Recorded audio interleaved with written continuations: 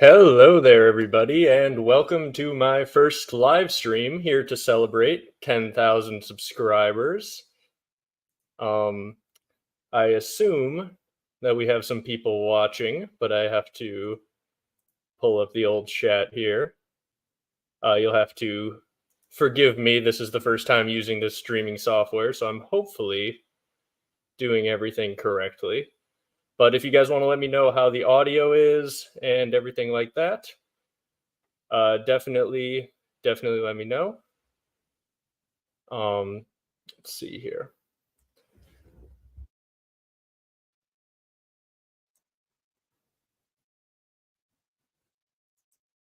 All right. So, looks like I have gone live.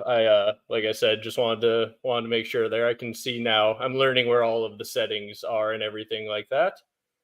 So yeah, I just wanted to start things off by saying thank you to everyone who has subscribed so far. We hit 10,000 earlier in the week, and that is pretty crazy.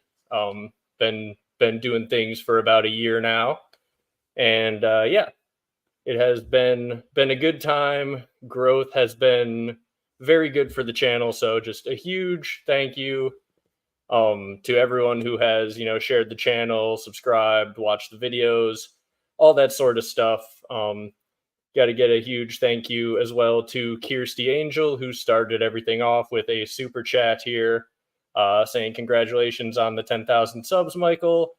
Big thank you for all the time and effort that goes into the much appreciated videos you give us every week.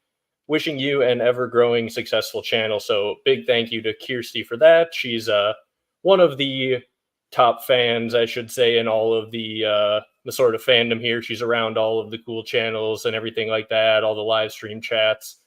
So thank you to her, everyone else who has supported the channel so far. And we are here to talk about the House of the Dragon, Season 2, Episodes 1 and 2, the quarterly review, if you will. Quarter of the way through our business year here on House of the Dragon. How's everybody feeling about the first two episodes? We got I see we have a few other A Song of Ice and Fire YouTubers here on their alt accounts. We have a man of many cats here, random internet guy, his serious political channel, where he has a very good video that you should watch about Attack on Titan. We have Zach from the club here, Zach from the Interesting Nerd Club. And yeah, good time. Good time. We got many wonderful people in the chats. So I do have some slides here. And what we're going to do is we're going to be going through some House of the Dragon stuff. And let's see. There we go. Going through some of the House of the Dragon stuff. And I'm just going to kind of go not fully in order, everything like that. But if you guys have any scenes that you really want to talk about, you can definitely, throw a chat out there. I'll be paying attention to chat and things like that. But we're going to be going through here. And this is obviously one of the... Go like that. I'll have my face down in the corner here. This is one of the first scenes that we got, and pulling us back in after the long-awaited season 2, right? Like, it was a long break between season 1 and season 2. I think it was a good choice to come back in the North, like basically hitting us with the maximum nostalgia, right? You got the opening theme, and then you get the Raven flying through the North, and then all of a sudden you're at the Wall. And I love people talking about stuff looking over the wall. Like, that's just like, I would watch like an hour-long episode of people just chatting about important things as they stare off at like the haunted forest and things like that. I'm all here for that. So I thought this was a great way to bring things in. Like, my first time watching through this, I was just like fully in the nostalgia. Like, everything was all hitting, firing on all cylinders. I do see why some people like had a few criticisms about like some of the lines when I rewatched it, but overall not too bad, like nothing terrible or anything like that. So I was very glad that we saw the Starks so early. And I was also very excited when they mentioned like the one thing that they're talking about at the wall is how the dragons wouldn't fly over the wall. And as someone who has put out a video like, hey, here's why dragons probably can't fly over the wall. I was like, oh, hey, cool. That's a very good thing for them to have been the one thing that they brought up at the wall. And so many of you have definitely been checking out my why dragons can't fly over the wall video since then. So it was hopefully a good explanation for what's going on there. But I love being back at the wall. We got April saying that the wall looks even cooler, and I do agree this is a very cool like shot of the wall. Um, does it look a little bit shorter than it did in Game of Thrones? Like I obviously it's tough to tell scale, but like these things up at the top, right? Like the little sentry posts there feel like they take up like more of the wall, so it kind of like makes the wall look like it's a little bit shorter than it was. But I don't know. I don't think that was intentional or anything. It was just kind of something I noticed where it was like it seemed like those sentry posts were smaller in the beginning. But so far this season is good, maybe a little bit better quality than season one. Still a few minor issues. Yeah, I would say that's pretty accurate. Like any complaints I have are very minor. And it like honestly the opening scene I feel like could have been a little bit stronger in a little bit of the dialogue. Like the one time where he was like, they'll fight hard like northerner or yeah, what does he say? They'll fight hard like northerners.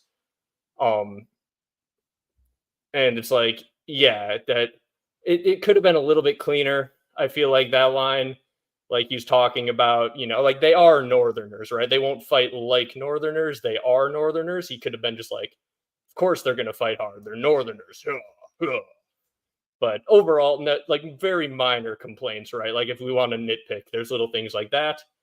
Um, and yeah, mostly waiting for thoughts on Blood and Cheese. That is like the core of this whole first quarter of the season, right? Like it's like the build up to Blood and Cheese, and then all of the fallout from Blood and Cheese.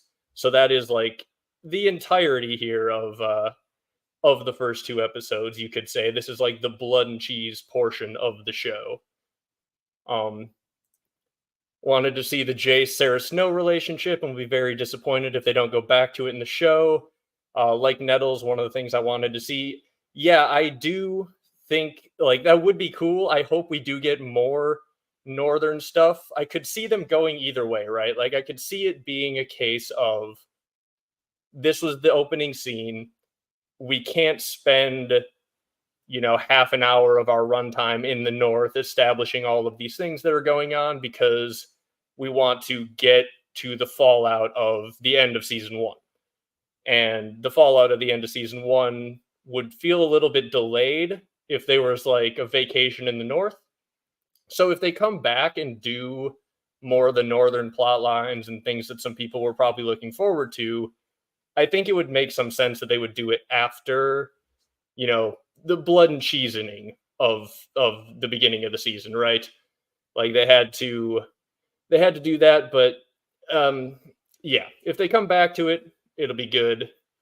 If they don't, I will also be a little bit disappointed that we could have had more of the North.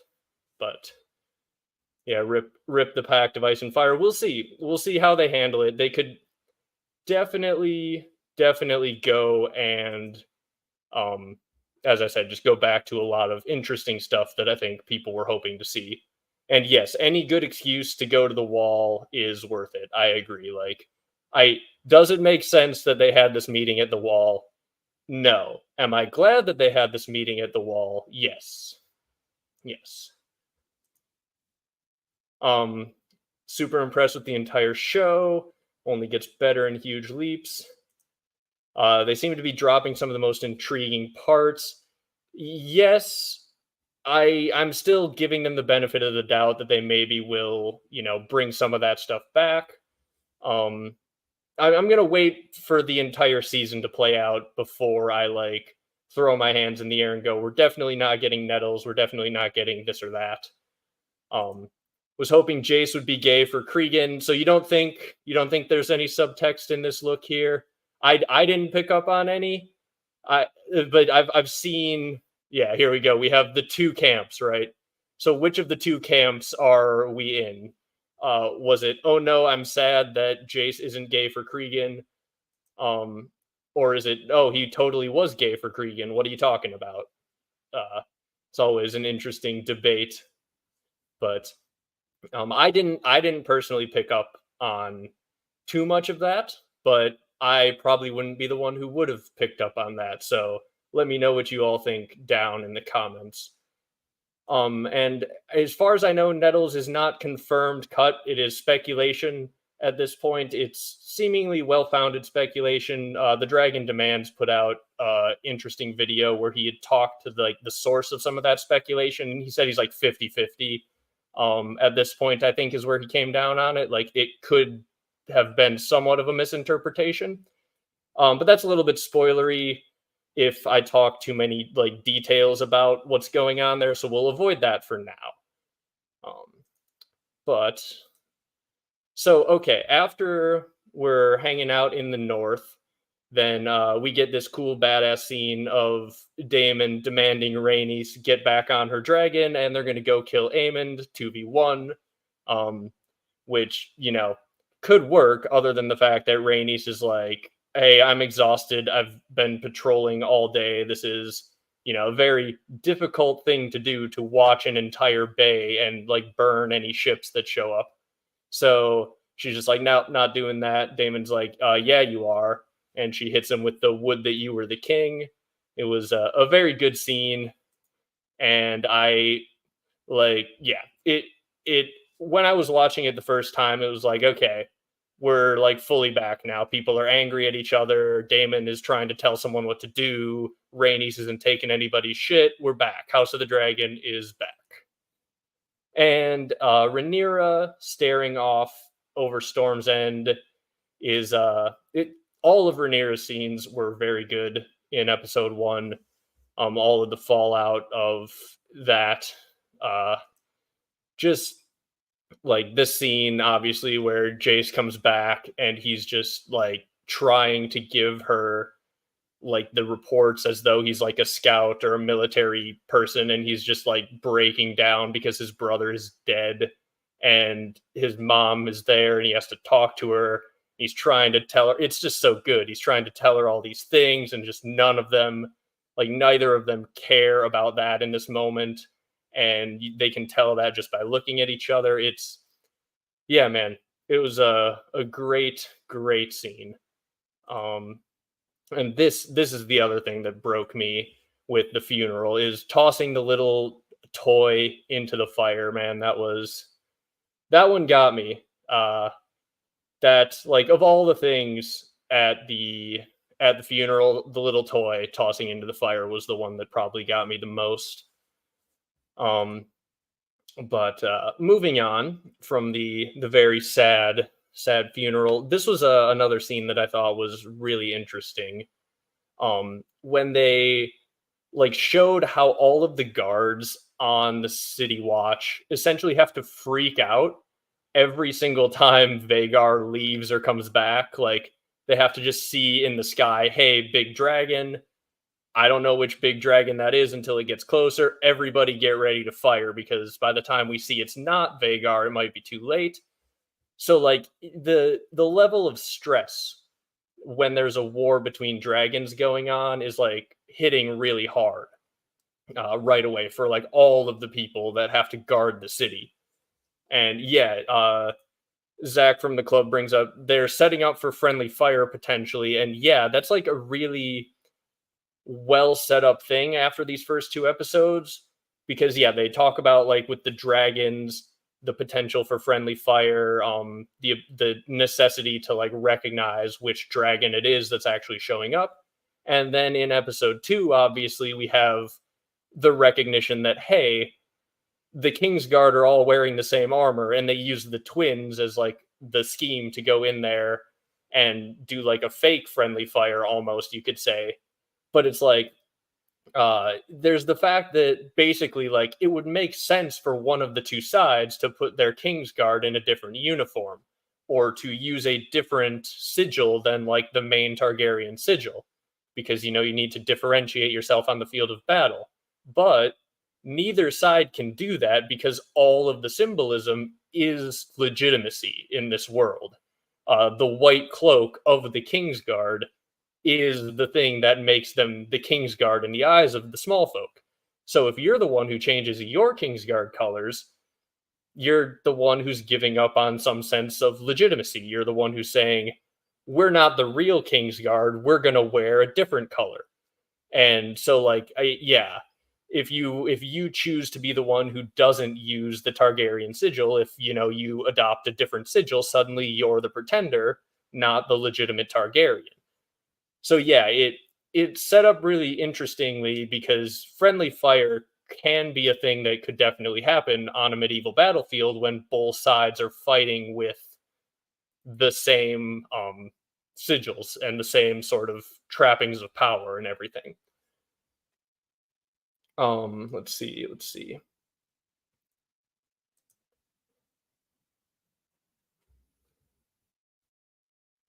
If Aemond can't take on if he can't take on Aemond alone, what is Rhaenyra gonna do? Um Yeah, that I am guessing this is talking about when says she pities Aemond if he comes across Rhaenyra, and it's just like, yeah, that is a thing that they're saying to themselves to make themselves feel better, right? Like, obviously, neither of them can do anything about the fact that Rhaenyra is out there alone.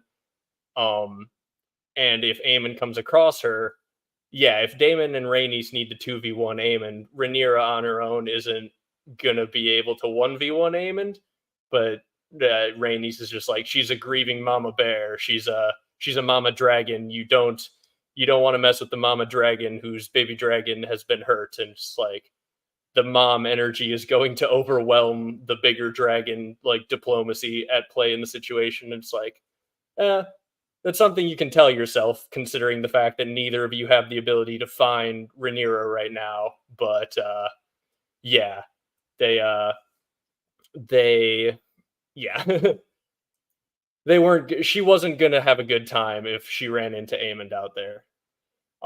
But yeah, the scene with Criston yelling at Eric and yelling at him over the soiled white cloak was such a good scene. It just shows how much Criston is just mentally like he cannot handle the things that he has done, and his only outlet is to just start deflecting it onto someone else. He's just looking for someone else to blame.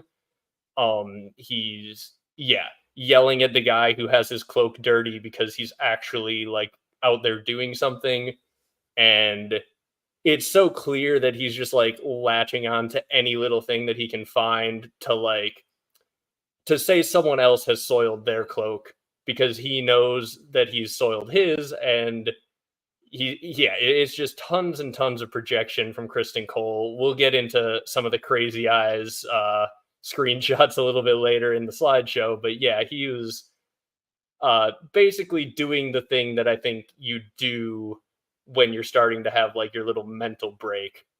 Like, he's having a mental break and trying his best to hold it together, like publicly by blaming someone else, and it was very good. Yeah, it Rhaenys was definitely saying that Rhaenyra could take Aemond, um, and yeah, it was definitely weird, but it you know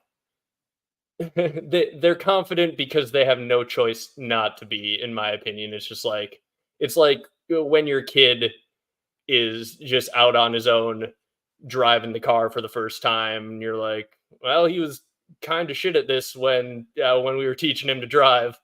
Let's hope he's good. And he was like, oh, he'll be great. He's gonna be fine. It's just like, yeah, hopefully.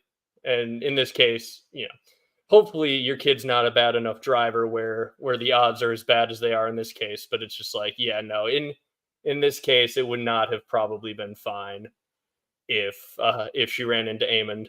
But the other thing that I was going to say about this scene too up here on the screen with the dragon returning is it's so interesting, and I didn't really think about this side of dragon warfare, but it's so interesting to think like Vagar has to stay in King's Landing because as soon as he leaves King's Landing, it leaves them very weak, and then the other dragons, if they show up at King's Landing, could take it over. But it then, if Vagar is your main attack dog, he needs to be out there doing other things. So like Vagar has the size, but the blacks have the numbers in terms of like they have a few different large dragons.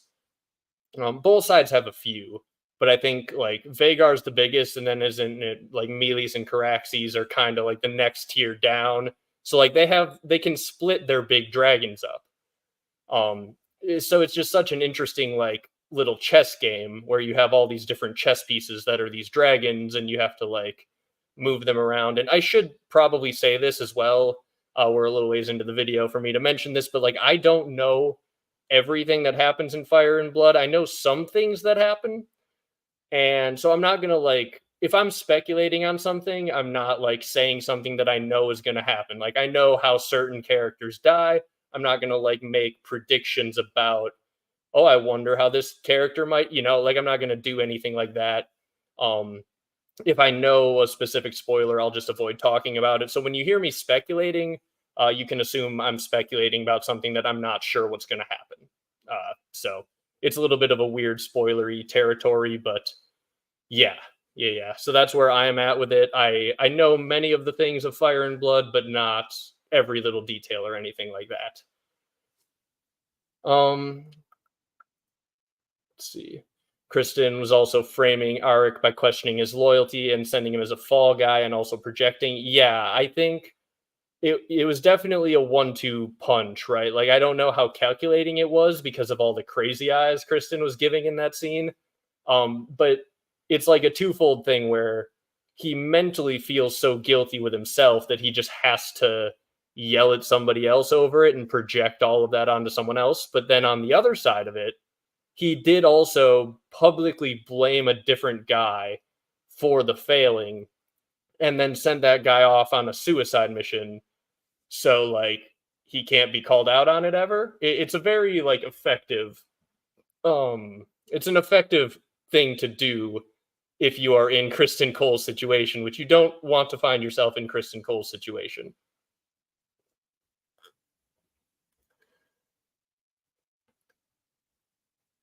Um yes, we love to hate Cole and Alicent. The um I'll skip ahead a little bit to some of the Cole and Alicent stuff here. Yeah. Since we're talking about that, like it yeah, Cole and Alicent having the relationship they have is such a good creative choice in my opinion. Um because like and I talked about this a little bit before, but the sort of hinge point between Alicent and Rhaenyra in season 1 is how much Rhaenyra has the freedom to do whatever she wants all the time. She's the princess. She can go off and ride her dragon if she wants. She doesn't like have to think about or calculate her actions. She can just sort of do the thing. And Alicent, on the other hand, being raised by Otto Hightower, is just living in her whole childhood is just constant anxiety. She has to view herself as like trying to survive in this political environment. She's a political pawn. Otto is like coaching her to like care about what's right and what's proper so that she can advance her place in society and his place in society by extension. And so like Rhaenyra and Alicent, they're obviously very good friends, but that's like an opposite personality trait that becomes like a big dividing line because Rhaenyra doesn't care what's proper. She goes out and she hires a bodyguard to the King's Guard who she finds attractive, and who she saw fight well in a tournament. And obviously, like they show a couple other people in the Criston Cole like Kingsguard tryout who aren't like up to Cole's level. So he makes sense as a choice as presented to us. But deep down, she was also just like, oh, this guy's a stud. I kind of like this guy. And so then later on, when she ends up having sex with Criston Cole, it's just like, oh yeah, of course I can, I can do what I want. Whereas Alicent sees that and is just like, oh my God, how could you? You can never step a foot out of line. This is so scandalous. Oh my God, you can't have a scandal. The tradition, the decency, Rhaenyra, how dare you? And so Alicent refuses to even believe that she could be sleeping with Criston Cole. And it was obviously like a big moment of the lie between the two of them that caused a big division. And so then, when Alicent and her family usurp Rhaenyra's throne, it sort of completely flips the script on that whole like dynamic, because Rhaenyra is then the one who has to weigh every decision. She has to make sure that she's not completely stepping out of line because suddenly she's in a position of weakness. For the first time in her life, she's the one who has to play to like the opinions of all of these other high lords, because before they were all sworn to her family, they were sworn that they would uphold her as the heir, and now she's having to send out ravens and her sons on dragons, just begging them all for their support. And it's hard to get the support of the people if you've been ignoring the traditions, ignoring decency, ignoring all of these things that the realm cares about, that Alicent has been playing the game the entire time because she could see why these things were important, because she didn't have her own dragon. And so Rhaenyra now can't, like, basically boning Criston Cole was the thing that like started a domino effect that on some level, I mean, not saying that this wouldn't have happened had she not done that, but on some level started the effect that broke her and Alicent up and eventually shifted the power dynamic back to Alicent now having all of the freedom to do whatever she wants. She, for the first time in her life as an adult, is in the position that Rhaenyra was as a child. And so she has the ability to make her own decisions, do the things she wants. And what does she express that by doing? The same thing Rhaenyra did, boning Criston Cole, her sworn protector, the guy who she also thinks is kind of a stud. Apparently there was like some cut stuff in season 1 where Alicent kind of even more explicitly confirms that she has a bit of a crush on Criston Cole.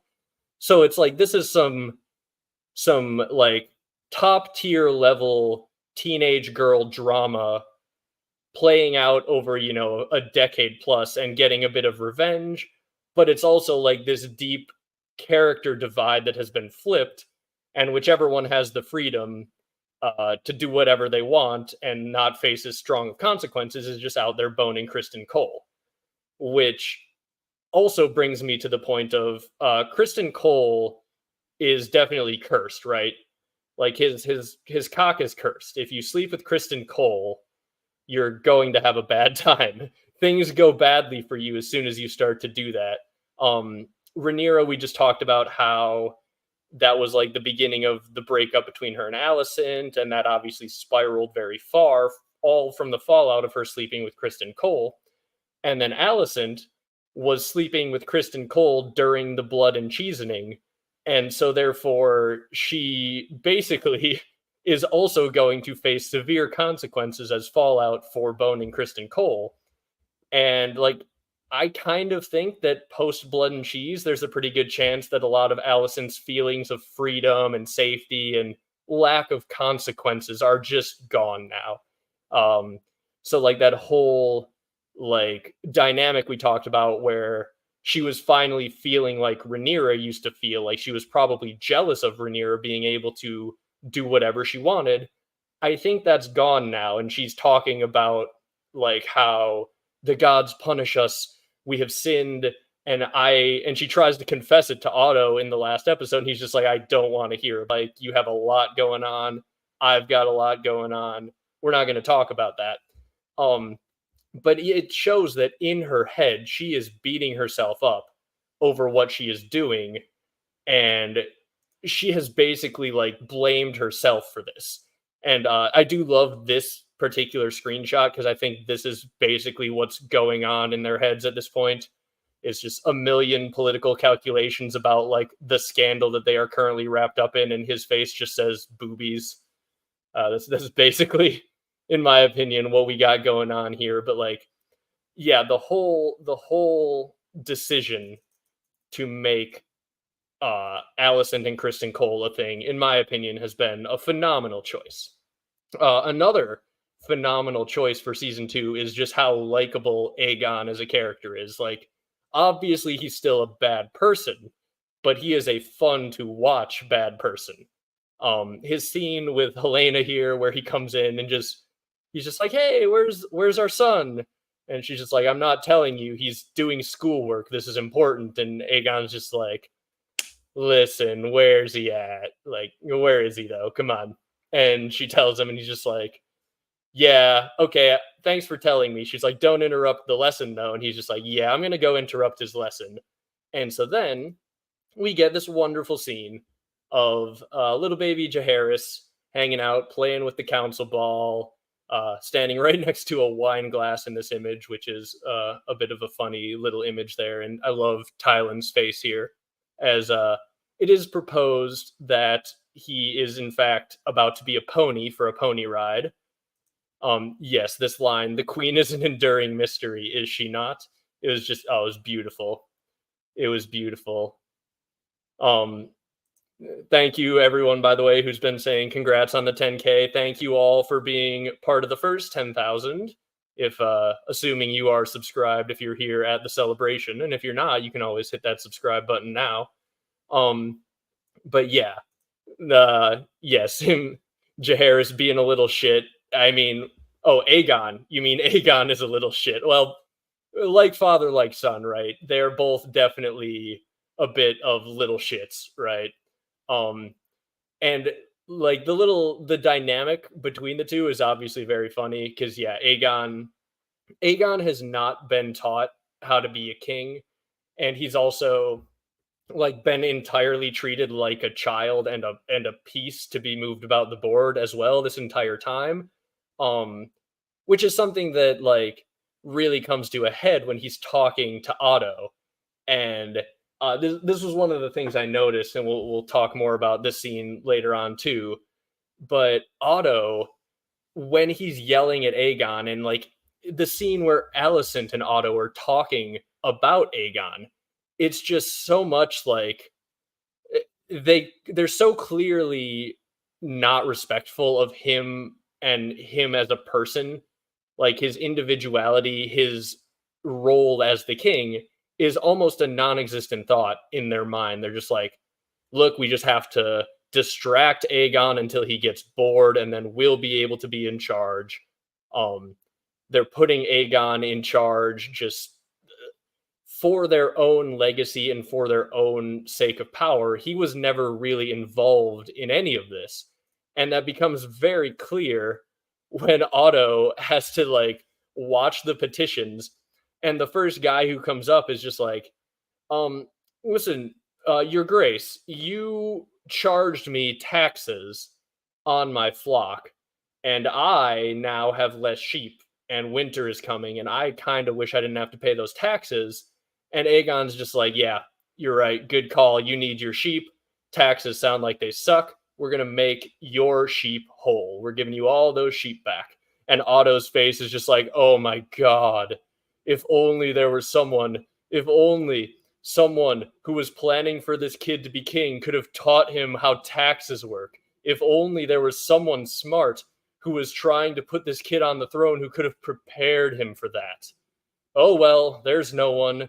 No one could have possibly prepared this guy even a little bit for the role that I put him in. Um, so it's very funny by Otto, the way that he just like walks up and tells Aegon like, no man, that's not how any of this works. And the fact that Otto waited until that moment to have any of these conversations with Aegon just kind of shows how like Aegon as a person has just been an afterthought to like their whole plan, which is kind of interesting. Let's take a look at some of the chat here, see if I missed anything. I'm sure I did, but let's see. A lot more metal than I expected. Yes, thank you, thank you. I will take that as a compliment. Um, And when my grandmother said someone was an enduring mystery, it was not a compliment. Yeah, I don't think it was meant to be a compliment at all there. Uh, Theory of Ice and Fire, thank you very much. Thank you very much. Yes, caress that like button gently though, just very gently. And yeah, Otto absolutely has dropped the ball on this whole thing, and he has faced the direct consequences of that now at the end of episode 2, which was very funny. Like that whole scene where Otto is just freaking out and just let's just get forward here. This where he's just pointing and yelling. I couldn't like every time I was looking for a screenshot from this scene where Otto's just freaking out at him, that I could use Otto's face at basically any point as just a wonderful screenshot where he's yelling at him for hanging the rat catchers. And the way that Aegon just says like, "Oh, I had them hanged." It's just it's beautiful to see like how little like it's not even how little he cares, and it is in that moment though, because like his son is dead, he does not care at all anymore. So like the idea that he would be sitting there trying to be a good king the way that he was before Blood and Cheese is just gone now. Because I really do think there was the moment, and it showed us the moment where Aegon's like, oh, yeah, I'm going to try and do the right thing here. This guy seems like he really needs his sheep. I'm going to give him his sheep back. This seems like the right thing to do. And then now that he kind of got talked some sense into by Otto, and now that, his son is dead, he's just like, I'm hanging everybody within a 10-foot like radius of being a rat catcher. Like everyone getting hanged, I don't care. It's not even like a second thought to me. And yeah, that is a very interesting like little situation. Aegon isn't screwing up, he is being lied to and tricked. Yes, everyone is screwing up. Aegon is potentially not to be blamed for many of the bad things that are happening around him though. Like Otto has definitely put himself in a rough situation here. Zach from the club is Otto is Nixonian in his genius, Nixonian in his capacity to do evil, and Nixonian in his inability to pick a competent successor. Yeah, Otto is very effective at doing the things that he wants to do, and also sometimes very bad at thinking through where that will leave him, or like he's very good at the chess move at hand right now, and maybe even the next few moves on the board. But then he has played himself into a corner here, and yeah, it's a very fun situation to see play out. Um, but we're getting ahead of ourselves. So we talked about this. We got to talk about the little frat party that was going on the throne, like as Blood and Cheese was happening. I didn't realize until watching this episode that I wanted to see a Westerosi frat party in the Iron Throne room, but now I know that I do, and I know that I did want to see that, and it was wonderful. Um, like one of the things that I think Westeros does so well is it makes you feel like these are people that just transported back into this fantasy world, right? Like this scene looks like a bunch of drunk dudes in college just hanging out, just talking shit at the end of a long night. It's just that one of them happens to be sitting on a throne made of 10,000 swords. And it's a very real like vibe, in the same way like early seasons Game of Thrones, right? Like when Ned and Robert are meeting for the first time again, and they're sitting down at that scene where they're like camping on the way back south, and they're talking about Bessie and her tits and shooting the shit about old stories. That reminded me of like my dad when he would see an old high school buddy and they'd talk about playing high school football, or just seeing older guys shoot the shit about being young. Like you felt like, oh, Robert and Ned are the two old dudes who talk about the time they won state in football. And that's the vibe that you got. Like, they're very good at doing that. And a lot of those scenes are really, really important, in my opinion. So, yeah, Aegon just chilling, having a frat party on the Iron Throne is something that I think is really, really cool. Aegon the Dragon Cock, indeed.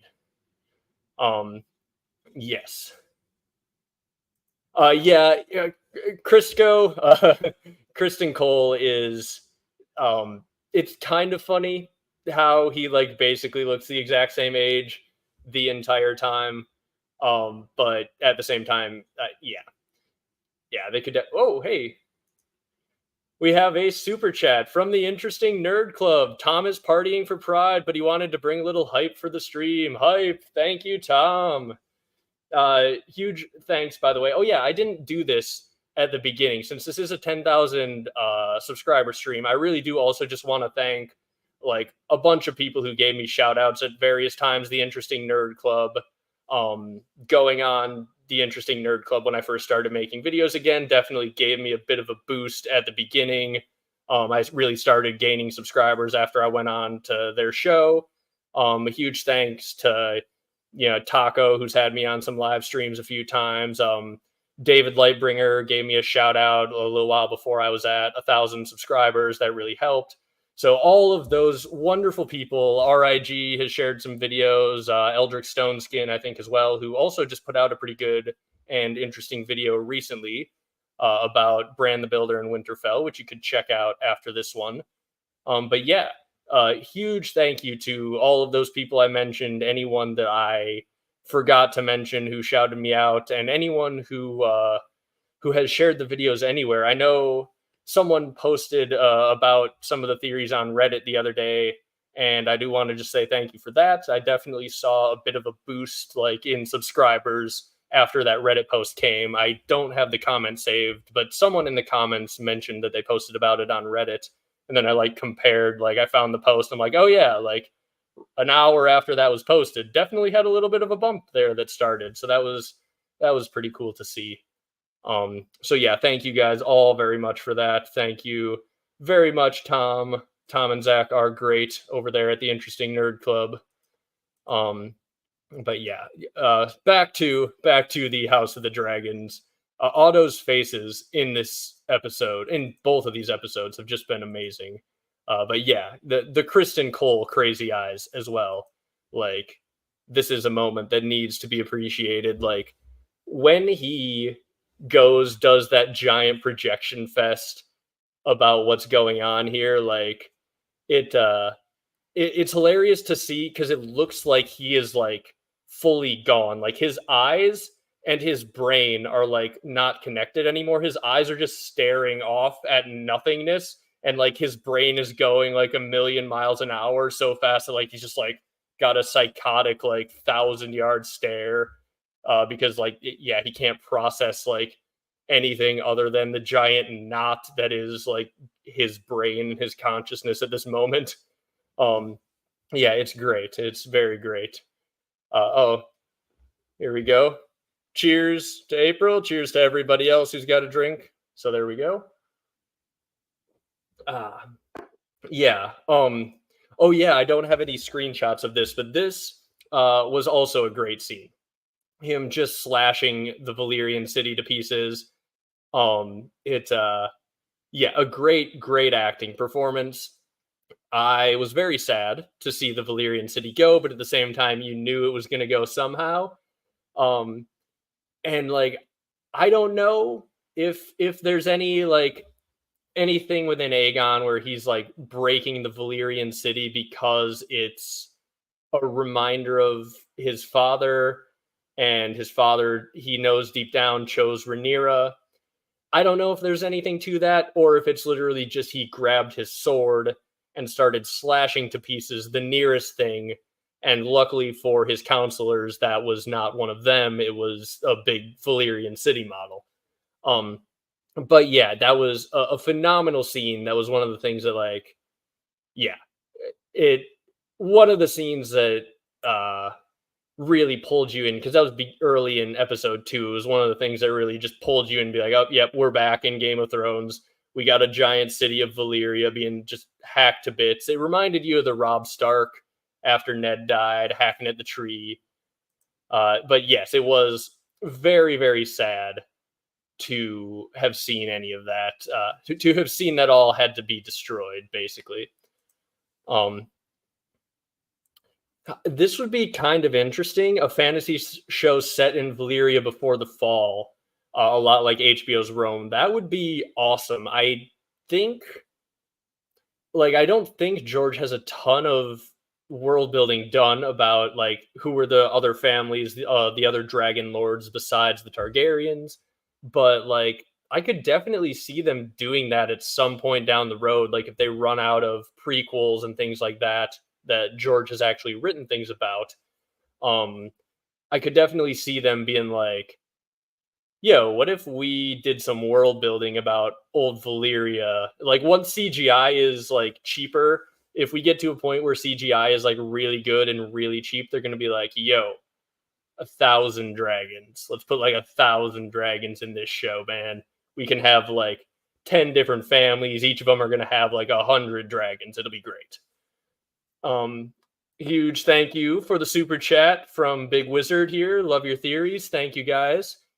Thank you. Yeah, it's been a lot of fun. It's been a lot of fun to be able to just chat about these books all the time, and the fact that so many of you people watch me chat about these books has been a very fun part of the last year. Being able to do this, I I did want to also say I don't know if I'm gonna have a video coming out tomorrow morning. It sort of depends on how late this whole stream goes. If I'm gonna want to edit the whole video, I don't have it edited yet for tomorrow. So I might put it out on Sunday. We're kind of back in the Wild West. Now that House of the Dragon is coming out, I'm not sure I'm going to put out a video like on the week every Saturday during House of the Dragon, but I'm going to try to put out like a video or two every week. So it might be a little more irregular, but the amount of content you guys get shouldn't be changing too much. And I also do just want to say, like, if anyone has noticed, I've been slightly less active in replying to comments over the last month or two. I have been much busier the last month or two with like other things that are not YouTube related. That won't last forever. So I will try to be more active in the comments, like in the hours after videos drop again at some point. But I have been working weekends the last little while, so yeah. But all right, back to the dragon show. Yes, the hate for Cole and Alicent is a very fun hate.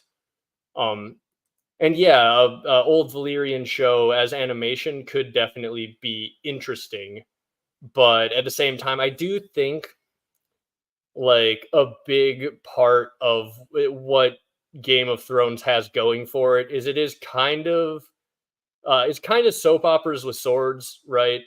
Like it's got that human drama and like the people sitting down in a room, like, and the facial expressions, like what we're looking at with Criston Cole here.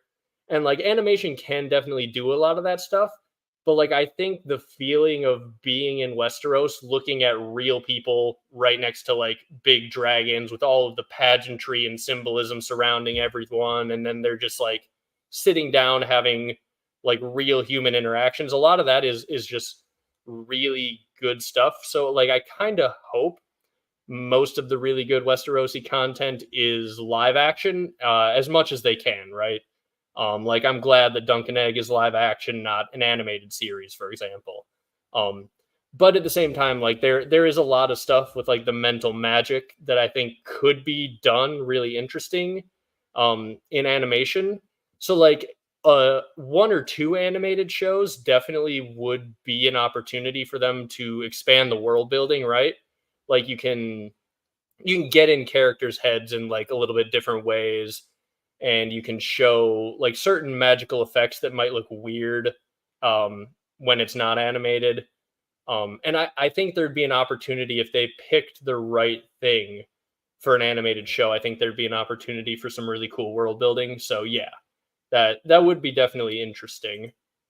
Um, yeah, this is the other side of it, is that like I think, like I said, it's a lot of a lot of soap operas with swords, where there's a crowd of people who don't get into other fantasy stuff that get into Game of Thrones because it has sort of something for everybody in that way. And I don't know if they would necessarily like follow it over to animation if you were kind of one of those casuals who was pulled in because like, hey, this has all of the drama that you like and everything else, but also there's dragons and swords and White Walkers.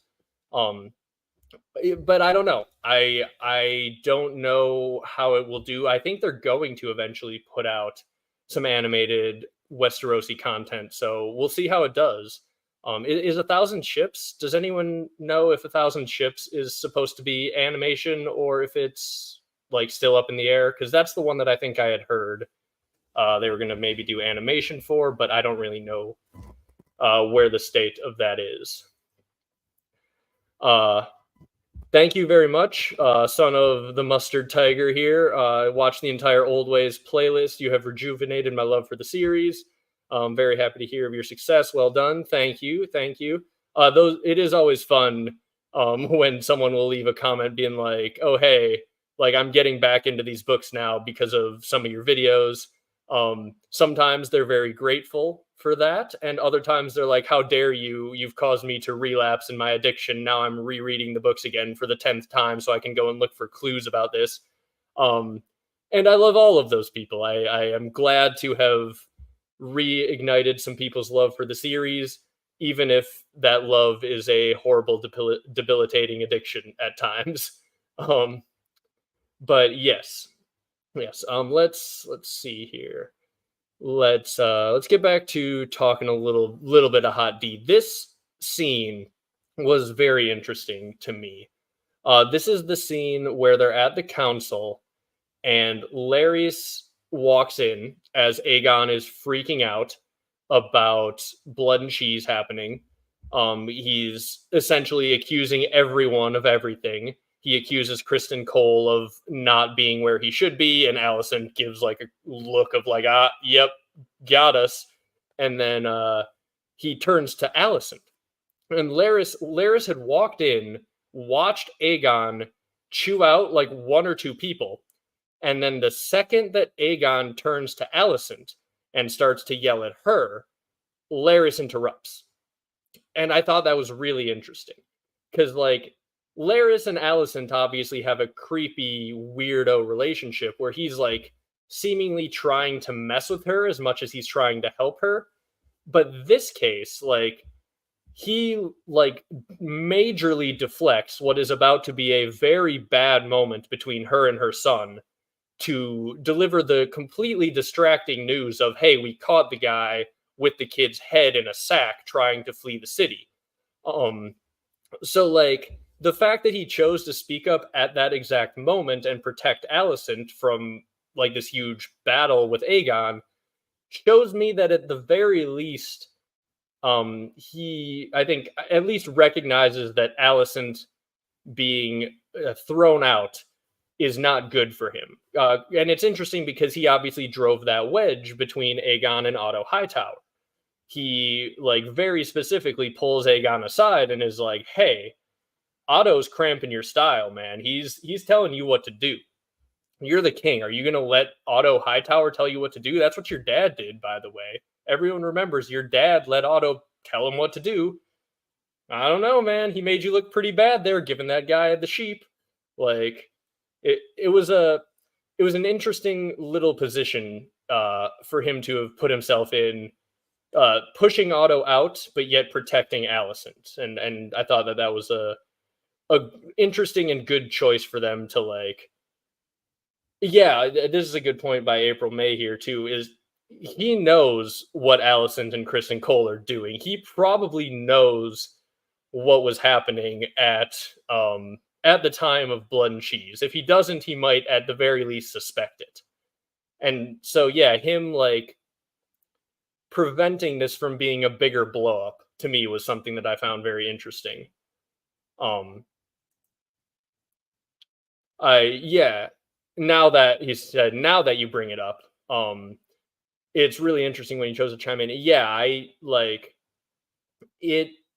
yeah, he's keeping Alicent protected on some level. He's not fully anti-Alicent the way that like you kind of thought he was when he did the whole like, ah, yes, I replaced all of your handmaidens. It was like it scared her. It was like an intimidation thing almost. And obviously he's got the whole feet thing uh for intimidation. So like yeah, he's a mystery as to how much he's actually on Alicent's side, how much he just views Alicent as someone who is important to his political power.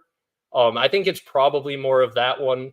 Like he knows that Alicent is his in, and so if Alicent gets put out of the king's good graces, he might be a step behind. But I'm interested to see if that like blossoms into anything as the episodes go on.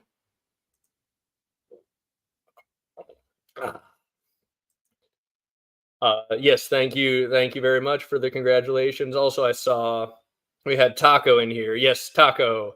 Yeah, I am. I started about an hour ago. I'm pretty sure we're in the same time zone, so I don't know how. I don't know how you did that one, but good to see you here in the chat. Um, let's see. Let's see. Um, let's see. Oh yes. So the other thing that happens in that scene is this is where Otto pitches that they need to have the funeral and that Helena and Alicent need to be front and center at this funeral. And that is um, a very difficult thing to do, obviously. Helena, not a fan of it. She didn't want to be a part of it at all. She starts freaking out. It was interesting that they ended up like cutting it in the middle of that freak out, right? Like you don't really see how they got out of there.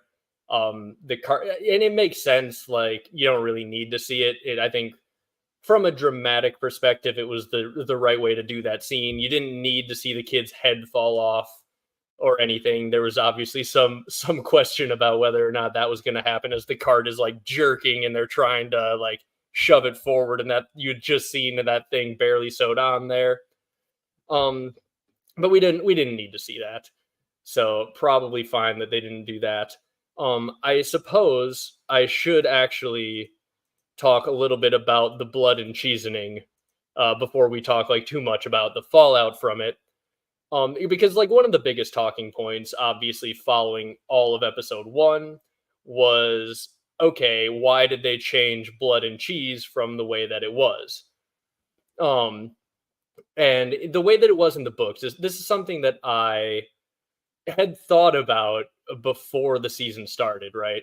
Like, I want just imagine you are a filmmaker and you have to shoot that scene because one of the things that happens in the books is this creepy, like dirty, disgusting grown man leans into like a little toddler and says, "Did you hear that? Your mommy wants you dead," and then kills his brother in front of him. And you can't film that with like a little child sitting there and actually doing it, right? Like you can't do 50 different takes of that guy leaning in and telling that to a child. So like I thought that they were gonna, if they did it that way, they were gonna have to do some like creative tricks, the way that they do, where you're filming it like from one angle and then the kids at the next angle and you do a quick cut so that you aren't saying like all of the terrible things in front of these child actors. But it would have been weird, right? Like it'd have been weird for him to be like saying that and not having that kid on screen, not having those kids freaking out about what's going on. So like from and then this is what Ryan Condal came out and said as well, is like, hey, there are like restrictions as to what you can do with child actors that kind of got in the way of doing that. And I, even without that, I was kind of fine with it. And with that, it makes complete sense. Like the fact that they have like actual restrictions on what they can do. Um, but like this was an actual thought that I had watching episode one of House of the Dragon this season. Was I was sitting there going, okay, I really want to watch House of the Dragon right now. Like I'm jacked that this is episode 1, season 2. We're here. But man, I'm not really in the mood to watch Sophie's Choice right now. Like I was not in the mood for like one of the most depressing like things that could possibly have happened to a mother happening on screen, and like the fact that I got to watch House of the Dragon without watching Sophie's Choice was, that wasn't too bad. Like I'm not gonna have to like ever skip the scene in a rewatch because they didn't make it like so brutal that I'm like, okay, I get it. Um, so overall, I don't know. Let me know what you guys think about the different blood and cheese down in the comments, but I was pretty much fine with it. I think it makes sense from the filmmaking perspective, and I think it would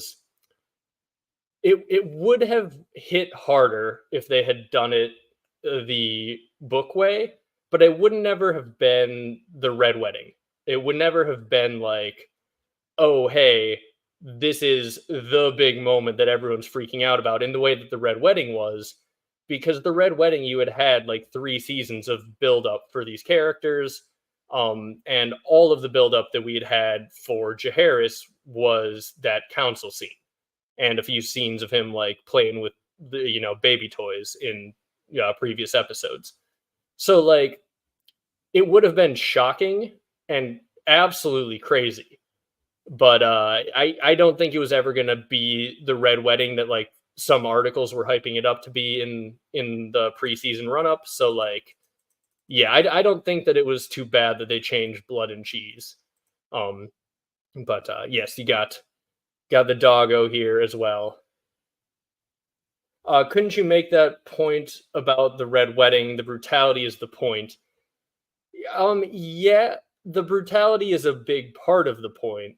And I do agree. It would have been better, or it would have been more impactful in the brutality sense and like in that whole sense of the situation if they had done it the way that they did it in the books.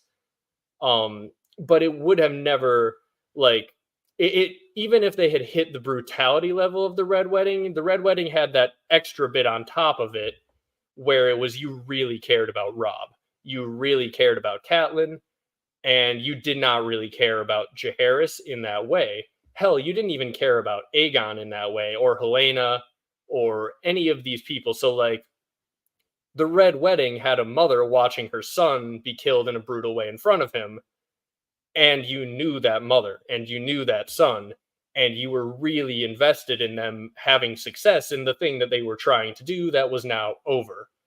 um so like I don't think that no matter what level of brutality they rose to, they would have ever had like, oh, this is our red wedding.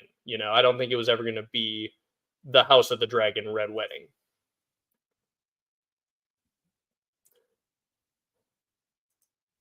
um So an aunt of mine told me about a nightmare she had, very much of what happened to Helena. I think George absolutely nailed the terror. So I think it would freak out some people and be talked about a lot. Yes, it would have been talked about more. That is something that definitely is the case, right? It would have been talked about more if they had done the Sophie's Choice aspect of it. And yes, it would have had more of an effect on Alicent and Helena, but I don't think you needed to have more of an effect. I think the effect will still be enough to break them. I think that Alicent especially, the fact that she was boning Criston Cole while it happened is gonna break her. Like that is gonna break her about as bad as anything could have. Um, because she's a very religious person. She's beating herself up over it for how she has sinned, all of that stuff. I think it will still sufficiently break Alicent and Helena, even the way that they did it. um Also, what do you guys think is in this dog's mind right now? What did he like cheese? Was he only kicked by cheese in the same way Arya threw a rock into Miria? He's like, hey, hey, old buddy, old pal, you gotta go. You gotta get out of here, doggo. You can't come with us because we're all gonna get beheaded, and they'd behead you too and all the other dogs if they caught you.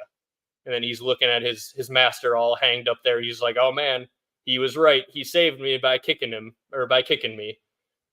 Or is he like, oh, hey, screw that guy, glad he's dead? I don't know. I can't tell. Like, where is Zach? Zach and Tom, they just did like on their second channel like a 2 hour long explanation of all of the Airbud movies.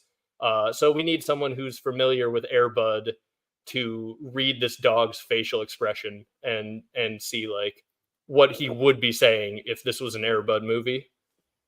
Um, but let's see. Um, yeah, that that line was kind of the thing that like so many people knew about Blood and Cheese. Um, so that was a little disappointing that they didn't work that in there. But again, if if you have to lean in and say that to a little child, that's a tough scene to film. Okay, we've got the expert. This dog is thinking of how to make a three-pointer from that distance. Probably accurate. He's thinking like, okay, if his head falls off, here's how I have to bite it to like three-pointer arc it back right up onto his head so that we can go on more fun adventures. Um all right, let's see. Uh So this scene with Aemond talking to his brothel mommy about how, like, how sad he is. He's very sad boy because he's got a big dragon and there's a war now and serious things are happening. But also, he's very, very happy that Uncle Damon likes him. Uncle Damon noticed him and wants to kill him in his bed. And it is it is a very funny scene. Like this, yeah, just the fact that this happened at all was great. Like definitely showing a little bit of the mommy issues that seem to be flourishing within Alicent's children here, because she views her children as pawns, and so therefore he needs to have this motherly emotional conversation with someone else, and that someone else that he has chosen is this woman who he has sex with and who he can lay naked in the lap of in a fetal position and talk about his problems. And you know what? As far as Westerosi therapy goes, I feel like that's about as good as you're going to get. So good for Aemond. This is probably healthy. Um, there is no rule that a dog can't be king. This is true. If a dog can play basketball, a dog can definitely sit on the Iron Throne. And yes, this is his brothel mommy, and he needs that. And I'm not gonna, you know, what do they say? Find your drug and take it, or whatever you need to get you through the day. And this is what Aemon needs, and that is what he's going to do. We've got 10,000 subs, enough to captain each of Nymearia's ships. This is a very good point. If they end up doing Nymearia's the 10,000 ships show as a live action, I'm going to just request that every single person who has subscribed to me applies for the role of one of the captains, so that we can all hang out and have a nice big meetup on the set of 10,000 ships. Dog is king ensures that you'll have plenty of heirs and hairs. Indeed, it does. Oh, this is also an interesting sort of situation. He's being cradled, sort of like Aegon was by the throne. Yeah, that is very interesting. How, like, yeah, he's got his whole sad boy thing there, and then Aegon had his whole like laying out across the throne. Uh, you know, looking for legitimacy, hanging out amongst his friends, like being talked up by someone who like actually gets him, and like that, because that's the thing, right? With Aegon and his friends treat him like he is the king. His friends call him Your Grace. His friends like call him Aegon the Magnanimous. They make jokes about how big his dragon cock is. They respect him. Whereas Alicent and Otto straight up do not. When they're having like these conversations, right?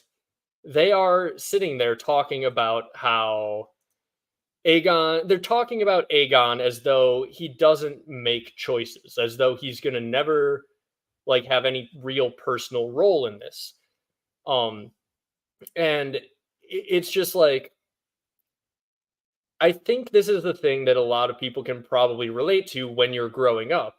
Your parents at some point have to switch from viewing you as like a really dumb little child who does dumb little child things into like, oh, this is a full on adult who makes decisions. Like, you have to respect their wishes. They're going to do their own thing.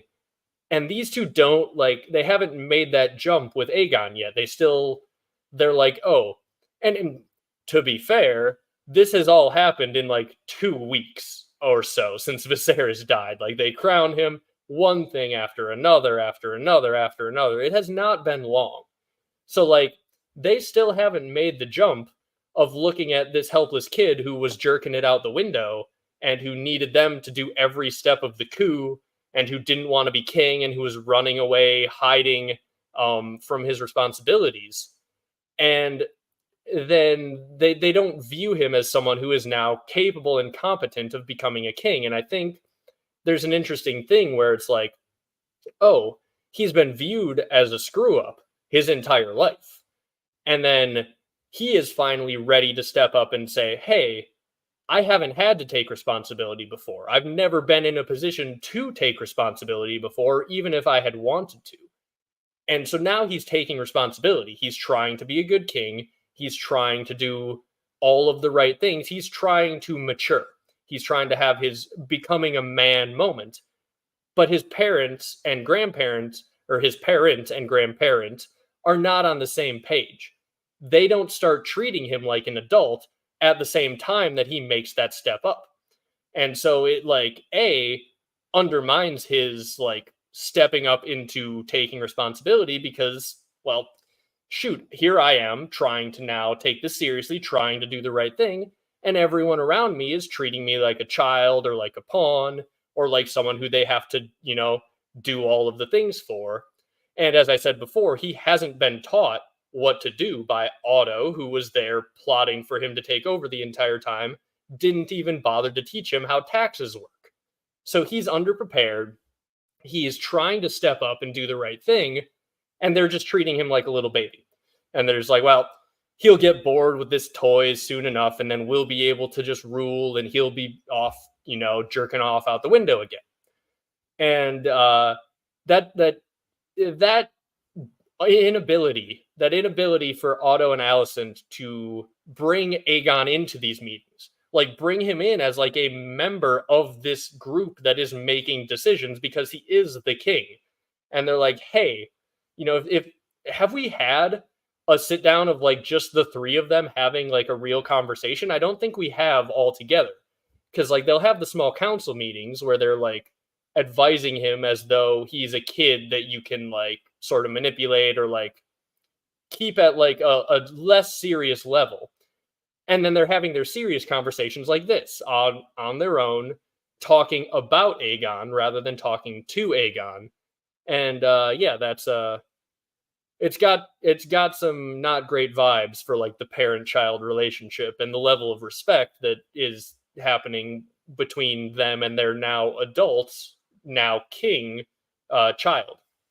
And yes, Daddy wasn't there to take me to the fair. Yes, this is like the entire vibe of I mean, honestly, a lot of this show. And yeah, they didn't teach him anything. They always expected to act through him, and that was entirely what he was. They viewed him as like, this is an extension of our power. This is how we're going to get our will done, is he just happens to be the vessel through which we're going to do that. And that's how Otto treated Alicent at the beginning of the series. And now that's how Otto and Alicent are coming together to treat Aegon. And it's pretty great. It's a great cyclical thing that is playing out and having effects that are going to come back to bite them, because now the kid that they are treating like a little child and not bringing into their adult conversations is the one making all of the adult decisions.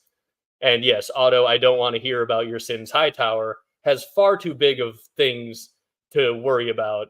He doesn't have no time for no sinning. Uh, and like Alicent is obviously very religious.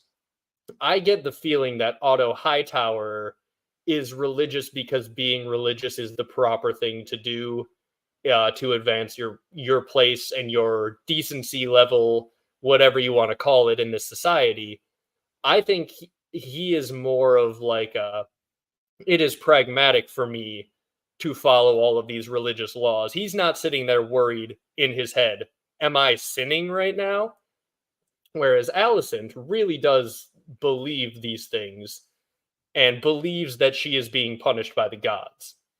So I think that's a little uh, interesting little comparison between the two. How Alicent is like, oh man, these bad things that are happening because of the gods and because I've been sinning. And Otto's like, listen, girl, this is a geopolitical chessboard with dragons on it. I'm sure your sinning is very traumatic for whatever is going on in your brain right now, but I don't care. It is not relevant to what we're talking about here. Uh, these things aren't happening because you sinned, and this sounds kinky and dirty, and I am your dad. I don't want to hear about it. Uh, and that is a funny funny moment by Otto and Alicent there. Let's see. Yeah. So then the scene where Otto yells at Aegon for hanging the rat catchers is great. He like his entire yelling monologue is just it's phenomenal. Just shitting on him for all of these things that he wasn't taught like any better. And it's like, Otto, you're the one who put this guy in charge. Like, at all of these things that you are seeing in him, you could have seen at any point in your entire little coup plot and like prepared for, tried to correct before they started coming back to bite you. And instead, he didn't. Um, and I do just love Otto for the fact that like above like so many other characters in this series, he is just straight up playing Crusader Kings in real life. Like he is doing the thing. He's just trying to do a coup to put his descendant on the throne like you do in Crusader Kings. And it turns out that his heir is dumb and hangs rat catchers. And now his vassals are not going to like him as much. And Otto is just yelling at the screen like, how dare you, man? I have built this kingdom for you, and you're going to screw it all up because of your low stats and your bad attributes. And I am sick of it, man. I am sick of this. I'm going to list all of your bad traits right in a row, and you're just going to sit there and listen to it. And then you get this wonderful scene where Aegon says to him, well, Criston Cole has acted. And he's just like, and what did Criston Cole do? And it's just, it's so good, man. It is so good, which leads us to this slide right here. Hi, I'm King Aegon here with Criston Cole. Welcome to Jackass. Today we're going to replace my sister's bodyguard with his own twin. Let's see what crazy stuff happens, huh? Let's go! Like, this is basically the entire vibe that I get from Criston Cole and Aegon teaming up is, okay, we're here to just fuck shit up, and neither of us is mature enough to really think through the actions here. So we're just going to do this. And I love, I don't think I have the slide in here, but I love how Otto just calls it a prank. And he's like, without consulting me, without consulting your council. And it's great. He looks like genuinely hurt. Like, how dare you have agreed to this prank without asking me? And it's funny because it's like, bro, you agree to all of the pranks without asking Aegon. You agreed to the prank where you made Aegon king without asking him. Like, Otto has no room to talk to other people about their shenanigans or their scheming, other than the fact that, like, this one is kind of dumb, but like it almost works. Like it could have worked. And Otto's coup was also one that could have worked and it might not have, right? So like of the pranks, of the shenanigans here, like is this that much worse than just being like, well, we're just gonna wait until Viserys dies, and then we're gonna just say Aegon's the king and see what happens. Like, I don't know. Both of those seem like a roll of the dice to me. Um, yeah, the twins do swap places a lot in A Song of Ice and Fire. Um, and there is, yeah, there's a lot of like interesting parallels with like other twins who have swapped places. I think there's a theory that like two different Targaryens at one point basically swapped places because one of them was more suited to rule than the other. Jaime and Cersei used to switch places when they were young, basically before they were old enough to tell them apart. They would switch places. So yeah, it is a common thing that happens, and this is probably one of the coolest like versions of it. Like this is one of the more interesting. Like, we're gonna do the twin swap attempt thing. Like this is probably one of the more um impactful in the history. Because like, okay, I think I don't remember this for sure, but I think Arik and Arik were like some of the Kingsguard who were dropped, like name dropped in like book one for Game of Thrones.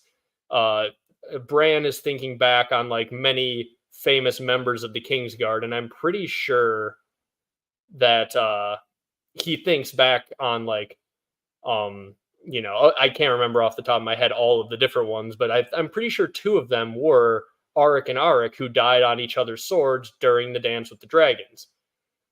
Okay, someone says yes, Sansa mentions them. Okay, so maybe I'm misremembering it being Bran, but in any case, um, Arik and Arik dying on each other's swords is one of the things that George, I think, had in his mind, like long before he had built the dance around it, right? It was like one of those seeds that he planted. And like this was one of the seeds for the Dance of the Dragons. Like this exact moment was one of those moments that George like saw in his head and he was like, man, this would be pretty darn cool. And we just got to see that how it played out. There's obviously a lot of question of like, how do they die on each other's swords? Are they going to like both just give each other such terrible wounds that like one kills the other and then dies right away? And no, in the end, what we saw is the one that gets the win just cannot live with himself for even another 10 seconds afterwards, and he just self deletes, as I think the kids say these days to get around the censors. He self deletes, and that, yeah, like one thing that I don't know, and like maybe I'll have to rewatch, like looking specifically just for this, because I watched the scene a few times and like you cannot tell who is who, and that's obviously on purpose. But I am interested if like he does pick up his brother's sword to do the seppuku with, like that he falls on his brother's sword, or does he fall on his own sword? Because if he kills his brother with his sword and then falls on his brother's sword that's laying there, that is like exactly what the legends say. They died on each other's swords. So yeah, I could see that. I could see that. Like, I hope that it was his brother's sword that he picked up, but I don't know. I'd have to rewatch the scene to be absolutely sure. And yes, rest in peace to the glorious ponytails of Arik and Arik. You gotta love when they have the long Viking haircuts, right? Like, I mean, you gotta love it. And yes, someone says that's not in any way what I thought you looked like. It is always kind of funny, like with other YouTubers as well. Like when I've only heard their voices and then you see them on camera for the first time, it's always funny. So it was very cool that I got to give some people that moment now that I actually have subscribers on YouTube. Getting to hide the face for like several months at a time and then showing up being like, "Hey guys, how's it going?" Um, yeah, Rhaenyra realizing how this war is affecting other families is also really interesting. Like it can't get more in your face than two brothers who love each other killing themselves and each other right in front of you because of the war that you are, a part of. Like your claim to the throne and your birthright is the thing that is on the line here, and you just watch these two people who loved each other very much kill each other. Like it does not get more in your face than that for what brutal civil war looks like. So yeah, it was a great scene. Just overall phenomenal. That's the 3 seconds that he has post fight before he has like fully decided what to do. Yeah, great, great scene there. I thought you were ugly and you turned out to be dead sexy. Thank you very much, Josh. I'm not sure why you would think I was ugly. I don't know about that, but yes, thank you very much. I should wear a braid. I have not ever braided my hair, but I maybe will have to try that at some point. A nice Viking braid, a nice Game of Thrones style hairdo at some point. And yeah, they did this all for absolutely nothing, basically. The fact that they they killed their brother for no real reason. That's definitely one of the things that's being driven home here is like, okay, so yeah, you both followed your oaths the way you think. Excuse me. Ah, you both followed your oaths the way that you think you should have, and that leads you to opposite sides. And then rather than like being like, well, hey, maybe I should take a step back and take a look at this whole system and what it's causing me to do and the choices that I have to just, not do the thing that society expects me to do. And instead that there's no room for that. Um Arik, uh yeah, the one that was sent to kill Rhaenyra could have basically just said, okay, I'm being sent on a suicide mission by my boss, who is very clearly having a psychotic break right now. Look at that 1,000 yard stare he just gave me. I'm not gonna follow that order. I'm gonna go reconcile with my brother. I'm gonna uh, beg for forgiveness. I'm gonna throw down my sword. I won't take up arms so that they know they can trust me. Whatever he had to do at that point, he could have tried to get out of it, but he didn't. He went through with it. He tried to do what his oath demanded of him, and it was not great. The voice and the face matches. Thank you. I would like to think that I have like a not surprisingly mismatched face and voice, so that's good to hear. Um, I think Arik killed himself. The cut on the leg was given to Eric, but I don't know. Yeah, it's tough to say. Like the one thing that you have to go by is that he calls Rhaenyra your grace and then does the thing. So that's like probably the thing that tells you um that it was Rhaenyra's boy who won it, but you wouldn't know. I mean, if he hadn't said that, if he had just like silently looked around the room and dropped onto the sword, everyone would be sitting there going, um who won? What just happened? Um, I don't really listen to Motorhead. I don't probably listen to a lot of the music that one would think I do by how I look. Um, But yes, all of the like comparisons that I get for my looks are to like metal bands and things like that. Um, I apparently do not look like Lemmy for the record. Uh, was so I don't know. I don't know. It's always fun though to like get all of the comparisons and then like look them up if I haven't heard them. Um, Add the mustache to the Weirwood avatar. That maybe would have to be a thing that I do at some point. That would be kind of funny. Um, let's see, let's see. Sound a little bit like Asmongold. I have not been told that. And I think I've seen a video or two of, like, I've seen that name before, but I don't actually know. Like, he's a video game streamer, I know, but I don't actually know anything else about him or really what he sounds like. So I might sound like him. I'm not sure. I'm not sure. But okay. So we have not yet talked about this, the whole Misarya thing. Does do I have any? Yeah, I have this scene here where Rhaenyra recognizes Misarya.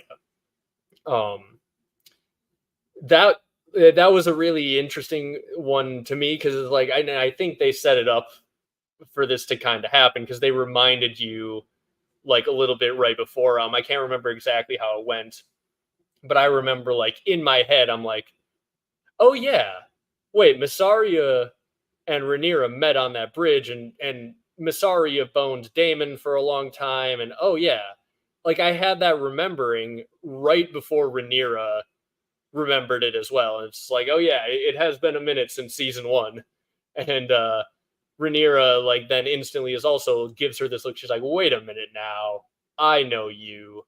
And I thought that was a really interesting interaction. I'm curious to see what people say in the chat. Do you think, like, I think we're led to believe Misarya told someone. Do you think that that was like important? Did did Misarya get to like Eric and be like, "Hey, get in there. I think I just saw your brother." Um, and so that's why he rushed in, or did he rush in because Rhaenyra said, "Sir Eric," and then he was the one guarding the door, and he heard her say his own name, so he comes in like it. The way that the scene played out, she says his name when his brother walks in. So if he was the one who had swapped duties to guard the door, or if he was like right outside, he would have been the one who would have heard that, and then he could have rushed in. I I don't know. I don't know if Misarya told. I'm guessing we're gonna find out next episode if Misarya like ran over and like got his attention just in time. That'll obviously gain her a lot of points for Rhaenyra, and it'll also make it really consequential that Rhaenyra like honored the oath that she could be freed. Because if she hadn't done that, and if Misarya hadn't warned anyone, that could have, been the end for Rhaenyra. If Eric didn't get there at the exact same time as Arik, it'd have been bad. Like there was no one else who was going to be able to stop that. Like it was kind of only his brother who could have stopped that because everyone else would have recognized way too late what was going on. And okay, so he said he wasn't right outside. He was patrolling, must have been a warning. That was also the way that I read it. Because I read it as that it was the one trying to murder Rhaenyra that steps in there and swaps places with the Watch. But like at the same time, you can't tell the difference. So like it's only because he's like acting kind of sketchy about it, and that's what he would do. But yeah, it it makes the most sense to me that he was the one who swapped places with the guards, and that his brother was warned, and then he happened to rush in at just the right moment. The other way to look at it was that okay, it was actually the good guy who took the guard duty, and that's why he was outside the other door when his brother came in the back door. But I think we don't know what the layout of the castle is. Like, it's like, is that Rhaenyra's front door? Is that her back door to her like chambers? That's the way Daemon left. Is the way that like the murderer brother came in. So yeah, I don't know. It was a cool and intentionally confusing scene, I think, because that added to just like the whole horror aspect of it. Is like you aren't sure where anyone is or like which is which for so much of that scene. Um and yeah, Rhaenyra walking around and the look of shock is uh yeah, really interesting. Misarya had her head cut off and reattached. That would be some pretty interesting Rollory type of magic if that's the case. I have heard people talking about how could Misarya be Melisandre in a different looking glamour because Mel is, hundreds of years old in theory. It would be pretty interesting, but I don't think we've seen any like actual concrete evidence of that. But yeah, that'd be pretty wild if there was some sort of like far eastern rollor type of shenanigans going on, and she has her head cut off and reattached. That'd be wild. I'm curious, like if we're gonna see a ton more rollor old godsy magic in the rest of this show. Like I'm not sure how much of a factor it plays in the dance. Like there's a few different scenes where some people are like, well, maybe after this happened, so and so went and did some old godsy magic. Like there's a lot of stuff like that, but you never know based on the source material, like how much of that is just stories and how much of it is like actual magic going on. So yeah, I'm really excited to see how much of a look we get at all of that stuff. Uh, Rhaenyra and Misarya hooking up, that would be very funny if like Alicent and Criston Cole like have their entire relationship based off of like they hook up and then they talk about how much they hate Rhaenyra and how much she ruined their lives, and then Rhaenyra and Misarya just spend all of like the next few seasons hooking up and talking about how much they hate Daemon and how much he ruined their lives. Yeah, that would be very funny. Um, there's actually four brothers, and there's another standing in the hallway and one standing outside the door still. There's just brothers everywhere. We have no idea how many Cargills there are because there's actually two Ariks and two Erics. They have uh four brothers, two names between them, and both of those names sound the same. Um Eric didn't go in the back door, he locked the back door. Okay. So okay. Yeah, yeah. I'll have to rewatch. I get like again. I have to rewatch the scene to like get a full play out of where exactly everyone was. But yeah, Rhaenyra probably associates the neck scar with Daemon's choking her. They sympathize with each other as Daemon's victims. Yeah, that's like a big part of it is like Rhaenyra seeing a woman who was in the same position as Daemon, or with Daemon rather, that was cast aside, basically, like once she was no longer the most useful to Daemon. And she's seeing this at a time where she obviously is having these other problems with Daemon.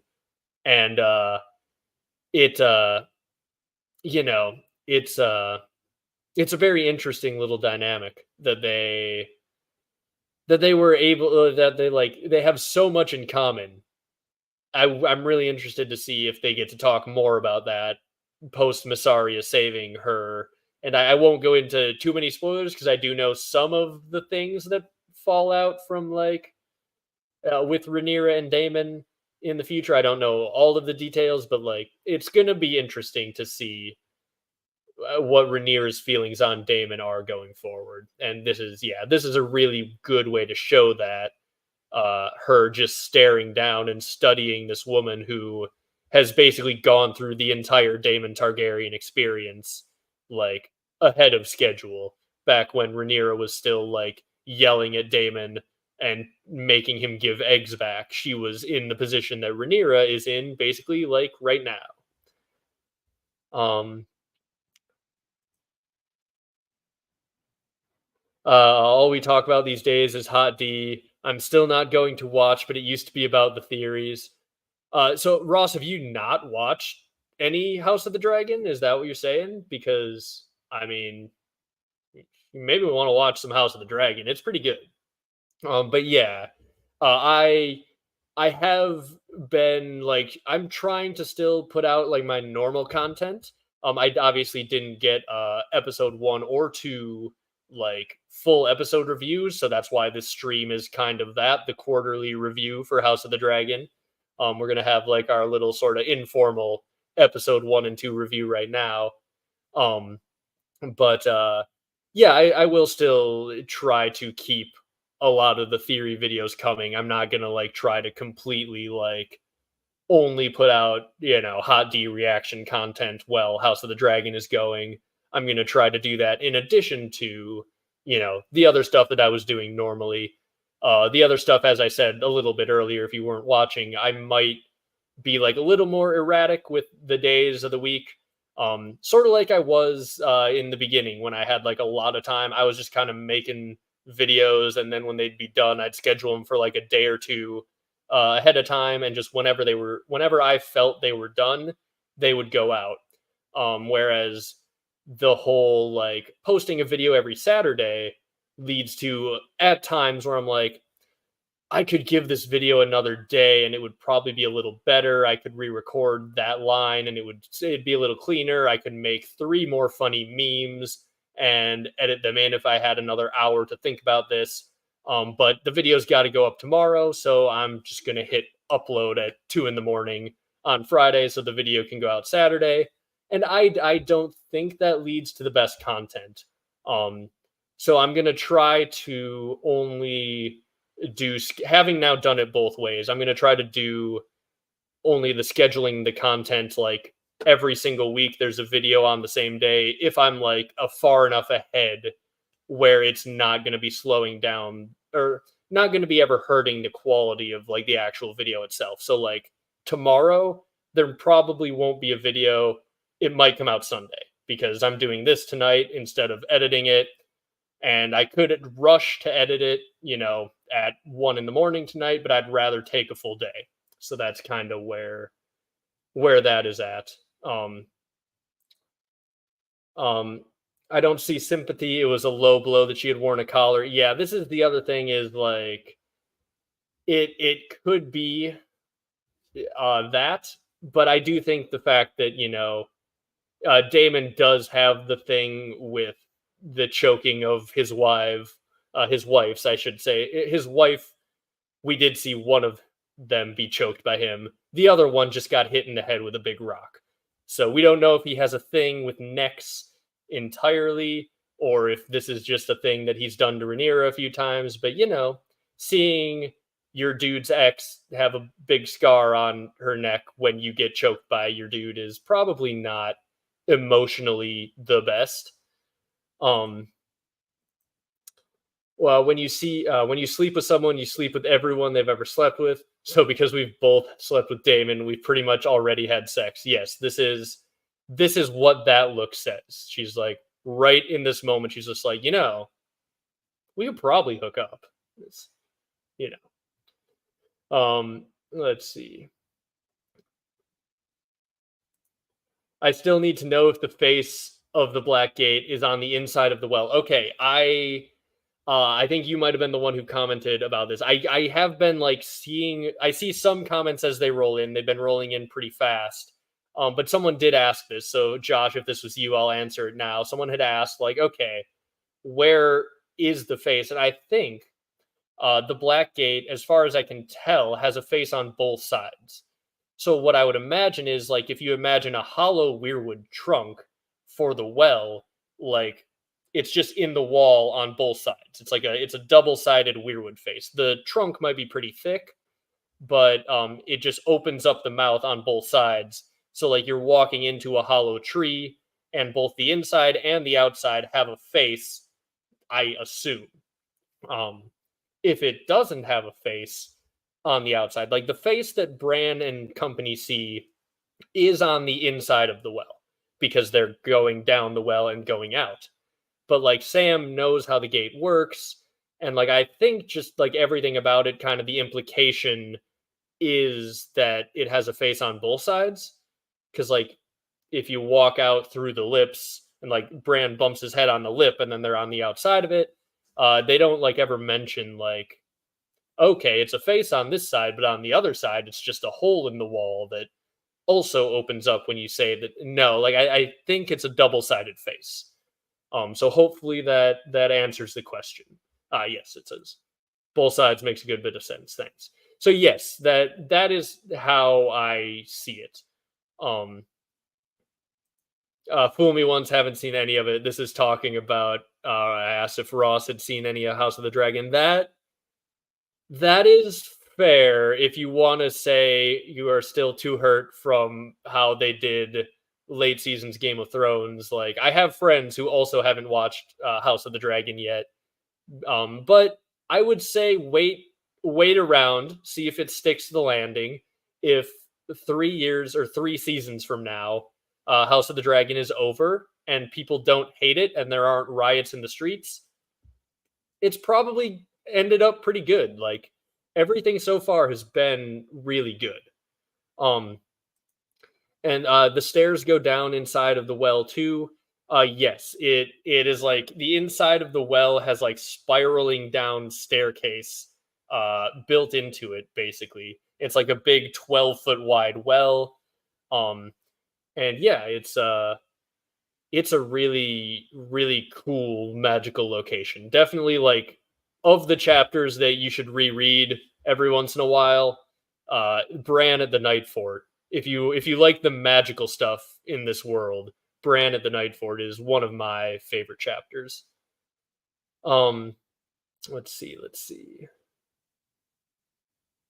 Uh Why aren't we more excited about Winds of Winter coming out? It's got to be confirmed now, right? 2 ambiguous posts and a dragon cake. What other evidence do we need? Exactly. Like, he went to a bar and he said, Winter is coming, guys. He said the thing. It's not like people use that phrase as just a catchphrase or anything, man. He said, Winter is coming. So clearly we're there. But no, in reality, I really do think like guys, I think most people think that we will get wins eventually. And like if you think we're going to get wins eventually, even without all of the rumors, even without all of the little like hints or whatever, it's coming in the next few years. You have to assume. So like even if you want to say it's 5, it could be 5 years. That means every year of the next 5 years has like a 20% chance of being the year, even just purely by chance. And like every year you go by that it doesn't come out, the chance slightly increases at the very least, because like that's just how that works. He is going to eventually be closer to being done. Um, so if you think it's coming in the next 5 years, you basically got a 20% chance every year, slowly increasing. I think it's time to start getting optimistic again. I really do. I really think that the way he's acting on the blog posts, some of the little hints and things that I talked about, like in my video, that Quinn talked about in his video, that the Dragon Demands talked about in their video, it's all reason to be hopeful. It's as nothing confirmed yet, but also literally it's happening. People get hype. Those are the two sides of my brain fighting each other constantly. But I said to myself, because if you look at my channel, I had a few videos that I put out during season 8. Got a few hundred subscribers. So if you're one of those like OGs, I had like 250 of you like 5 years ago. And then I took a big long break after the end of the show because I was just like, well, I kind of don't want to talk about this right now. And I'm going to come back when Winds of Winter is closer. And like a year and a half ago, I started getting back into the books again. And I was like, you know what? It's been years. No matter when Winds is coming, Winds of Winter is closer. So like if you believe we're getting Winds eventually, we're always getting closer to it. So it is worth being optimistic. but I do also understand like a big portion of this fan base does have the defense mechanisms up, right? They're basically being like, "Hey, I would think too much about this series if I thought it was coming soon. I've been hopeful so many times in the past that Wins is coming, and I always have my hopes crushed. I am going to, as a defense mechanism, tell myself that the book is never coming, and then I will never be like completely let down. And when it comes, I'll be really happy." And I understand those people. I understand the people who don't want to read Reddit speculation threads about when the book is coming, or watch like a video like breaking down George R. Martin blog posts and appearances and trying to line up like clues like that. Fully get that. I don't understand the people who like pop into like a random A Song of Ice and Fire video, leave a comment being like, "Why do you care? The book's never coming," and then dipping out. Like, because I randomly get those, and I'm just like what? What are you doing? Like, if you come to this video, clearly you kind of care enough.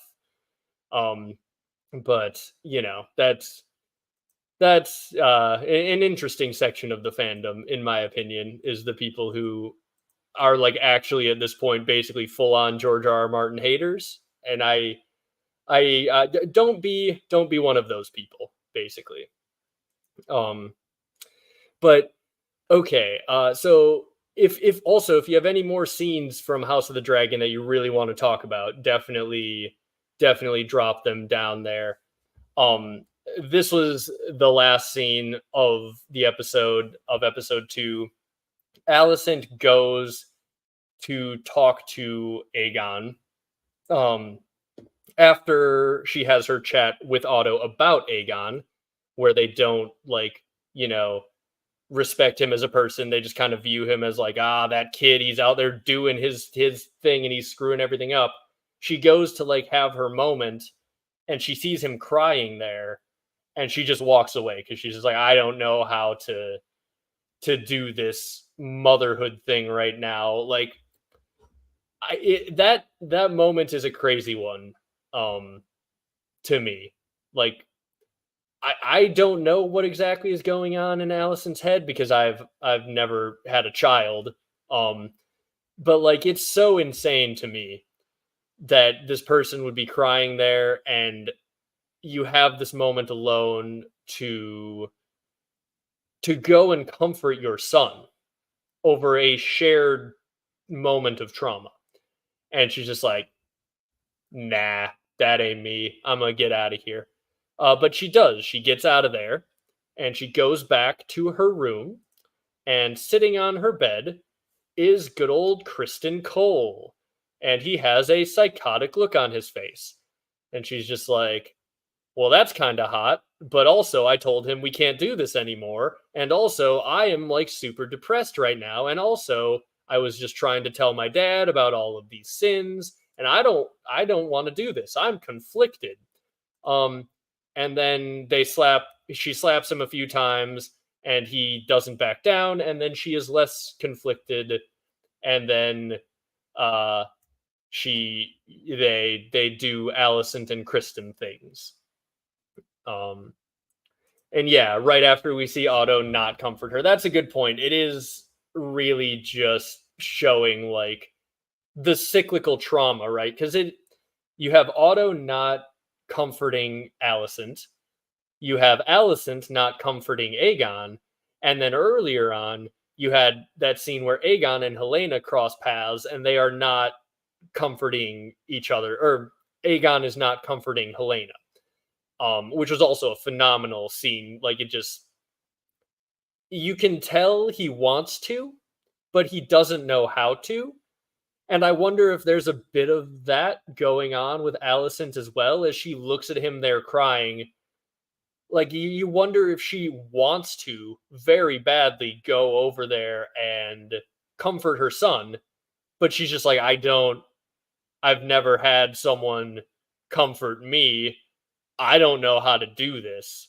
But then there is there's the scene in season 1 where she talks to Rhaenyra, and she's able to comfort Rhaenyra, and she talks about how when her mother died, all she wanted was someone to say how sorry they were for what happened to her and to just kind of be there for her.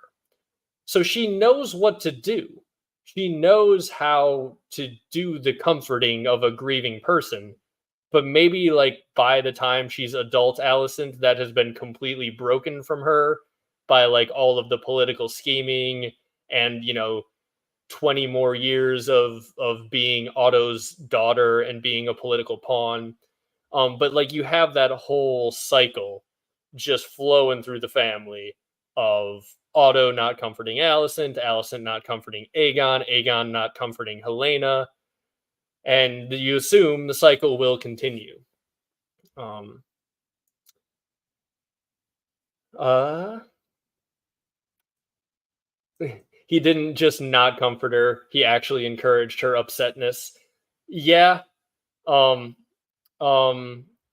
It. Yeah.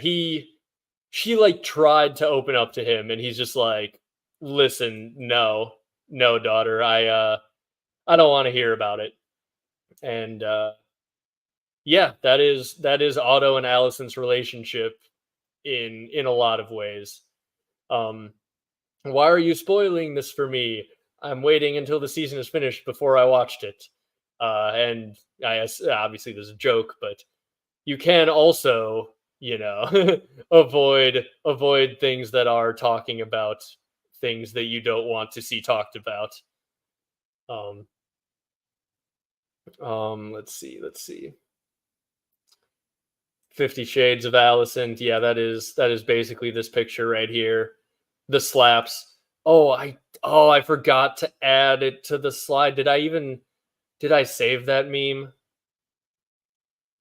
Oh, I did. I didn't put it as a slide though.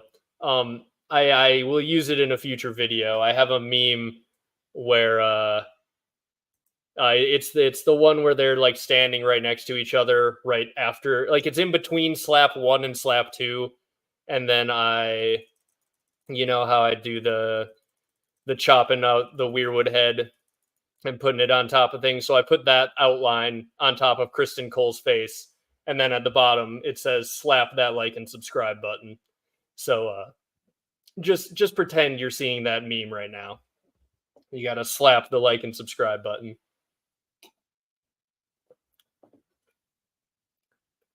Okay, this is an interesting one.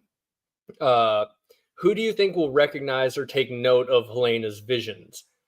I kind of think nobody is gonna like take too much note of it, but I haven't seen the the video or like the close-ups. Like I've heard about this, but I haven't looked deeply into it yet. I'm gonna have to. It's on my to-do list. But apparently, Helena had like a bunch of drawings of things that happen in like the main book series. So like she apparently had a drawing that looked like Daenerys on fire when she was hatching her dragons, and a few other interesting little things. So like that is really really interesting that she is like seeing visions of the things that are going to happen, and all she can really do about it is just draw them, and nobody will listen to her. It like that's a rabbit hole that I'm going to have to dive into deeply to check out those drawings. I kind of hope we get a little bit more look at some things like that throughout. Yeah, I'd like to see you talk about the visions. I like once I heard that that was a thing, it was a thing where I was like, okay, I gotta go. I got that on the to-do list now. It is on the to-do list of things that like, oh, that would probably be a good video to even if there's just a few, just to quickly go over them. Um, a scene with Laris and Helena would be kind of interesting, dude. It would be okay. It'd be so creepy if like Laris got alone in a room with Helena and just like dropped character. Like he's just like having a real chat with Helena, like and taking her seriously or like trying to get information from her or something.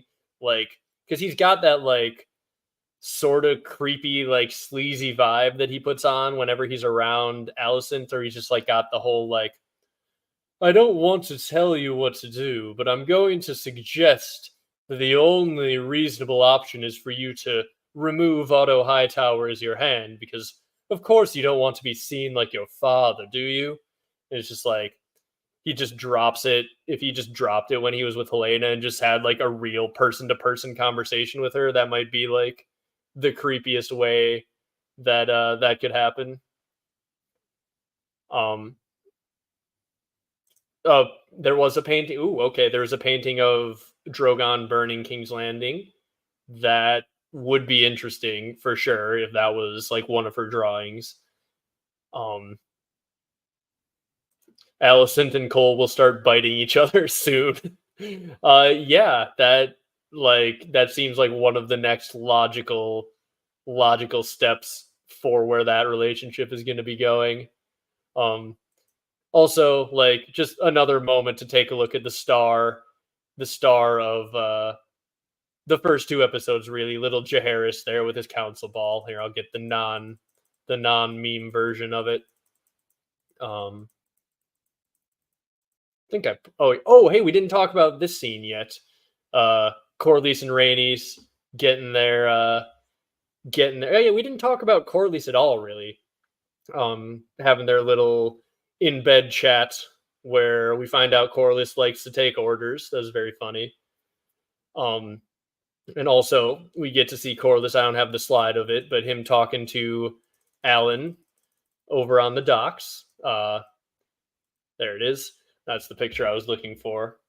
Um, yeah, all of that was really interesting. More stuff. That stuff I think we'll have to talk about a little more later on as we see those characters sort of develop, and we see where they go with Alan and his brother. Yeah, this is also a good point. Laris, when he was talking to Alicent, was standing very tall to intimidate her.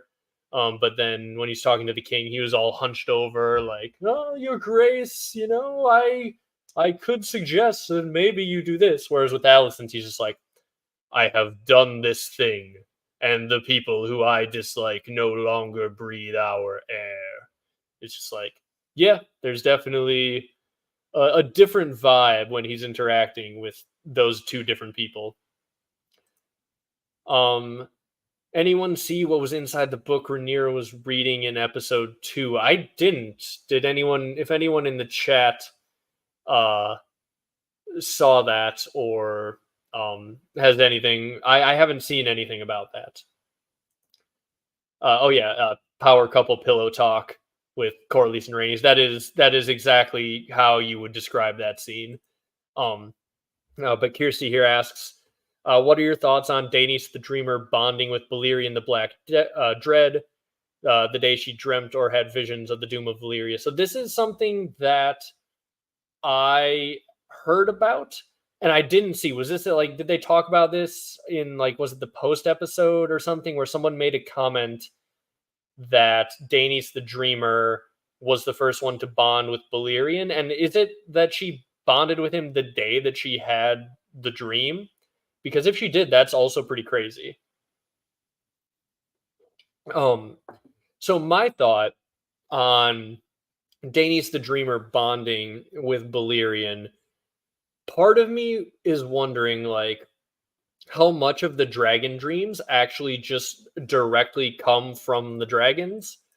Like, we get different different people having dragon dreams. Here we'll have a dragon rider on screen as we talk about this. Um if essentially there is something that is with certain dragons, like certain dragons have either the soul of a former dreamer inside of them, or they have just something genetic, like there's some genetic switch flipped in certain dragons, that they could be dreamers, and that like anyone who bonds with them is then getting these prophetic dreams that would kind of work, right? Like, because the weirwoods send dreams and visions and prophecies, but you have to have like some level of connection with the weirwood to get that vision. So like the weirwood itself might be a conduit for these dreams and these visions, and dragons might kind of be the same thing. Like if Daenerys the Dreamer is the first one to bond with Balerion, and she's getting dreams. And Viserys is the last one to bond with Balerion, and he had a dream. Um, it makes sense to me that the dreams could potentially come from a dragon. So, like, directly dragon dreams might be a product of being either sent to you by some other means, like a glass candle or a weirwood, or back in the time where dragons were around, potentially being bonded to a dragon with, dreamer genes, for lack of a better word. So, like, Dreamfire might be the source of Helena's dreams, and Balerion might have been a source of dreams about all sorts of magical stuff. That's kind of the vibe that I got from hearing that Daenerys the Dreamer was the one who bonded with Balerion at first. But as I said, that's just my first thought. It's something that I think is worth looking into because, like, you had also Arya Targaryen who bonded with Balerion in theory and then just flew off to, do random adventures. You got to wonder what motivated her to do that. Could she have also had some weird dreams? I don't know. But it seems like it's definitely a possibility that bonding with Balerion is a thing that can lead to dragon dreams. But yeah, I don't know. Definitely something to keep our eye on in terms of like theories and lore and stuff, which is like it's just so great having dragon content that is like lore relevant because they're actually working with George and they like actually like take that stuff seriously, unlike the later seasons of Game of Thrones where like you can kind of build theories off of even just little random comments in House of the Dragon and be like, yeah, this is like, like they make the random comment about how these dragons won't go over the wall. That's one of the things that they just throw in there in the beginning. And that shows that they're like, yeah, they're aware that that is a part of the lore and they're going to mention it. They're going to give us these little crumbs, these crumbs of George's world building that um, I think some of it will come into play in the Winds of Winter. I don't know if I've talked about this ever, but like I do think one of the things that George, like one of the difficulties he might be facing with ending the series, is the fact that he loves to have everything set up. So before George does a reveal, he wants to have the seeds planted. People used to talk a lot about the George R. R. Martin 3-step reveal. So he would give a little clue for like people to look back. Like most of the times his first clue is never something you're going to get the mystery based off of.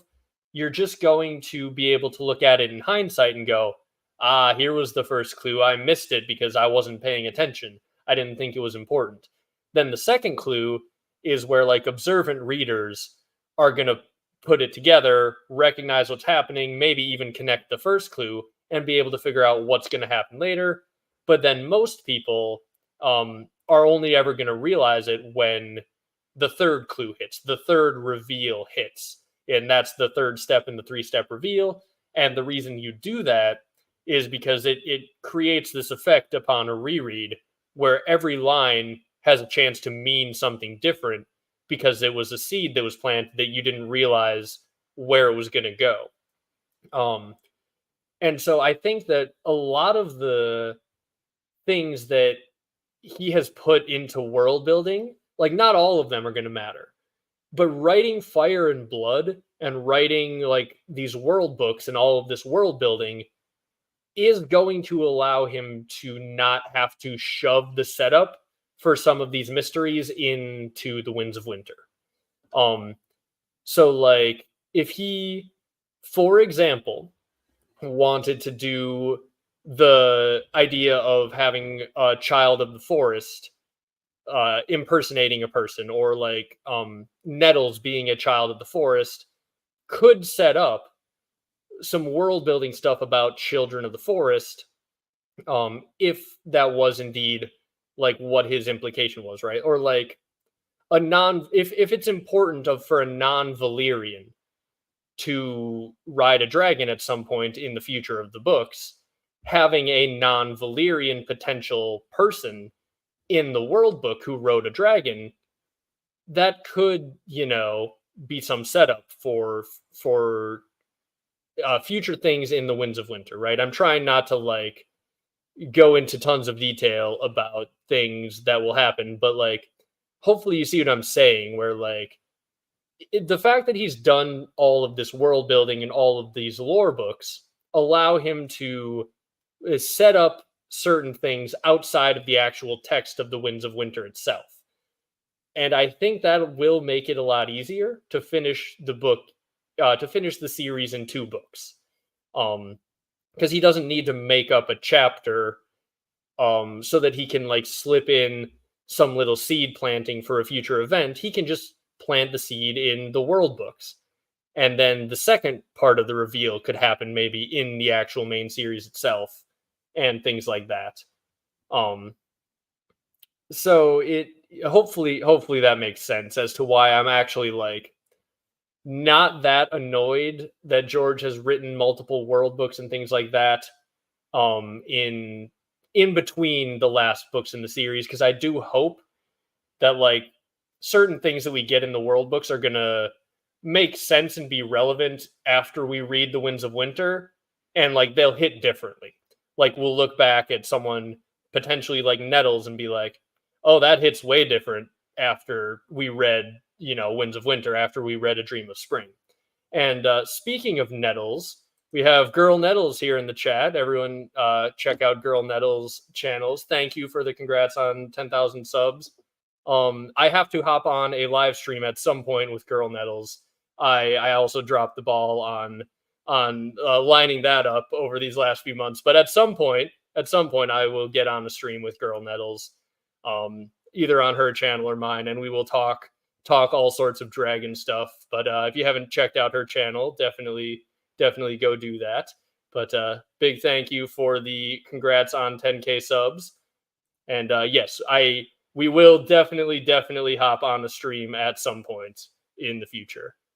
So yeah, good to see you here. I was watching a bit of your stream last night. I didn't hop in the chat because I was on mobile for a little bit, but I had it open there. I was listening to your roast of the latest episodes. It's very, very funny. What are your thoughts on Daeron and Maelor? Will they appear? So Daeron got name dropped. It sounds like he's going to be appearing. I assume that you assume he's going to have a similar role to what he will in the books because they've mentioned him. And until we're shown otherwise, you just kind of assume, okay, they're going to eventually introduce him and have him do the things.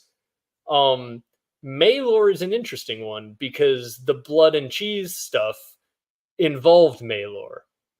Like, Aegon does need an heir now, as is said here by Terra Incognita. And yeah, I could see a situation where I can't remember who pointed this out. Someone pointed this out, that there could be a situation now where Aegon and Helaena have Maelor like in the future because he needs an heir now.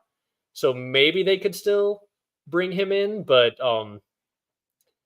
I don't know. It's a weird one because they could have just had the third baby there.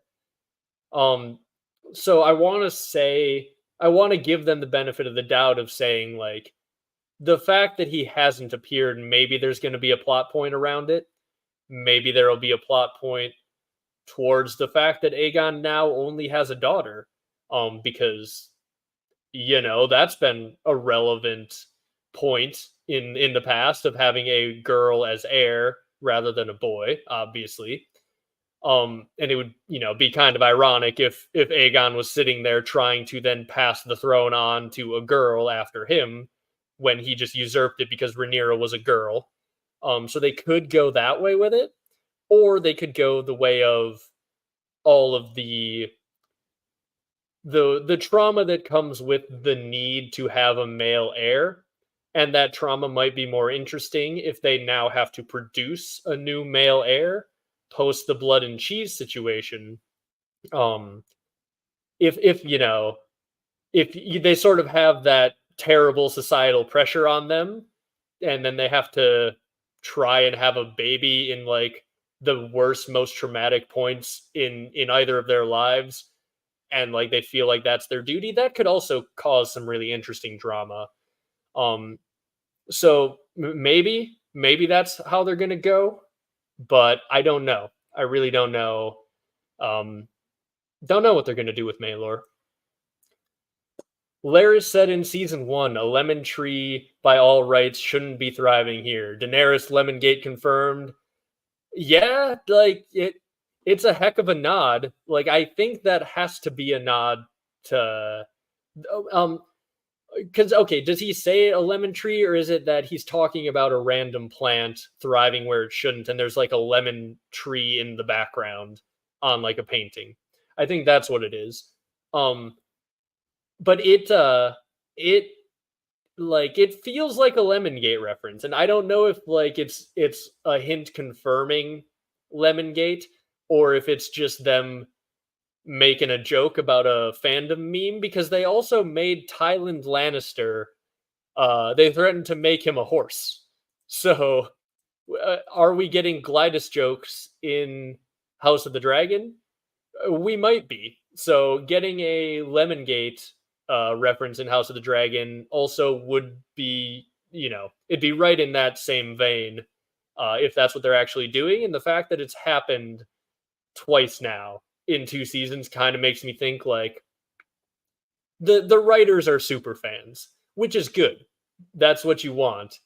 Um, the writers are super fans of the show, and therefore they could be putting in little hints, little things that the super fans will be like, "Oh my god, is that a reference?"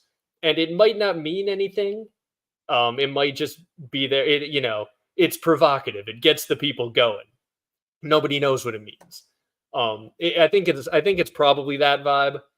But also Lemongate is a real thing, right? Like I don't know what the end result of Lemongate is, but it is a real thing that Daenerys's childhood kind of doesn't make sense in certain ways. We don't know what the payoff is.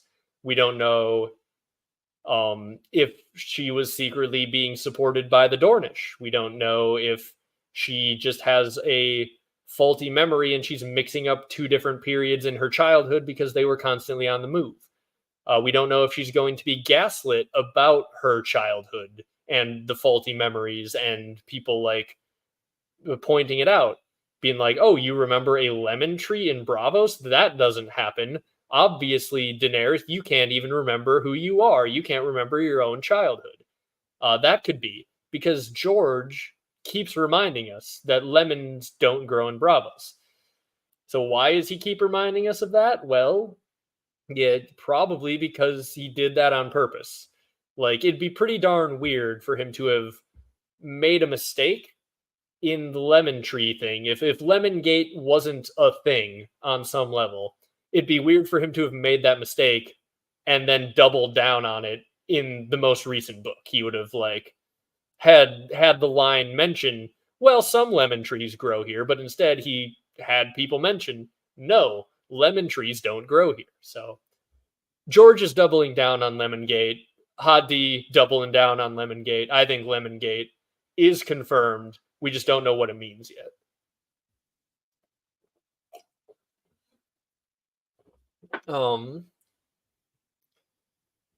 And yes, forced pregnancy immediately after losing her child, compounding Helena's trauma, is a thing that I think could definitely happen if the whole need for a male heir comes right back, which it probably will because it's a big part of the entire series. Like it's constantly just messing up things, messing this whole family up. And it would make a lot of sense if that happened again. If it it was a bad time for old Helena here.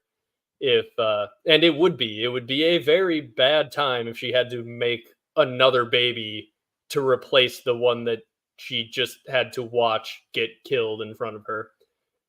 Um, yeah, it's it'd be a wild one.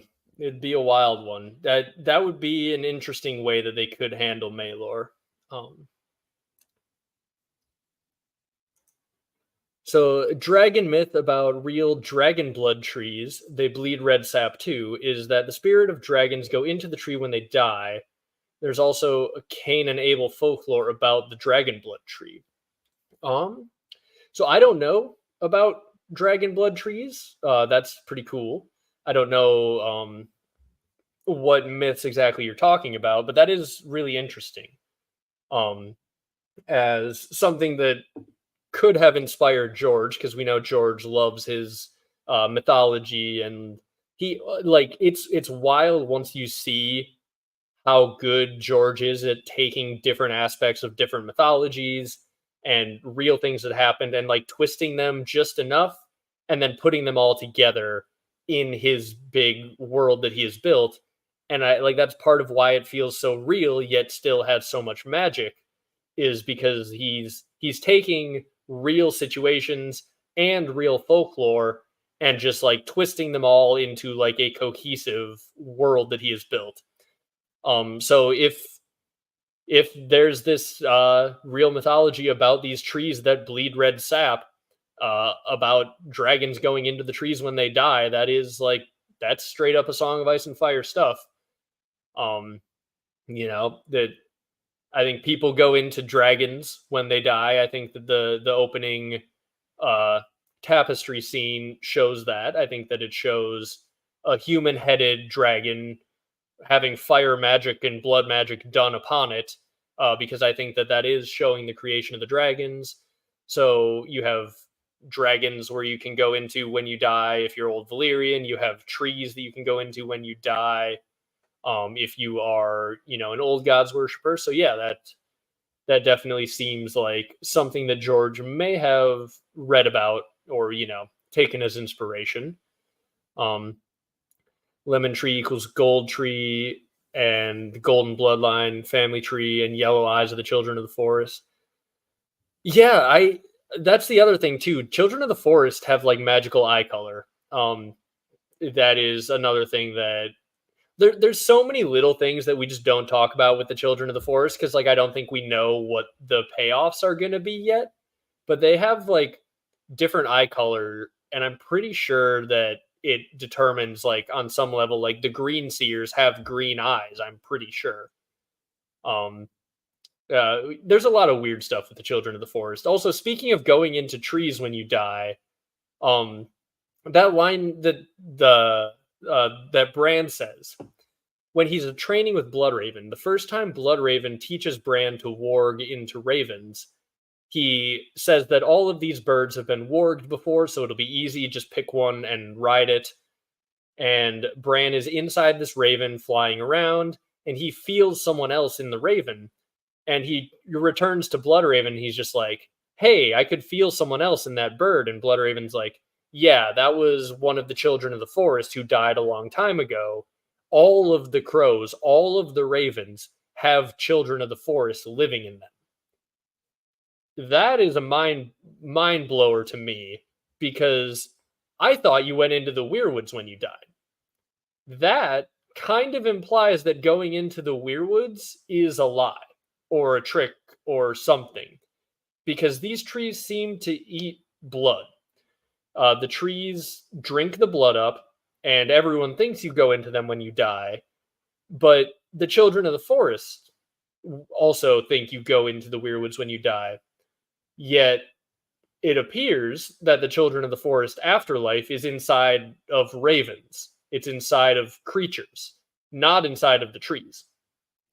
Maybe it's all one big hive mind, but like the implication that all of these dead children of the forest are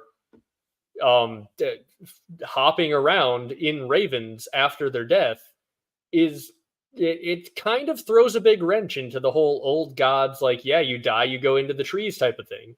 Um, and then that to me, it's something that I don't know, like, if it's a setup for a future big reveal that Bran is going to find out about the Weirwoods and like what so many people believe and are told about the old gods' religion not being accurate or even being nefarious, being like a trick to convince people to feed their blood into this system that sustains the Greenseers, that sustains like the old god's hive mind of some sort, but yet the afterlife promised by it is a lie. You don't live in the trees.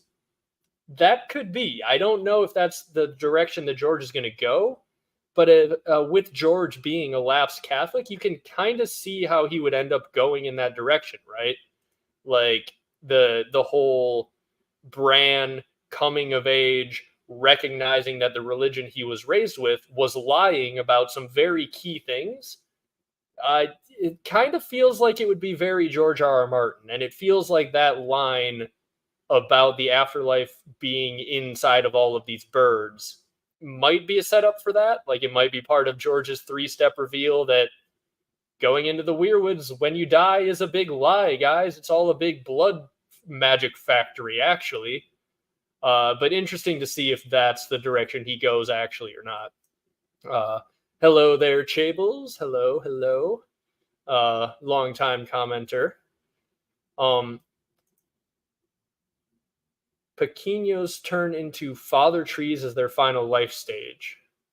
Pequeño, I don't know how to pronounce that, and I don't know what that is, but that is interesting. You ever get a weird feeling with the chapter where Beric and Sandor fight underground? Are R'hllor and the dragons connected? So I think there's a pretty good chance that R'hllor, like whatever fire magic religion that is connected to the dragons. The pyromancers, I don't know if we know for sure that the pyromancers at the Red Keep worship R'hllor. It would make sense to me. But at the same time, I don't know, because the Targaryens don't. The Targaryens adopted the Westerosi gods, but then they had the pyromancers working for them. And one of the things that the pyromancers tell Tyrion at one point is that they can create life from fire, which is, very interesting given what we've seen with the House of the Dragon tapestries in the opening, where they seem to be creating the dragons as a life form using fire magic. So I think what the pyromancers are bragging about when they brag about how powerful their order is like these old fire magic-y secrets that could do things like create life and create dragons. So I think that the dragons are a product of fire magic. And like Melisandre seems to be a life sustained by fire magic. How connected the two things are, I don't know for sure, but it's really interesting. And I haven't reread that specific chapter in a little while, but it is a great one. And yes, it's got some weird, creepy vibes because you're in the underground hollow hills where the children of the forest live, and yeah, it's a great chapter and like a great setting for the chapter. Oh, okay. This is from Ender's Game sequels. I don't actually know Ender's Game. So that this happens a lot. Like where I will make a video and then I'll get random comments. Someone being like, "Hey, this is exactly like the thing from this other book series," and I haven't like read that series. I'm just have to be like, "Oh yeah, maybe." I don't know. But yeah, it's that okay. So that makes sense. That's what they were talking about there before. Um,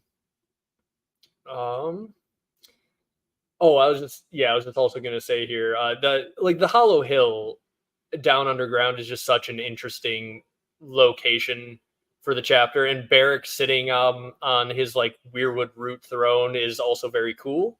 I just don't know, like, is the implication just like, hey, you have this guy who keeps being brought back or having his life sustained by magical means sitting in this weirwood throne is like a bit of foreshadowing that, like, hey, this is what the weirwood throne does. It magically sustains life. This is like a fire and ice parallel. You have the fire magic, you have the ice magic, but they both have this sort of life sustaining power. Or is there something else George is hinting at with Beric up on his throne? I don't really know, but it's super interesting. Um, Aegon making his daughter heir would be interesting. Could cause him to sympathize with Rhaenyra, create some Viserys Daemon type rifts with his brother Aemond. That, yeah, that would all be a very interesting thing. Like, it would just be the same situation playing out again, where you have like a girl heir, and then the guy who is a badass dragon rider, who is the brother, who is then not the heir because of this girl. I don't know if we'll see any of that, but it like it's interesting how the cycle just keeps playing out, and yeah, maybe the exclusion of Maelor will allow for more of that like direct comparison. Uh, Something to see in future episodes. And yeah, how old are those birds? So I assume this is asking about the birds with the children of the forest souls in them. And that's the wild thing, because children of the forest live for hundreds of years, and they don't have many of them around. So the fact that all of the birds have children of the forest souls in them mean that all of these children of the forest souls spend like eternity jumping from bird to bird. Because, like, I don't know how many ravens you think there are in Westeros, but there are not more children of the forest who have died within those ravens' lifespans, you know? So, like, it's not like if a child of the forest dies, they go into one raven, and then when that raven dies, they're gone. It would seem that they go into a raven, and then they just jump around for eternity in all of the ravens. Like, that's the only way that I can really read that reveal from Bloodraven, just because of the pure numbers of it. So I don't know how long ravens and crows actually live, but if there are children of the forest in all of them, it implies some deeper, like, weird hive mindy afterlife that we haven't been told about yet. That's like the first look we get at it. And it's sort of glossed over by Bran because he's learning so much in Bran 3: A Dance with Dragons that's like, it's easy to miss that line. Um, but yeah, it's one of the weird ones to me that I think it implies a lot of very cool things we're going to be exploring in future books.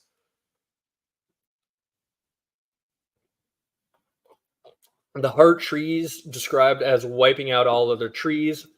Wolf trees do the same. That would also be interesting, because obviously the family connected to all of the heart trees is a wolf family with the Starks. So that definitely could be some more George inspiration. I'm going to not like be actively Googling random things like during the stream, but I will have to check that out at some point. Uh, Maybe it'll make it into a video at some point. And yeah, it, I don't like the fact that it was taken out of the show. A lot of the magic and mysticism in the books. Um, so I watched the first few seasons of the show before I read the books, and I remember like reading the books and realizing all of the Stark kids were wargs. I'm like, why would they have taken this out of the show? That is such a cool thing. Surely that has to be important.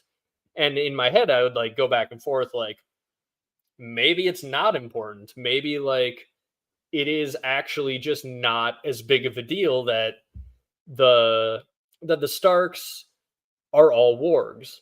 And then we get to the later seasons and the later books, and it's like, no, it is a big deal. John freaking dies. He goes into Ghost. That's going to be important for his resurrection. So, like, the fact that the show didn't establish that John could warg into Ghost was just to the detriment of the show. The fact that Arya doesn't warg into Nymeria means that they didn't really have anything great to do with Nymeria's wolf pack, right? Like they could have done so much cooler if Arya was warging, but she didn't. Um and George has said like he keeps magic in the background because it's like a spice in the stew. And if you have too much spice, you're going to ruin the stew. But you need the spice there. You need it. It's what gives the flavor. It's important. And he's also said that, like, as the books go on, it's fair to say that the magic is increasing. So, like, there's more magic in every book than there was in the previous book. So, the show, you could tell that by not establishing any of the magical aspects, they just ran into this giant roadblock at the end. Very specifically, even like they never established in the show that the Weirwoods drink blood. They never established all of the creepy, crazy blood magic surrounding the old ways. They never really established all of the creepy sacrifices to the old ways. And so Bran's entire arc is just completely different. It doesn't have like any of the same thematic relevance. It doesn't have like Bran having to reject this future being sustained by the blood of random sacrifices or embrace it. Like, what is he going to do when he finds out how brutal the old ways actually are? Is he going to embrace it? Is he going to try and change it? There wasn't that wrestling or that conflict in the show. And so I think a lot of Bran's whole arc just fell flat because they didn't have like any of the Weirwood magic established at all. So anyone watching the show was just like, oh, Bran's doing some magic we don't understand, and now he's king. And everyone's like, what? How did that work? And I don't get it. I don't get the decision to cut back on the magic in the television show because it so clearly hurt them in the later seasons. Like it was an important, like, it was a load bearing portion of the story. And when they took it out, they got to the end and the whole thing just collapsed. And I think that was a big reason as to why.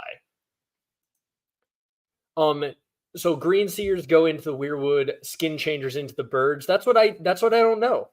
I could see a situation because there are green seer bodies that are still alive that are implied to be very, very old in that cave.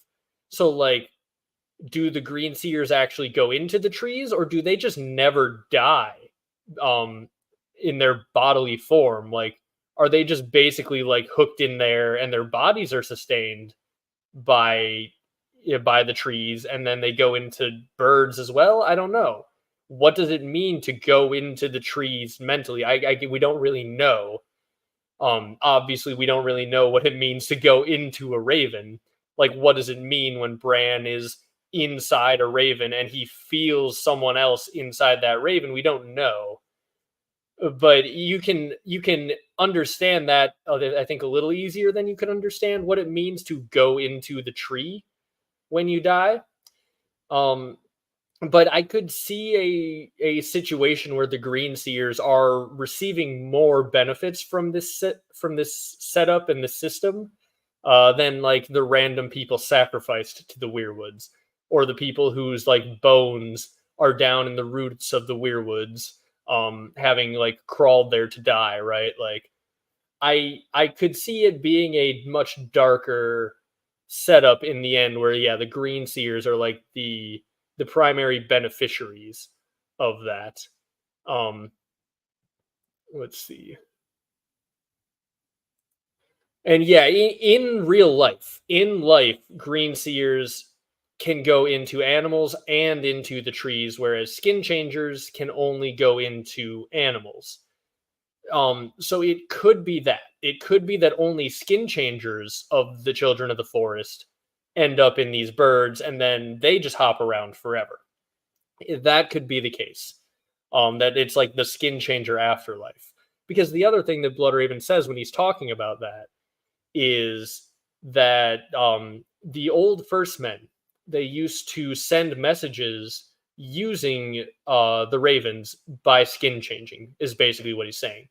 Nowadays, they've forgotten how to do that, so they write the messages on parchment, they wrap it around the leg of the raven, and then they send the raven out. But the implication is that back in the day, the old gods worshipping kings, right? The first men, the kings at least, were able to skin change into these birds. So they would skin change into a raven, fly to the person they need to talk to, and say the message. And Blood Raven says something like, nowadays they tie messages to the feet of birds who they've never shared the skin of. And that's also a pretty wild implication to me, is like, the skin changing magic used to be way more common. Old gods, ancient kings, apparently could all just skin change into these birds and go talk to other people via skin changing entirely, which is like, it's another thing that I think is easily lost in the main books, where we only really have like one family where like all of the siblings are skin changers, and it's kind of like ambiguous as to how many skin changers there are out there in society. But it's all just really cool world building. Like, I can't wait to find out more about that in Winds of Winter. In some of those Bran chapters, once George figures out how to handle those reveals, I think those are going to be some of the most fun Winds of Winter reveals, is what exactly is going on with the old gods, the weirwoods, all of that. And yeah, the idea of them being a horrific hive mind, I think that's what's going on. And like, Bloodraven and Bran might have to sort of reject that horrific hive mind, or they're going to totally embrace it. Like, those are kind of the two ways that it can go, and I think both of them are pretty interesting stories. Either you're embracing the horrible hive mind and putting the horrible hive mind in charge via King Bran, or Bran is earning his kingship by rejecting the hive mind, by getting rid of this horrible, like, controlling hive mind that has locked people into the old ways, and that has essentially caused them to do the first night, caused them to do blood sacrifices to these trees for thousands of years. He might turn around and be like, hey, I don't want to be sustained by that. I think that, we can do better. And knowing George, and just sort of knowing Bran's character, how Bran is sort of young and innocent and not like fully indoctrinated into the old ways, right? And he has a line in the beginning where he talks about how he's scared of the heart tree and how trees ought not have eyes.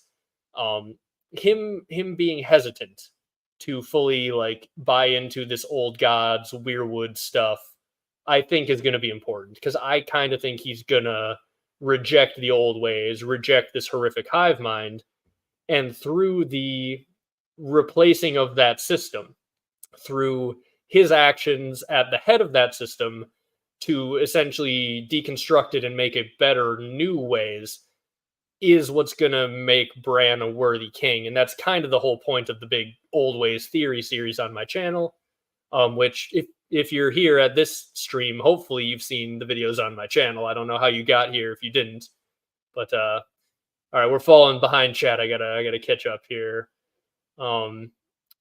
Let's see.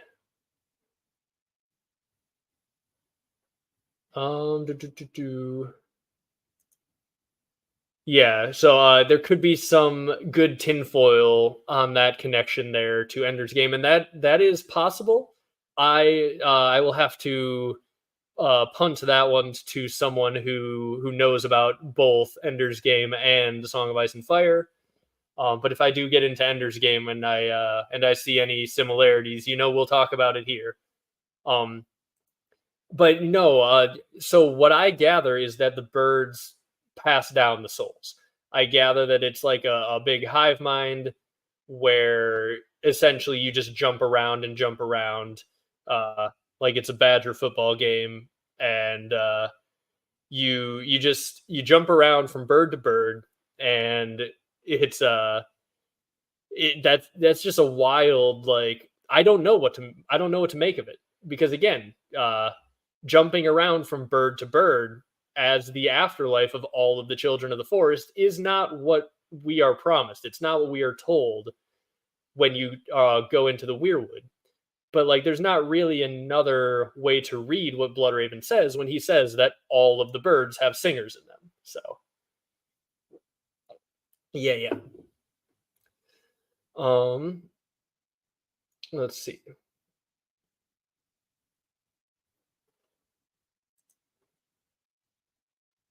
Were the children of the forest involved in the founding of the Citadel?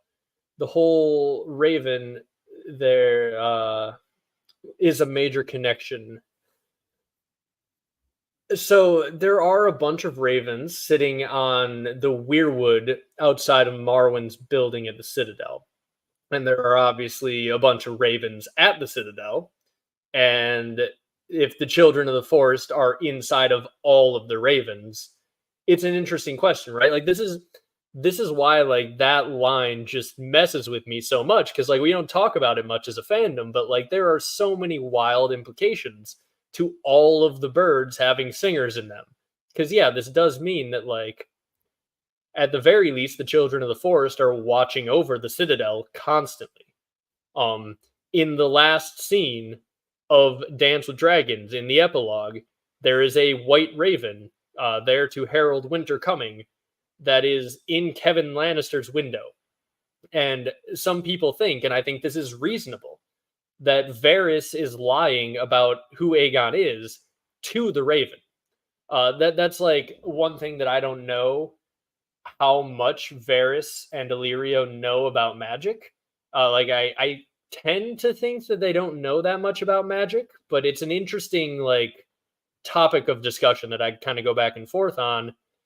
If Varys and Illyrio know a lot about magic, it would make complete sense that Varys is lying so that the Raven hears what he is saying. Um, and that's very cool to me, because so many people think that, well, Aegon must be the real Aegon, because why would Varys lie to a dying Kevin Lannister? And I think RIG, Random Internet Guy, basically put out the series talking about how he thinks they're lying to Bloodraven. He thinks that Bloodraven, somehow Varys and Illyrio know Bloodraven is still out there. It's been a minute since I watched the series, so I don't remember. I think I'm getting the details right. But if Varys knows about how magic works to the extent that he knows that Bloodraven is strapped up to a tree somewhere, that is pretty wild to me. But at the same time, like, Varys is a spy master in a world where magic exists, and supposedly had his balls cut off to fund a magical blood sacrifice ritual. So he probably knows about magic, and if he has a giant spy network, he would probably use that to gather information about magic and how it works and what is magically going on in the world. So does Varys know that there are children of the forest watching him from these ravens? I don't know. And very subtle differences between crows and ravens in text. And yeah, this is one that I also don't know why the show did this. And like, I can't tell if there was anything deeper behind it. The show switched the three-eyed raven, or the three-eyed crow, to the three-eyed raven. Does that matter? Like, is that relevant?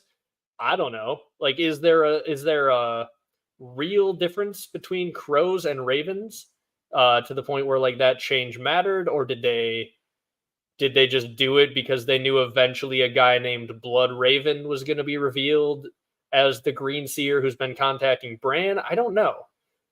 I don't know. And yeah, I don't know if the Children of the Forest would have ever, like, cooperated with the Maesters. I don't know that, like, they're always very behind the scenes. So I would think that they would have either been manipulating the Maesters, or at the very least just maybe spying on them. Because, like, they convinced the First Men to pray all of their prayers to these trees with faces on them, who their green seers could watch through the faces. So they're getting all of the secret information from the First Men. They have the First Men using ravens to send their messages, and apparently all of the ravens have children of the forest in them. So, like, whether it's the weirwoods or the children or the old gods, whoever it is, they have a giant, like, magical spy network via these trees and via these ravens. And they essentially, they have essentially spies in part of the infrastructure of Westeros. Like, all of the old ways infrastructure is just infested with children of the forest / weirwood spies on some magical level, which is very cool.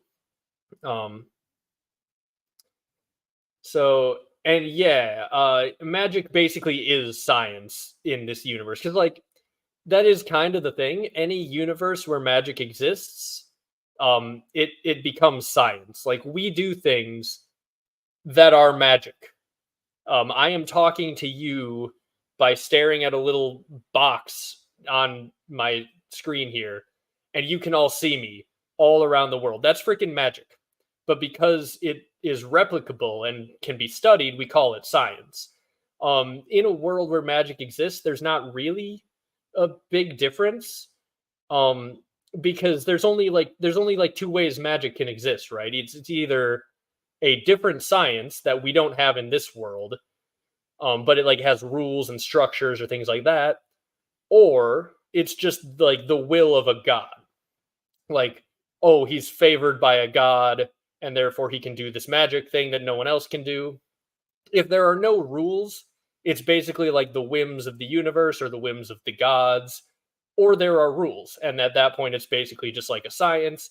And yeah, I think that George has mostly gone down the route of, it feels like magic is probably closer to science in George R. R. Martin's world than it is to like being the will of gods. But that, that's the way I take it. Maybe we'll see something in the future books that is just like completely breaking that. But yeah, I do kind of think that like Qyburn basically has the right of it. He's treating magic in this universe like a science. He may be wrong about some of the things that he does with that science, but like, I think if I were transported into Westeros and like a member of the Citadel, I would be trying to like study magic, and then they would kick me out of the Citadel because they're like, hey, we don't like that magic stuff around here. But I'm like, but no, but like, you can do magic. We should learn how that works. And they're like, hey, quit asking questions, kid. Get out of here. So that's how I would see that going. Big thank you here for the praise. Thanks again, as I said many times before, but for the people who have just joined, thank you. This is a 10,000 subscriber celebration as well.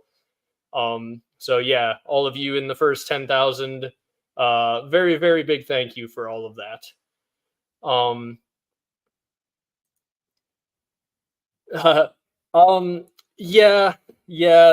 They removed the magic to appeal to a wider audience, which yes, the second half of this comment is also very relevant. But I also think, like, just straight up, the removing the magic to appeal to a wider audience, one of the comments they made was they wanted to appeal to like NFL players and housewives.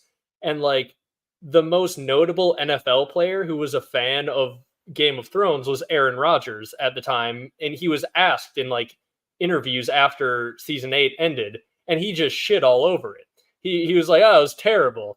Like, you can find a rant of Aaron Rodgers in the Packers locker room being asked about season 8, and he just like can't. He's just like, "I don't want to talk about it, but oh my god, this happened, and can you believe this? Can you believe that?" Like, he just can't not rant about how mishandled it was. So it's like, removing all of the magic stuff didn't help you get the casuals. It just made it hit less hard for the casuals. So yeah, it was a terrible decision to remove some of the magic and like remove the building blocks of things that would become important later because you thought it would be like too nerdy or whatever.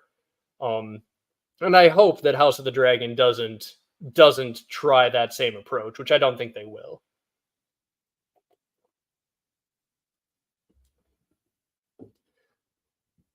Um,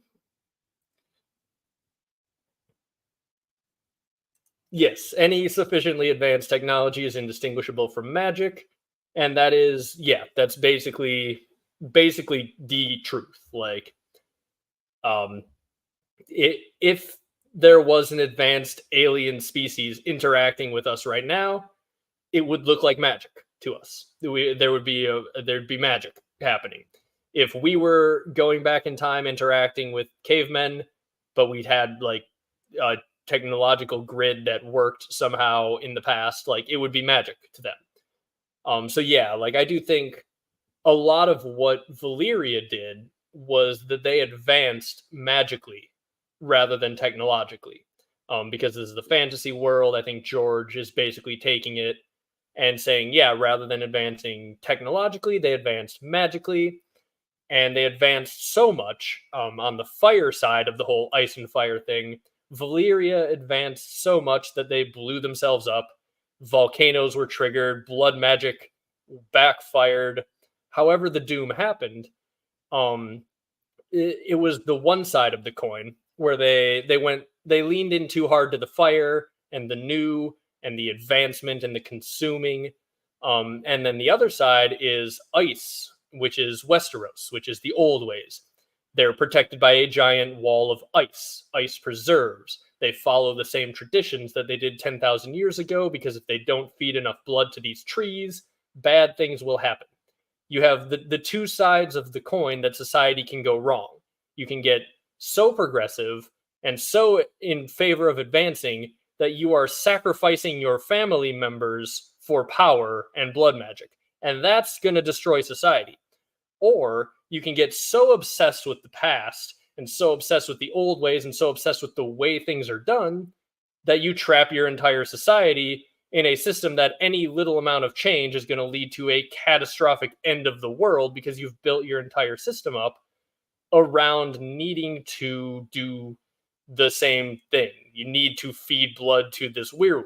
So like he's got the new ways and the old ways, the ice and the fire, and both of them without each other lead to society being in a bad place.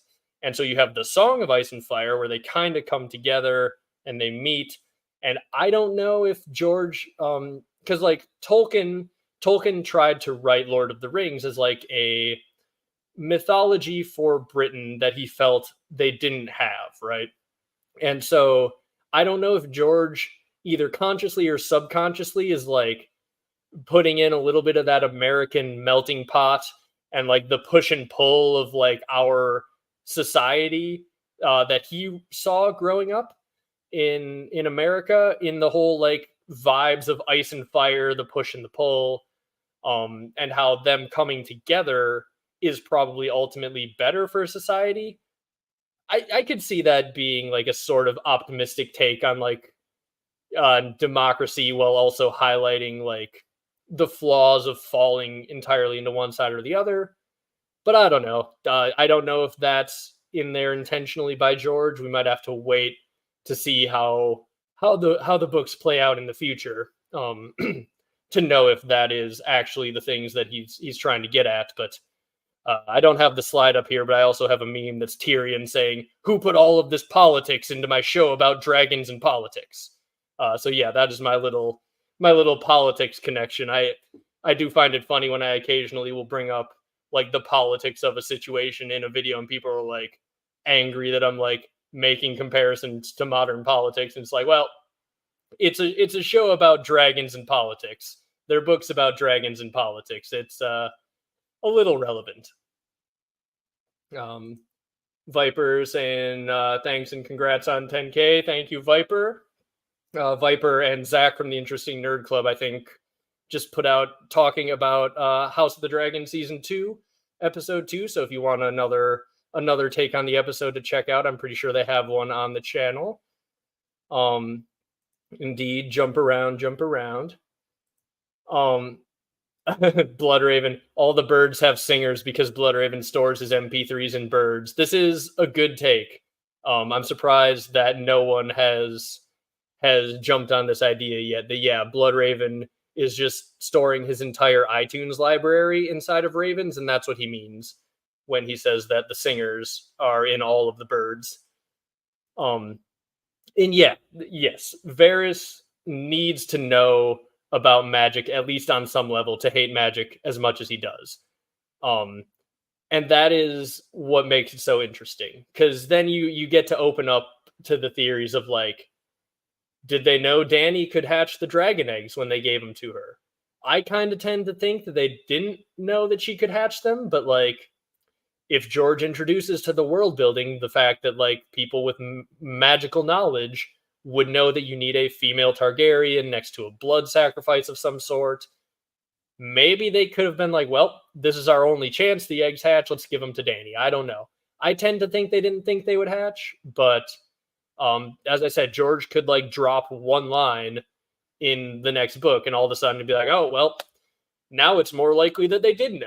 Like that's the cool thing about a lot of these unanswered questions is we're like one line of world building from George away from like flipping from one thing being most likely to the other.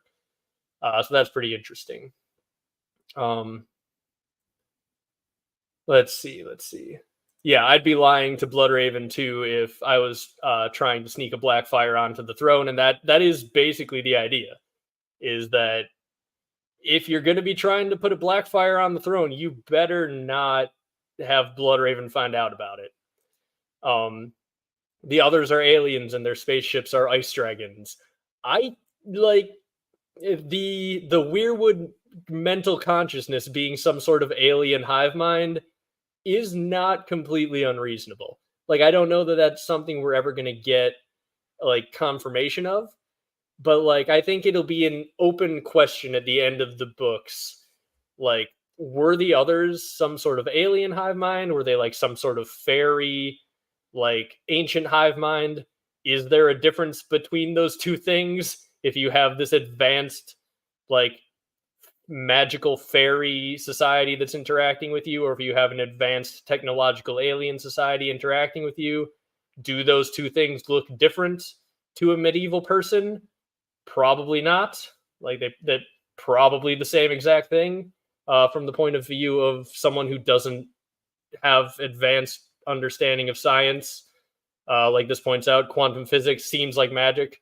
We can use it, but just can't comprehend it, and that is basically, yeah, that's exactly true. It yeah, it really does. It really you can't tell what is magic and what is not. The only dividing line is how well you understand it, right? Um so yeah. Let's see. I think I am mostly caught up in the chat here. If I missed, I'm sure I missed some chats, but I think I got all the super chats. So if I missed a few other chats as we're going here, I do apologize, but trying to keep up with everything here. This is an interesting take. There's magic, but there's also science. Women control magic in text, and men control science. I have to think about that one because, like, you could definitely make that case in certain aspects. Like, the men run the Citadel, they kick all the women out, but like a lot of the magical things seem to be around like birthing and life and all of these yeah, like essentially life creation is one of the things that I think is magical in George's universe. Um because I think he looks at the real world and says like, damn, it's pretty darn magical that we're all alive right now. The creation of life is a magical thing. It's a source of magic. That's why he has shadow babies that are a magical spell. That's why you have to have sex to create the shadow baby, because sex is a magical spell that creates life. And yeah, it it's definitely a thing that George is going for, in my opinion. And that's also why, the life that you create can then be spent as a magical sacrifice, because life creation is magic. Therefore, life is like a repository of magical energy when it exists. And by taking that away, you can spend the magical energy. That's how you get all the blood magic. Um, and and yeah, it only works out when they both come together. The magic and the yeah, the magic, the reason, if magic is on some level or another some sort of magicy woo woo science, but it's a science deep down. Yeah, you need to have these things come together.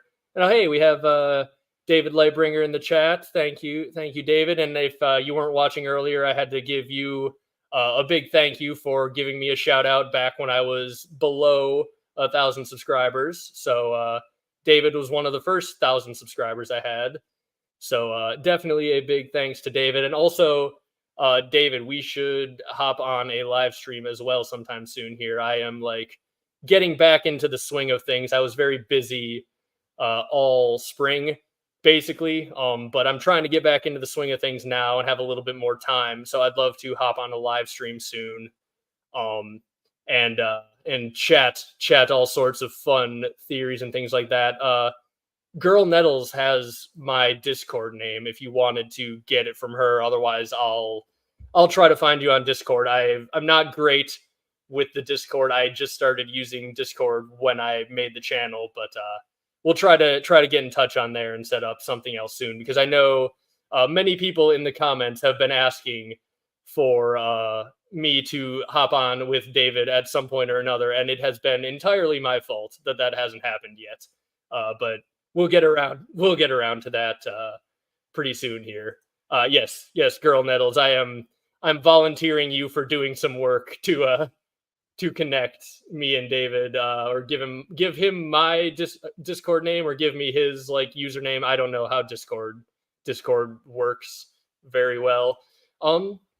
Yeah, dude, I would be down to hop on a Hot Dragon post discussion at some point. We could maybe set that up, or after the season also works, to chat theories, or just even if it's a random day where we both had it work out, we'll talk on Discord and we'll do it. And yes, Girl Nettles is our broker here. She'll have to get an invite to at least one of the streams we do together as some payment for brokering the deal. But yes, I have a bunch of fun live streams that I want to get done here now that I finally got through a bit of a busy season at my actual work. And now that I've done this live stream, I'm back into the live streaming swing of things. I figured out how to get the whole thing set up. So yeah, first time I've done a live stream in like a decade, which is kind of wild. And I'm not playing video games in this one, which is what I was doing a decade ago. So it's a bit different, but very fun. But yeah, George is an old hippie, and sex magic is definitely a thing. Like his magic is sex and music, because he's a fucking old hippie, and I love him for it. He got he was very inspired by his youth and his coming of age as a hippie at a bunch of music festivals, and you can tell how much all of that bleeds through into his world building. So like the children of the forest who do their magic, they're all kind of based on little forest hippies, and they're called those who sing the song of the earth, because magic is done via song. The children of the forest magic is done via song. And yeah, I think that's just like, if you want to create interesting world building, looking at things in the real world that feel magical and making them the things that power magic in your universe is a very good way to do that. And there is something magical about song, and there's something magical about sex.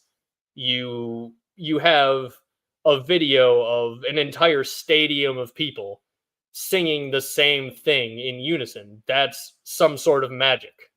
You have the creation of life via sex. That is magic. Like, you can't really get much better for things that you want to choose to be magical in your universe. So very good on George for that. And oh yeah, David, have you not? You probably haven't seen what I look like yet because I don't really show my face on the channel too much. But yes, I have got the long Viking flow haircut going on here. So yeah, I very much enjoy the the Viking slash Westerosi look, right? Like you gotta grow out the long hair, look like all of the old lords or Arik and Eric with their long ponytails. It's a good time. I just stopped getting haircuts, and luckily it works out pretty well for me. I have to get them rarely, but oh yeah, and also drugs. Drugs are magic in George R. R. Martin's universe. How could you forget the other like the of the three magical things for hippies and in our real world, right? It is it is sex, drugs, and rock and roll. And George is like, well, that sounds like a hell of a ground level for a magic system. Sex, drugs, and rock and roll, baby. And combine that with some creepy trees that eat blood, and you've got Westeros.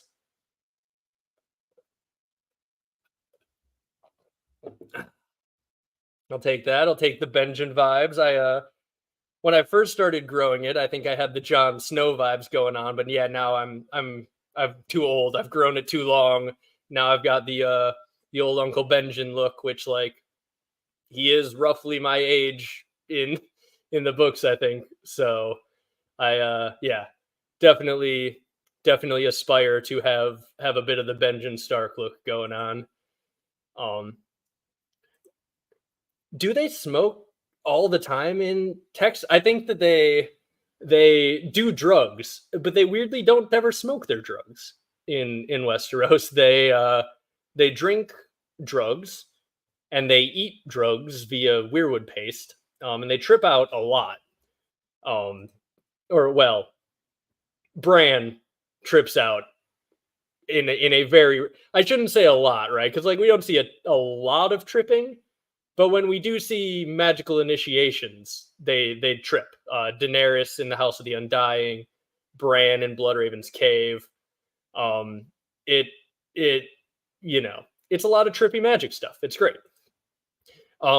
Yes, Chables, this is a problem that I have been having as someone who has read these books and was younger than most of these characters when I read these books. And now when I reread these books and realize that like, oh no, I'm Benjen's age. Oh no, I'm almost Ned Stark's age. It's I mean, I liked being younger than Tyrion. I would like to still think of myself as younger than Tyrion, and I'm not younger than Tyrion in the books anymore. He's like 26 in the books. Um, so yeah, that's a rough one to always think about.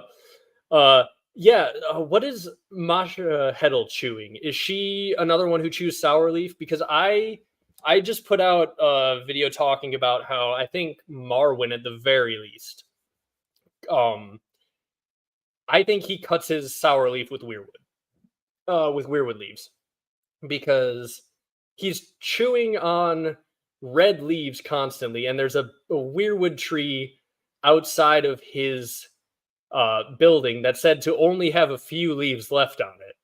So, like, if there's any magic to be gained from weirwood paste, it would make a lot of sense that, like, munching on weirwood leaves could give you at least a small amount of that magical power.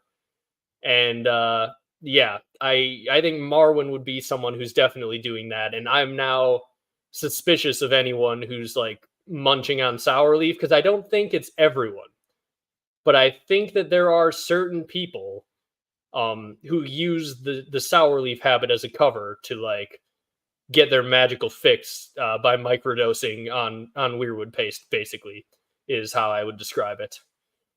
Um, let's see. Yeah, just a little tripping. You know, we'll have a little trip as a treat. You know. George's writing veers into the surreal and psychedelic basically as often as possible. Yes, it does a lot. And it's like a lot of the key points of the story too. And it's great. It's some really cool stuff. Like he yeah, like he introduces us to like this very gritty and real world, and then just like, but the most important thing is actually what like creepy mind trip Bran is going on in a cave, and like what he's gonna learn from tripping out in a cave over the course of the next book or two is gonna be the thing that probably really matters. Um, let's see, let's see. Yeah, I really do like the Marwyn munching on weirwood leaves theory, and that one it came from the fact that when I talked about Marwyn, I was like, is he like eating weirwood paste on some level or another and covering it with sour leaf?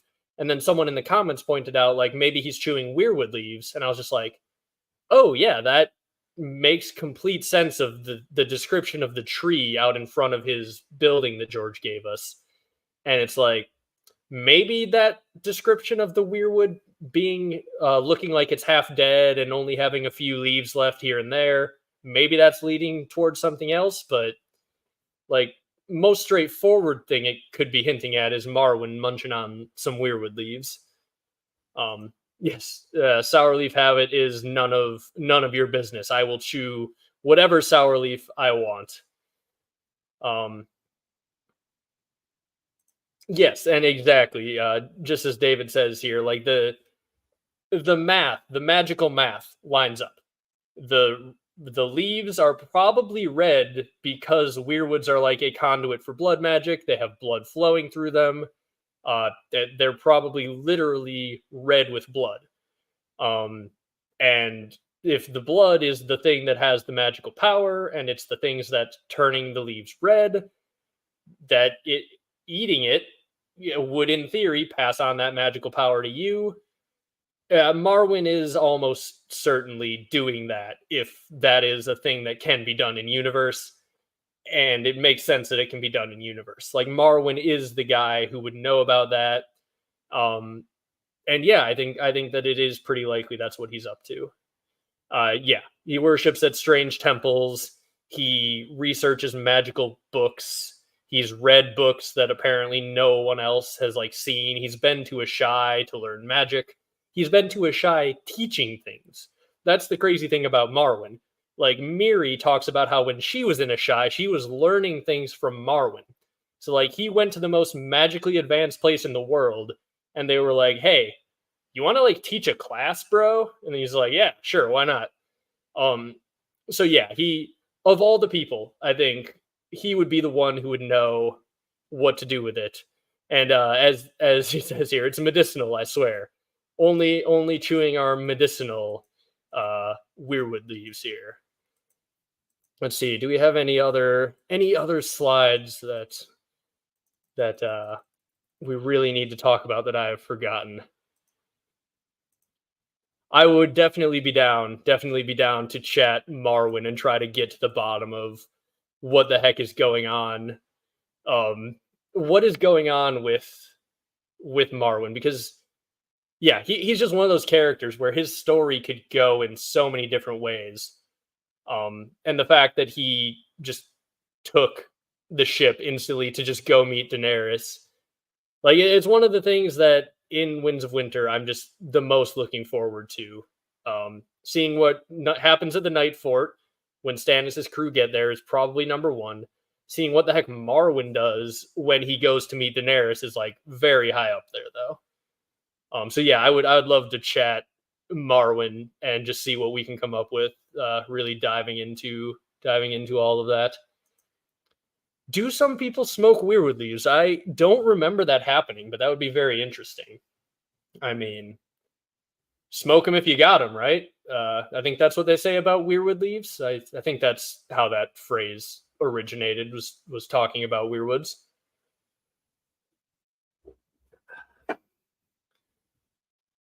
And yeah, me and David, I think like of the other theorists who like their interests overlap mine, David is definitely very high on that list of like people who are obsessed with the same weird little things that I am about this series.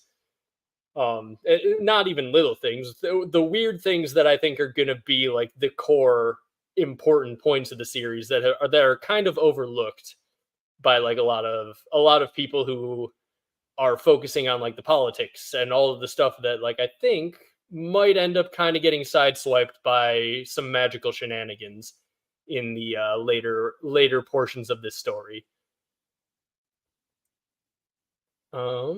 Let's see. This is an interesting take because okay, so he said Marwyn does not equal Martin question mark. And Sam may be how George views himself. Marwyn may represent what George wishes to be, from a tinfoil theorist. So yeah, he is.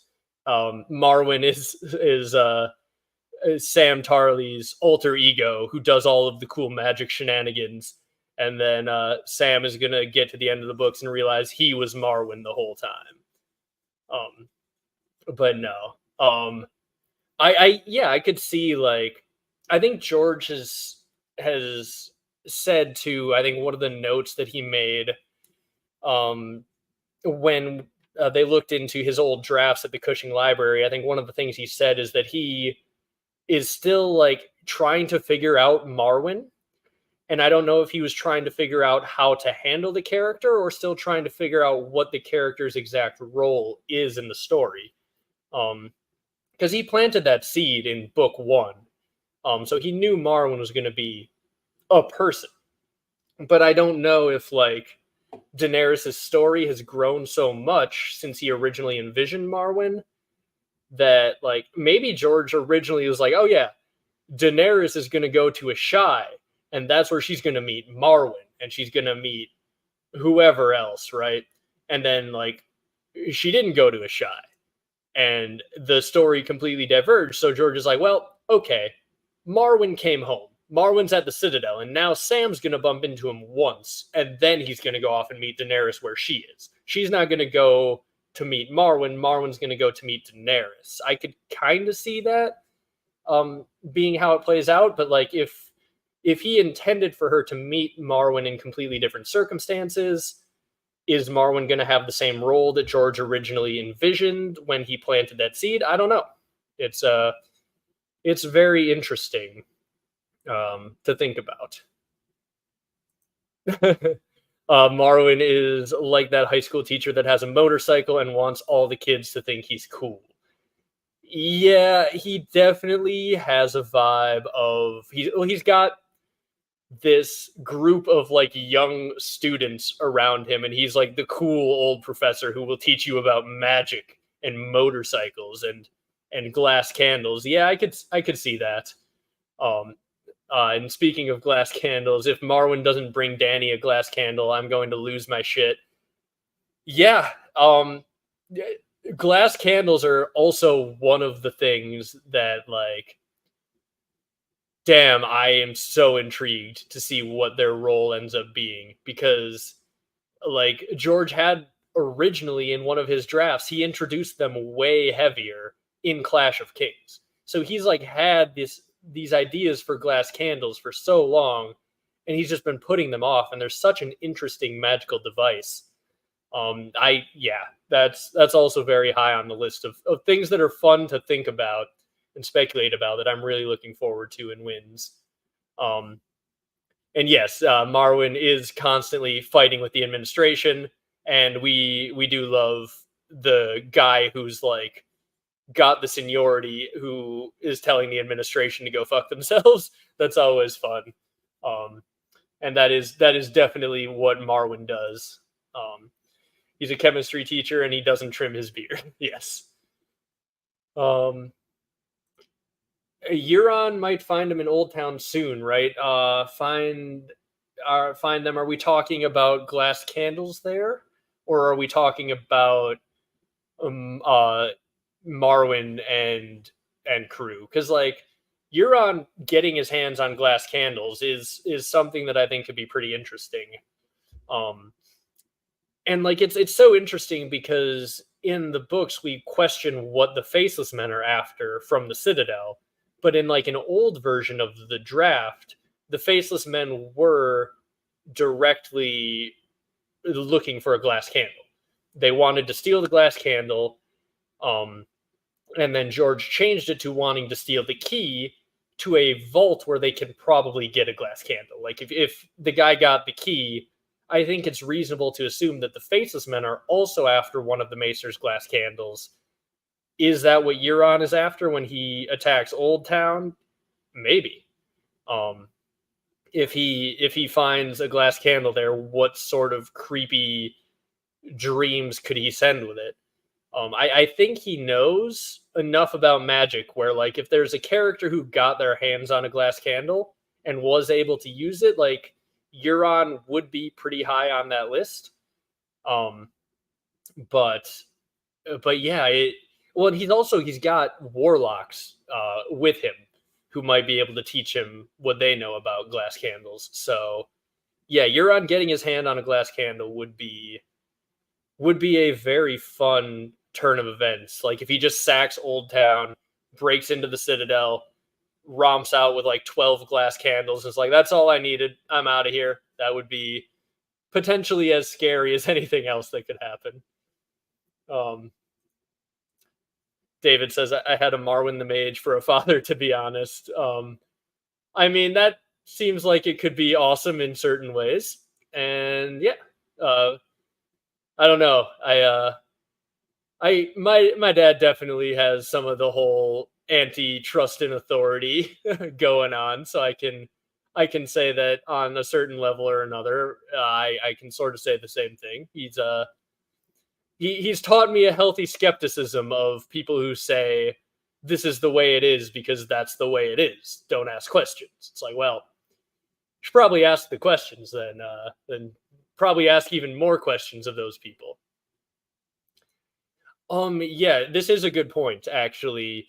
Euron being Urathon Nightwalker uh, does track really well to me.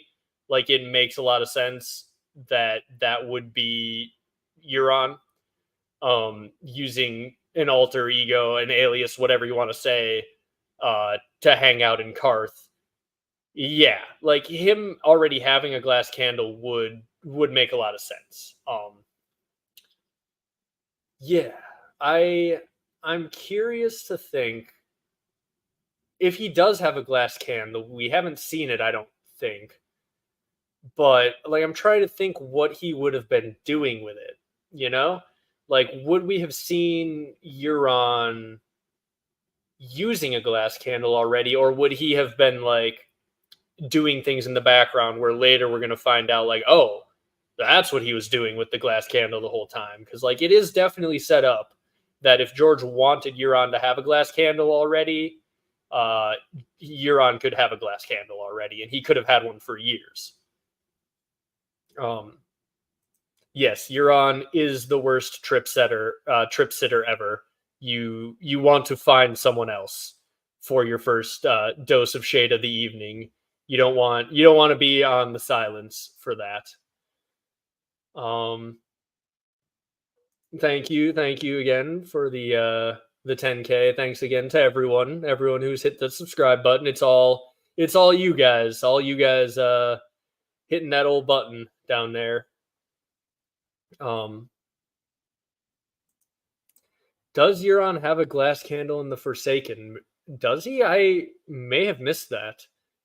Um, hmm. If he does like explicitly have one, that's really interesting. I've read The Forsaken somewhat recently, but not super recently. But I guess I wasn't looking for glass candles or like hints at glass candles when I read it.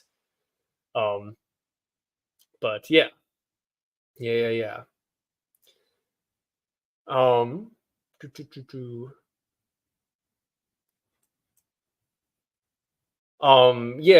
Yeah, that is an interesting point. He could have some sort of magical knowledge to show up exactly when the faceless men were done killing Balon.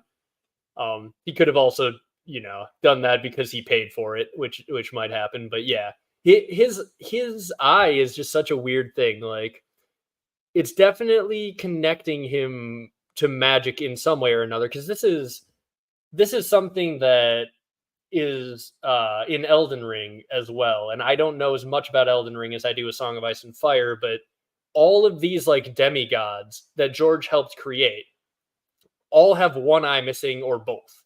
Um, so it's like it's taking from the sort of Odin like themes and things like that of like sacrifice of your body for this magical power. And so they're sacrificing their eye to gain this magical ability on some level or another. And the fact that it's happening all the time in Elden Ring, and the fact that George has it happening with Euron and Bloodraven, and even I mean you could say Bran is going down into the darkness where essentially his eyes are going to be closed to gain his magical powers. Arya has to be blinded by the Faceless Men while she's gaining her magical powers. Like I I don't know where it's all going uh, exactly with the whole missing an eyeball thing, or if it's not going any deeper than just like George is doing some Odin symbolism. But yeah, it's such an interesting thing to me that Bloodraven and Euron basically have these matching magical missing eyes. Um, do I think Dario is anything other than a psycho and a boy toy? No, I probably not. Um I think that Dario is probably just a window into Daenerys's sort of decision making. Uh the fact that like he's a device for framing where Daenerys's mind is at.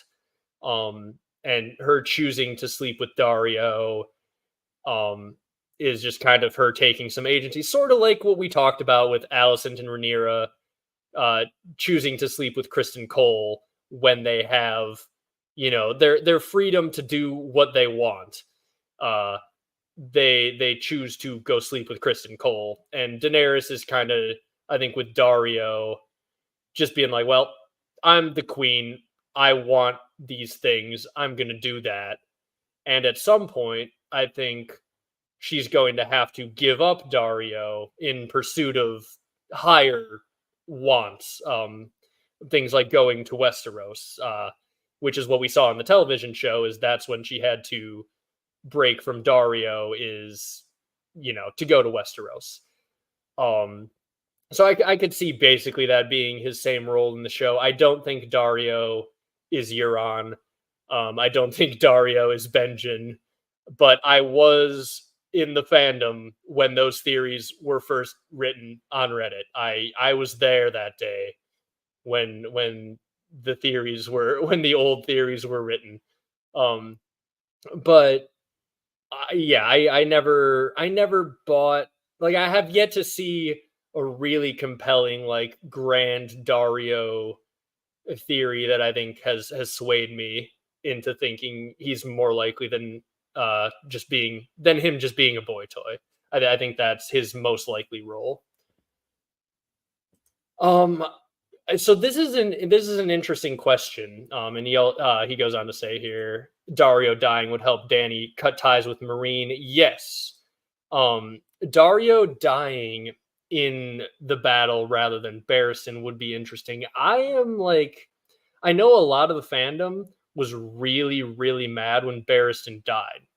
And I do think is a really compelling argument that Barristan coming to Westeros with Dany would be very impactful. There's also a really compelling story that unfolds if Daenerys delaying in Meereen costs her the life of Barristan. Like if Barristan were to die before he returned to Westeros, we would look back and be like, "Oh my god, look at what Dany has lost." She lost someone who could have advised her appropriately. She lost someone who was well respected throughout all of Westeros who was backing her. She lost someone who had a ton of knowledge of Westeros and all of the people in it, um, because of some battle in Meereen that she now has to abandon anyway. Um, it could be a situation where Barristan could die somewhat similarly to how he did in the show, and it would still work out from a story perspective.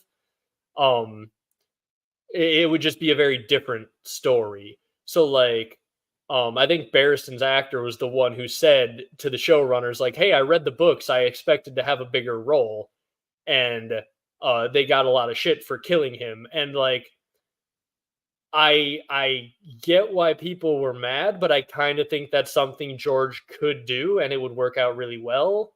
But also, yeah, he could have it go either way. Both he's set himself up in a lot of different plot lines where he wins both ways.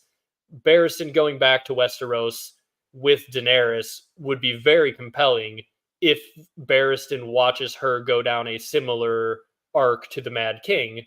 If Daenerys is indeed going to go mad, or at least make decisions that from the outside make it look like she is going mad, or potentially even just starting down that path, and Barristan is still there, that would be a very interesting moment to be in Barristan's head. Um, but it would also be, as I said, very interesting to look back on Daenerys struggling when she gets to Westeros, going, if she would have left Marine a little bit earlier, and Barristan uh, was still there and hadn't died in that last battle before she left Marine, well, dang, this would have been a different story. I think that would be really interesting. April May says, "Test your test is successful." Um, but let's see here. A tattered prince POV, that'd be interesting. It'd have to probably be a prologue or an epilogue.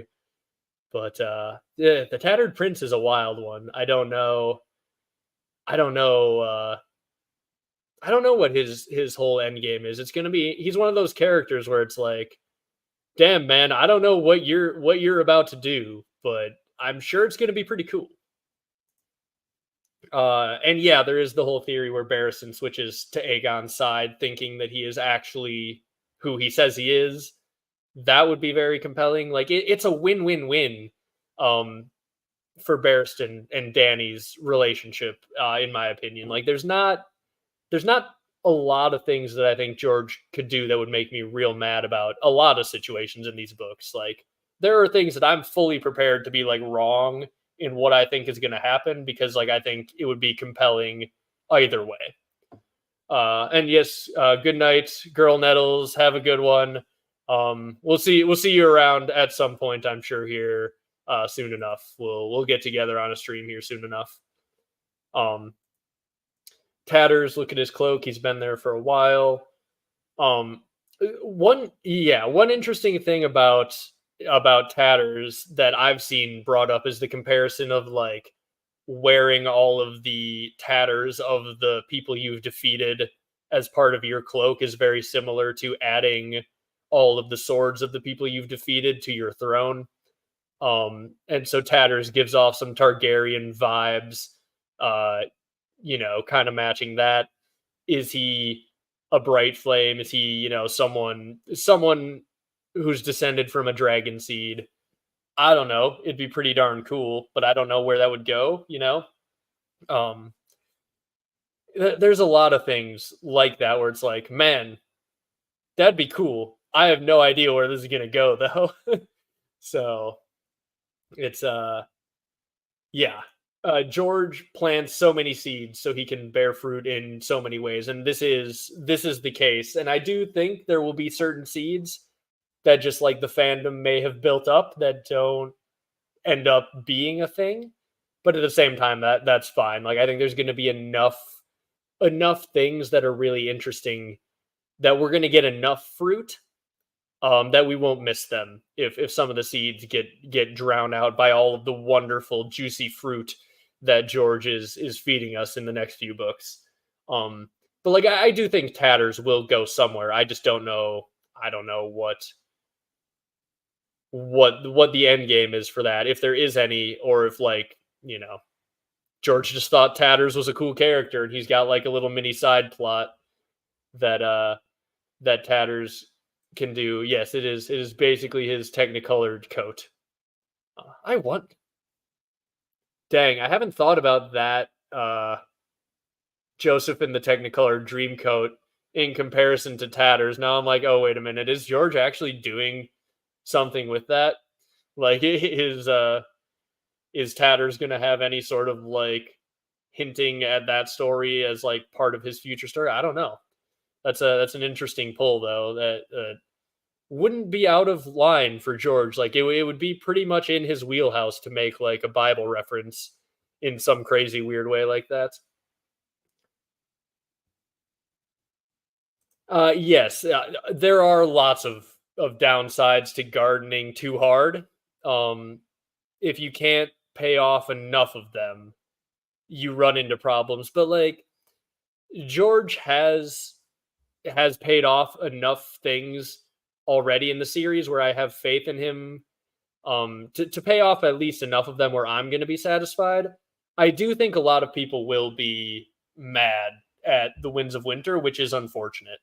Um, I've seen people talking about like things in the fandom, like on Reddit and whatnot, where there are certain people who are like, no, like they'll get mad at you if you don't buy a theory or if you don't see things in a certain way. Where I'm sitting from my perspective, being like, bro, I don't think this is going to play out the way you think it is, and they're like so sure that it's going to happen that I think there will be a lot of people who are just mad that Winds of Winter doesn't go the way that they think it's going to, and I don't expect I'll be one of those people. Like the next book could come out and none of my theories could be correct, and I would just be like, well, damn, I guess I got fooled. Time to get back to figuring out, like, add the new clues, recalculate, take in new information.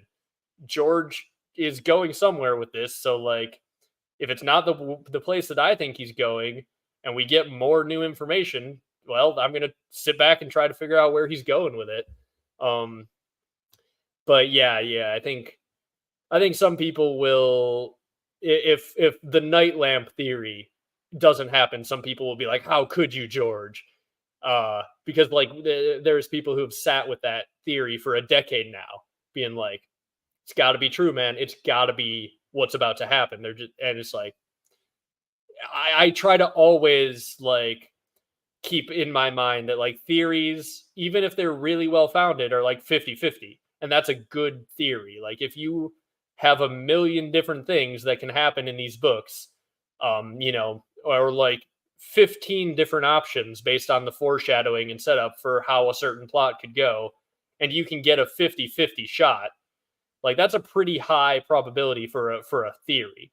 Um, Things like R plus L equals J are like at like 90% because it's like it's so set up and the show's confirmed it. And so like there's a bunch of stuff where it's like it's basically like 90% confirmed. And those are like the rock solid theories. And any theory that's like 50% or above in likelihood, I consider to be like, damn, that's pretty likely. Like a coin flip, with all of the many different ways that books can go, is a pretty good theory in my opinion. So like I hope a bunch of my theories are at least at that coin flip level where I'll get a good chunk of them right. Um, but yeah, it's yeah. Imagine if John stayed dead. That like I don't think that one will happen. I do really hope that we get POVs of John. Some people have talked about how he may not have point of view chapters after he's been resurrected, because it would give away um, things about like his state and his nature. But I kind of want that. Like I don't want to be like I want to be in John's head when he's in Ghost, um, and then again in his head as he's back in his body, potentially with some of Ghost like inside of him, like and he's more wolfish, and like we get that view from inside of his head. I think that would be really cool. Um, Whether we're gonna get that or not, I don't know. Because I think George has said like he said something along the lines of a long time ago, like he won't have undead characters as a POV. So it might come down to the technicality of John was still alive inside his wolf, and therefore John is alive the entire time, and we get a John POV. But if that doesn't happen, I'll be sad. I want to be in John's head, but also getting to watch from like the point of view of Melisandre and eventually like Sansa or someone else like watching John um being like, damn, how much John is in there, like what is going on inside of John. That would also be compelling. So that's kind of like what I talked about, how like I just view so many things about George's setup as kind of win-wins, because like if he handles it correctly, both directions would be awesome. And I trust George to handle a lot of this stuff correctly. Um uh yeah, and George has talked about how he didn't like Gandalf just coming back as a more powerful version of himself. He thought that that felt kind of cheap, that it diminished the death of Gandalf. So I think John, um, as you said here, you have to have some kind of loss. I think John is definitely going to be different. Um, and that young boyish John that we have known for the first 5 books, he is gone now. Whatever we're gonna get when John is resurrected, even if it was purely just his consciousness, you ain't gonna be the same person when your brothers in the Night's Watch stab you to death. That's gonna affect his his psyche, even if you take out all of the magical influences and the potential mind merge. And this is the thing, right? The POV of John in Ghost getting sacrificed for his own resurrection with the crying emoji. I don't like to think about it, but it makes too much sense, and it's very George R. R. Martin that yeah, Ghost might be a sacrifice to bring John back. Because like if John is inside of Ghost and they kill that body at the same time they resurrect John's body, the consciousness goes from Ghost into John, and then Ghost is dead. And I don't want Ghost to be dead. I want Ghost to be alive. But I don't know.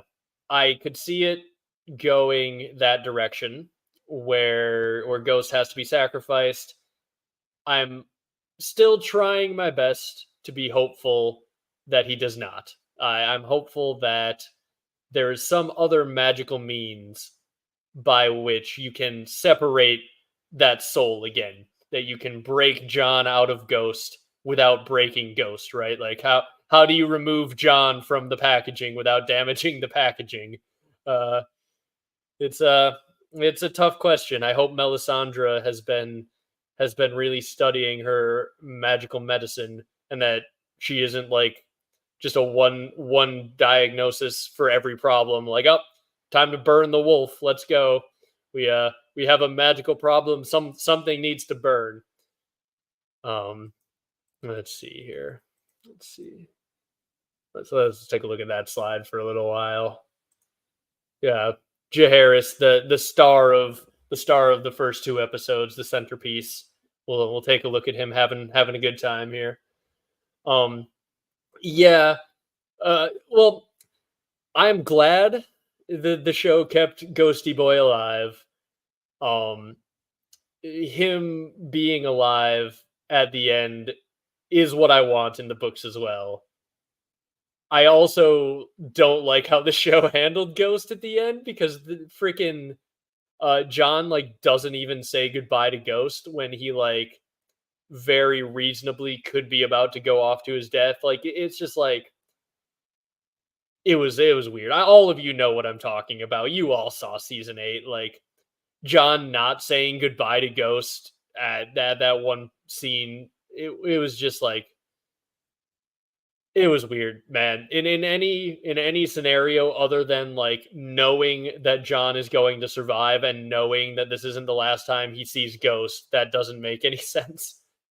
Um, but yes, overall, Ghost still being alive and getting to walk north with John at the end is a thing that I would want.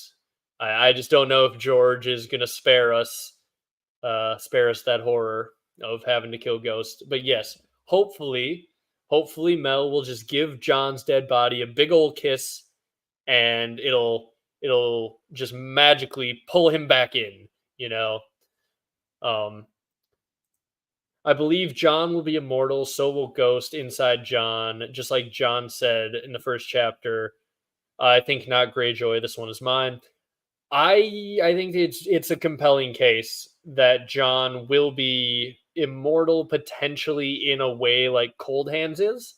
Like if Cold Hands is very very old, and then David Lightbringer talks about this all the time. How it seems like Cold Hands might kind of be the blueprint for like an undead green seer, and that could be what John ends up becoming and how that could be important going forward. And yeah, I think there's a decent chance John ends up being essentially immortal based on the magic that is done to put him back into his body.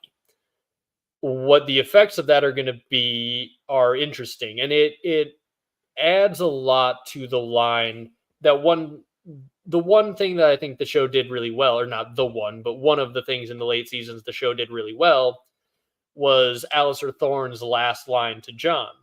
And if you view John as though his resurrection has left him immortal, whereas he's going to have to deal with this trauma of everything he had to do in the late seasons of the show. He's going to have to deal with the consequences of all of the decisions he's made forever as he sits there north of the wall forever.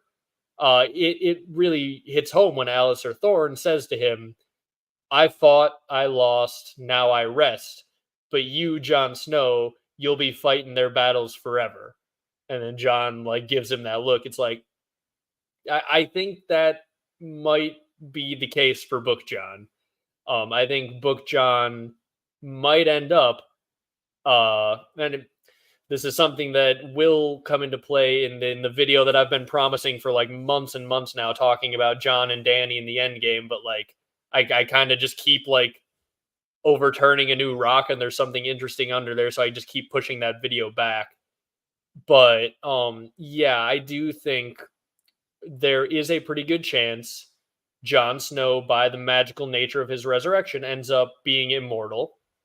And yeah, having this sort of old godsy spirit in him. And yeah, that would make the line about you'll be fighting their battles forever really relevant. And I think that could be one of the things that the show was like hinting at, and then they decided to not explain the magic in the later seasons than that. So that's why that line doesn't hit as hard as it would have otherwise. But yeah, it was indeed a great scene. Yeah, it was another symptom of the no magic issue for sure. It like John's whole resurrection, I think, was one of the biggest. Like John's resurrection and Bran as king are the two like biggest things that I think suffered from the lack of magical inclusion. Um, because it just kind of made it feel freaking random that Jon Snow got resurrected. Like it George has done this work to like set it up so that like there's a logical explanation that can be clearly seen by people who have read all the books that John can come back. Like there's a clear magical setup for that, and then they just took that out in the show and didn't explain it. They're just like, well, we're going to remove important things and we're not going to elaborate any further. I'm sorry. Um, and yeah, like I think that the Drogon burning the Iron Throne scene it might be alluding to like something that will happen in the books, but I have a and this will come in the John and Danny video eventually. It I think Drogon will essentially burn important things. Whether it will be the Iron Throne itself, I don't know. Like he might destroy that in the burning of King's Landing if he sets off the wildfire. I think the Iron Throne might be destroyed by the end of the series. Will he like have the big dramatic destruction of it after Danny is killed? I think that is going to play out differently. Um and I don't necessarily think it's going to happen in front of the Iron Throne. I think it might play out magically in a way that involves the Weirwoods a little bit more.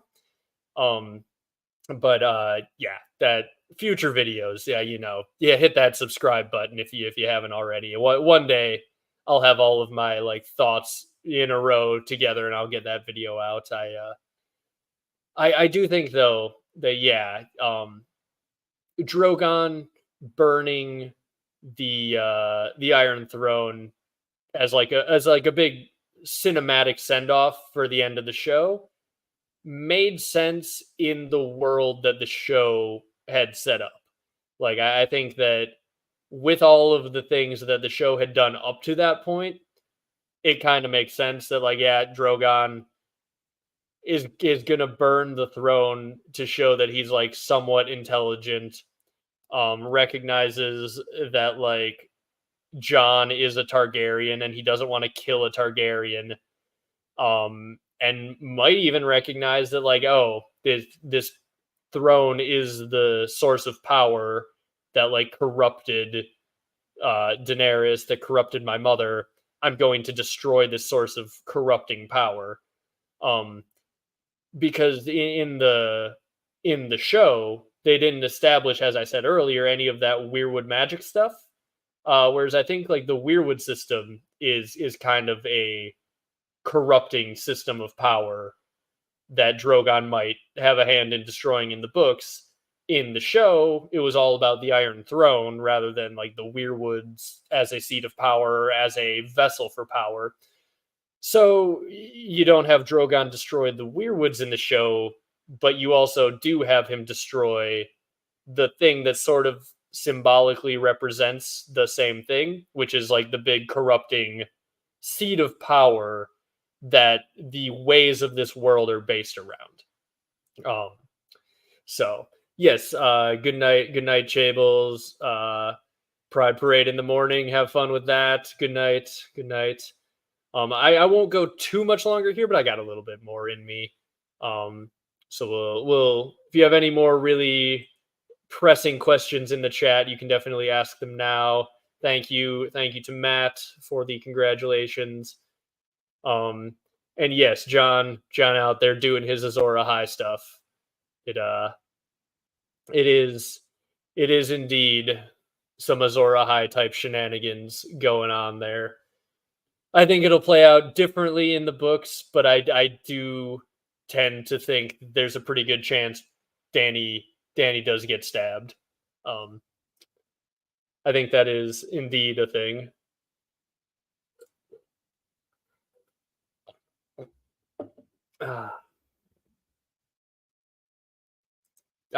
Yes. You gotta love dressing up in anything really when it's the hottest months of the year.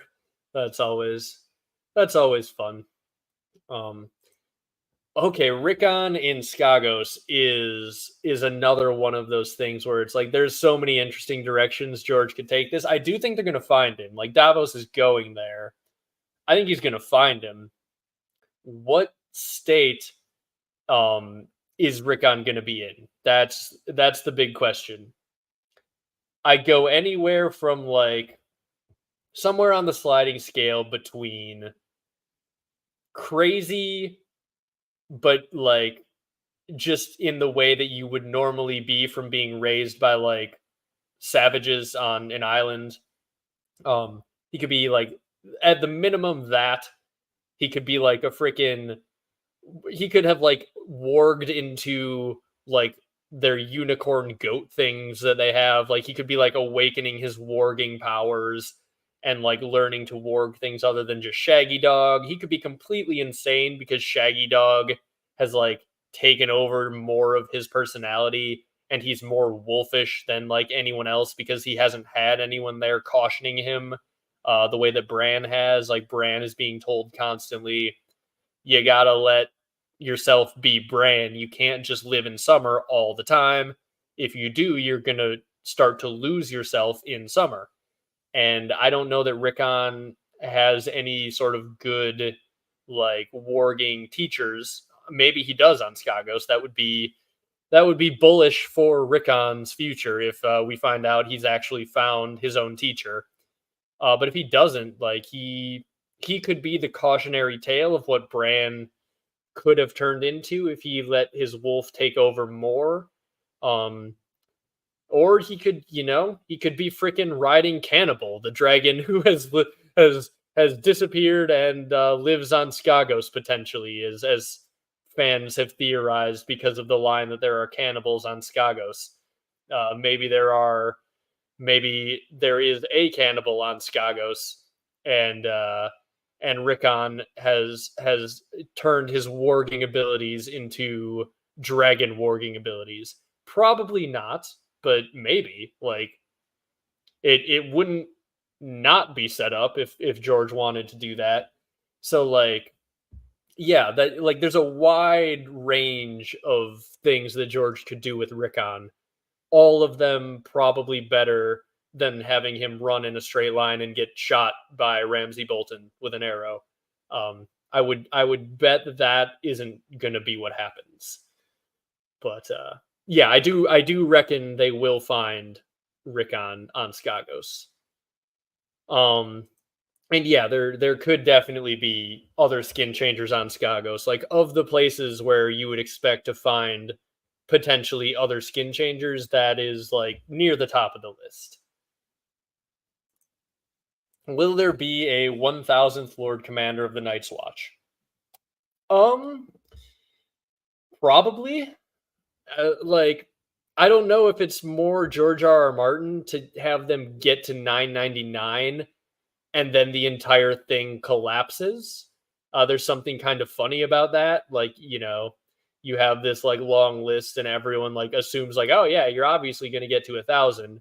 And then at 999, this like thousands of years old order just fully collapses because the wall falls and there's no like eh, the problem either gets solved with the others or humanity gets wiped out. So there's like no thing for the Night's Watch to do in the end. Um, I could see honestly either way, right? Like it feels kind of Georgie to go either way. But yeah, who will be John's successor? That I straight up also don't really know. Um, like there's so many different ways it could play out with John's resurrection. Are they going to resurrect his body pretty quickly? If he comes back quickly, I mean, he's still got a case that he is the Lord Commander. If he comes back in a month or two, and they have to like take his body to the Night Fort, and he has to live in Ghost for like a long time, someone's probably gonna get the job in that time. Um, but like it's such an interesting thing because like I could see a situation where like John's loyalists, along with Melisandre and Stannis's men, take his body and they go back to the Night Fort, and that's where he's resurrected. And at that point, yeah, then they would almost certainly have the Night's Watch elect a new Lord Commander. But I don't know who they would pick. They couldn't pick last time who they wanted to be the Lord Commander, and then they had to have a bit of interference by a Raven uh, in order to actually like pick like this room full of like tough northern cold hardened men. Yeah, they can't decide who to vote on, and then a freaking Raven flies around the room, lands on Jon Snow's shoulder as he's sitting there with like his cut eyeball and like his burned hand and like big freaking bird on his shoulder, and they all look at him and they're like, that guy, that guy looks like he should be in charge actually. And if nobody if nobody gets the Raven endorsement, if the Raven electoral votes don't come in, I don't know that they're ever going to get past the stalemate of choosing another Lord Commander. That would also be kind of funny, honestly, if like they just like had a period to pick a new Lord Commander, but they couldn't agree on who it was, so one like never gets chosen, and then like the whole like they're about to choose number 1000 or something, and then the whole freaking thing gets sideswiped before they can actually make up their mind. Um, but yeah, um, uh, there seems to be a limit of a few weeks or so, after which a green seer becomes too lost in their animal to be retrieved. That time frame isn't really specified, though. Um, yeah, so it's interesting. Like you definitely become merged with the thing, but like I don't know if we've seen an example of have we seen an example of pulling someone back who was a warg? I'm trying to think. Because like Varamir can still feel Orel in the eagle as like a distinct sort of life force living inside the eagle. Um, so there's that, and there's the whole like as we talked about earlier, the children of the forest jumping around from bird to bird kind of implies that they're still in there as themselves. Um, so I don't know. It's an interesting thing to think about. I don't really know that I have like any answers or any firm opinion on how long you can be lost in your animal. I think it's just the longer you're in there, the more like animalistic instincts you're kind of prone to giving into. And I think that, as we talked about, the biggest factor as to how wolfish John will probably be is whether or not Ghost has to be sacrificed and he takes all of Ghost with him into his own body, or if the two can be split. Can you separate Ghost from John in any tangible way magically? And weirdly, I think the idea of how do you split these hive-minded souls, um, that could be relevant in the end game of the story. Um, without too much spoilers for my John and Danny, why John stabs Danny video. Like, there's a moment in the way that I sort of see the series playing out where like there's some consciousnesses that may need to be split off or like separated. I think you could gather on some level, like with the others potentially being Weirwood shadows or like shadows of these people who are tied up to the Weirwoods, like Green Seers, and like the Weirwoods themselves potentially being a giant hive mind of like warging type consciousness. Like, especially if the Weirwoods are kind of evil, or if like they've become bloodthirsty and evil because of influences, but yet you need the world tree like system to keep things going. Because I think I have talked about this, the seasons seem to be irregular to me because the world tree is corrupted, and you have this irregular heart tree, and the seasons are the heartbeat of the planet, so you have an irregular heartbeat. And if you could fix the world tree system, you could in theory have the seasons go back to normal, and you could have the world sort of achieve a balance. And I think that's going to be important. So how do you fix the world tree if the world tree is inhabited by this giant hive mind consciousness, if you can't split consciousnesses in some magical way? So like I think if John can be split off from Ghost in a magical way, that would be potentially foreshadowing how they could purify the hive mind within the world tree if there are some less than desirable parts that they need to eventually split off. I don't know how they're going to do that with John, or if they can do that with John. I don't know how they're going to do that with the World Tree, or if they even can. But I would imagine the two are kind of linked. You know what I'm saying? If if they can do that, it would be useful later on. So I hope that they can split John off from Ghost without killing Ghost, but they might have to kill Ghost.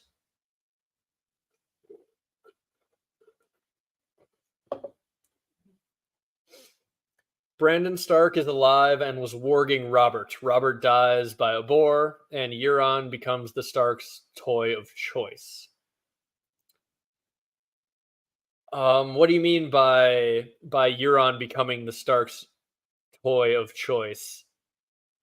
Um, because like, or if you're talking about Brandon Stark, you meaning Brandon the Builder, still being alive, which I think is possible. Like all the other, like you see other Green Seers deep down below Bloodraven's cave who are implied to have been there a long time that are still alive. So I think Brandon Stark, Brandon the Builder, still being alive, at least in the sense that okay, he's saying Brandon as in Ned's brother. Oh, okay. Brandon as in Ned's brother. I don't know if he was alive and warging Robert, but that'd be a heck of a theory. But what I was saying just quickly is if Brandon Stark, as in Brandon the Builder, is still alive, he could, be warging around and still influencing things. And I think there's a chance that he's the three-eyed crow, because Bran means crow, and an older Bran, like Bran the Builder, would be more enlightened, and therefore he could be the three-eyed crow trying to open the third eye of a newer, younger Brandon Stark. I've talked about this a lot in the the Old Ways Theory series, but yeah, I think it's possible that Brandon the Builder is actually having an influence on this story. But I don't actually know. Like that's another one that could go either way, but I think it'd be really darn cool if Brandon the Builder was still kept alive in the same way um that those Green Seers are down in Bloodraven's cave, that like Bran is walking by him with a torch and they can't say anything, but their eyes move and they follow the torch. That they're still alive. They're where they're mentally at, I don't know. Like, is their mind projecting itself throughout the weirwoods? Are they warging birds all the time as their bodies just hang there, sort of crucified in the weirwood roots? Well, if they are, then that kind of implies Brandon the Builder might be as well. Um, so that's where that sort of thought comes from. Uh, so I've had a lot of people talk about Attack on Titan being similar to my theory for the Wall, and I did not know the first thing about Attack on Titan until people started bringing it up. Um, Random internet guy did a video sort of comparing Attack on Titan to A Song of Ice and Fire, somewhat talking about some of the stuff that I've talked about. And it's really interesting from what I've heard how many comparisons there are to the way that I think at least A Song of Ice and Fire is going to go. And some people have even said that the creator of Attack on Titan was a big fan of A Song of Ice and Fire, and that they like may have taken a lot of inspiration for where they think things are going to go and put it into Attack on Titan. Um, and based on what I've seen and heard from people in the comments, that makes sense to me. But I'm not your guy for in-depth Attack on Titan takes or anything like that.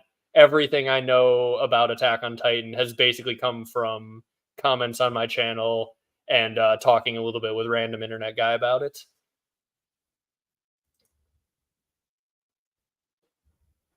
And yeah, the Stone Kings under Winterfell, um, being on some level or another alive as warg kings, like at least alive in the sense that you know, all those children of the forest who are hanging out in birds forever are still alive. It makes sense. Like, if you are mentally like constantly jumping around from bird to bird in your afterlife, and you have a statue built of you of stone, and then there's some magic done with the statue, could you go into your statue and look through the eyes of your statue? I don't see why not. You can look through the eyes of a weirwood tree. So I do kind of think that the dead Starks, the reason that it feels like they're always watching, could be because they're like, they're like the the weirwood face. They're able to be watched through directly, potentially by the person who is the statue. Whether that is actually the case, I don't know, but like it's set up to the point where it could be true, and it would be really cool. Yeah, there's just so much going on with the statues where it's like it's got to be something, but um but yeah, it could very well just be straight up that they're like another resting place slash set of eyes for like the warg consciousness to go, besides jumping from bird to bird or weirwood tree all the time. Um, but again, I just yeah, I don't know. I don't know where that one's gonna go. I could see a lot of different scenarios for the Stark statues. I think it's probably most likely that we will find out through Bran somehow that there are like consciousnesses of his ancestors still floating around in the ether, in the weirwood net, in the statue, something like that. But I don't know. It also, there's the fact that like the stone is one of the gods of the old ways. The children of the forest worship nameless gods of the rivers, streams, and stones and forests. So they worship the trees, but they also worship the earth. They worship rivers. They worship the stone. So like going into stone statues when you die, at least on the same level that you're going into the trees, kind of feels right up the alley of the old gods. Like we focus mostly on the trees being the old gods, but there are more old gods than just the trees. At least according to a few lines we get from people like Leaf and things like that. Um uh if the souls can't be separated every time a bird with a singer inside dies, they go with the singer to the next bird, endless bird soul nesting dolls. Yeah, that's I wonder if there are any like clues to be gathered. Cause yeah, if they can't be separated, it would be harder to jump from bird to bird forever. Um uh, so yeah, that does kind of imply that the warging consciousness can be separated somehow. Um Yeah, I think that that does on some level track. Like if you were just stuck in the place that you go for your second life forever, would how would that work for the children of the forest always constantly being in these random ravens? I don't know. Maybe they're like just stuck there until that bird dies. But yeah, you could definitely end up with, as you say here, a bird soul nesting doll of creepy, weird horror that George has given us, and that maybe he'll do that. But I do kind of hope, as we talked about, that like you can end up with some way to separate out those consciousnesses because that would be interesting. But what have you thought so far about Hot D season 2? I really like it. I also, I'll say this because I don't think I brought this up, but like I loved how this whole first two episodes were basically about one big event. What we have on screen there, the death of the main star of episodes 1 and 2, little Jaehaerys. Because it feels like it's been so long in Game of Thrones since we got like a full on freaking just a ton of processing the fallout of these consequential events. In the late seasons of Game of Thrones, they like happened event after event after event, and you'd have like a scene to process the fallout, or there would be like no fallout because it was just the next event and the next event and the next event. Like we got more fallout and processing of Jaehaerys's death via blood and cheese than we did for like the Long Night. Yeah, which is wild to say, but like at least as much processing and fallout, right? Like the Long Night happened in season 8, and then they're like, okay, we're gonna have a funeral, and then it's time to go and do other things. Whereas like this, there's just like there's so much fallout from this event that it's a by comparison to the Long Night a very small event, but the way that they treat it is so much more serious because that is the way it should be treated. It's such an impactful event, and they are allowing the consequences of one event to drive the plot of the next things that happen, which is how good stories work. Whereas, like in the later seasons of Game of Thrones, it was like, well, this is the next plot event because this is what happens next. It wasn't like as much like direct natural fallout in the way that we're getting right now with House of the Dragon, and I really like that. I really like all of the really cool fallout. Just coming from something that I don't even want to say it's simple. Like just one assassination, though, in the grand scheme of Game of Thrones and Westeros, is a smaller thing.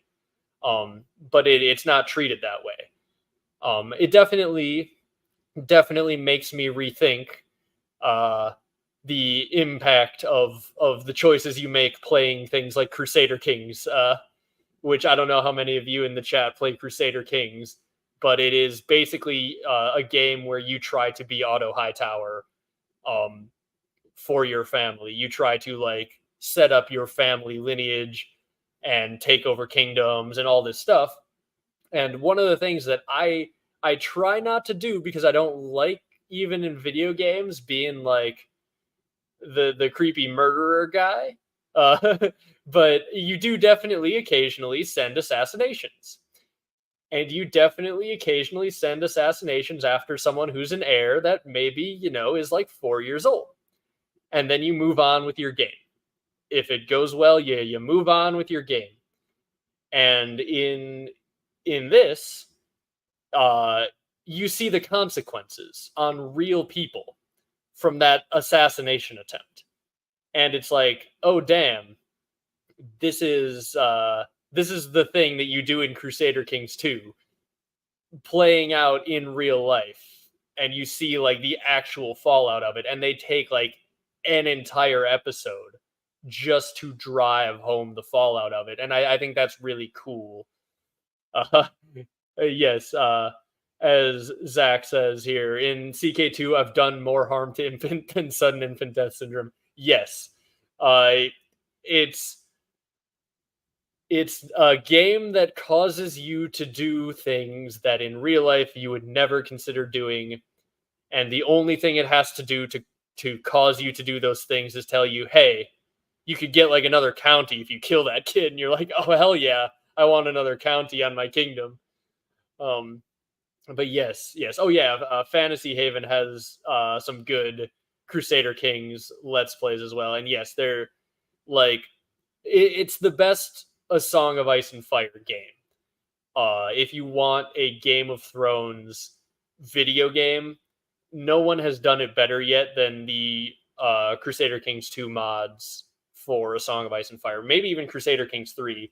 I haven't actually played CK3 yet. I probably should.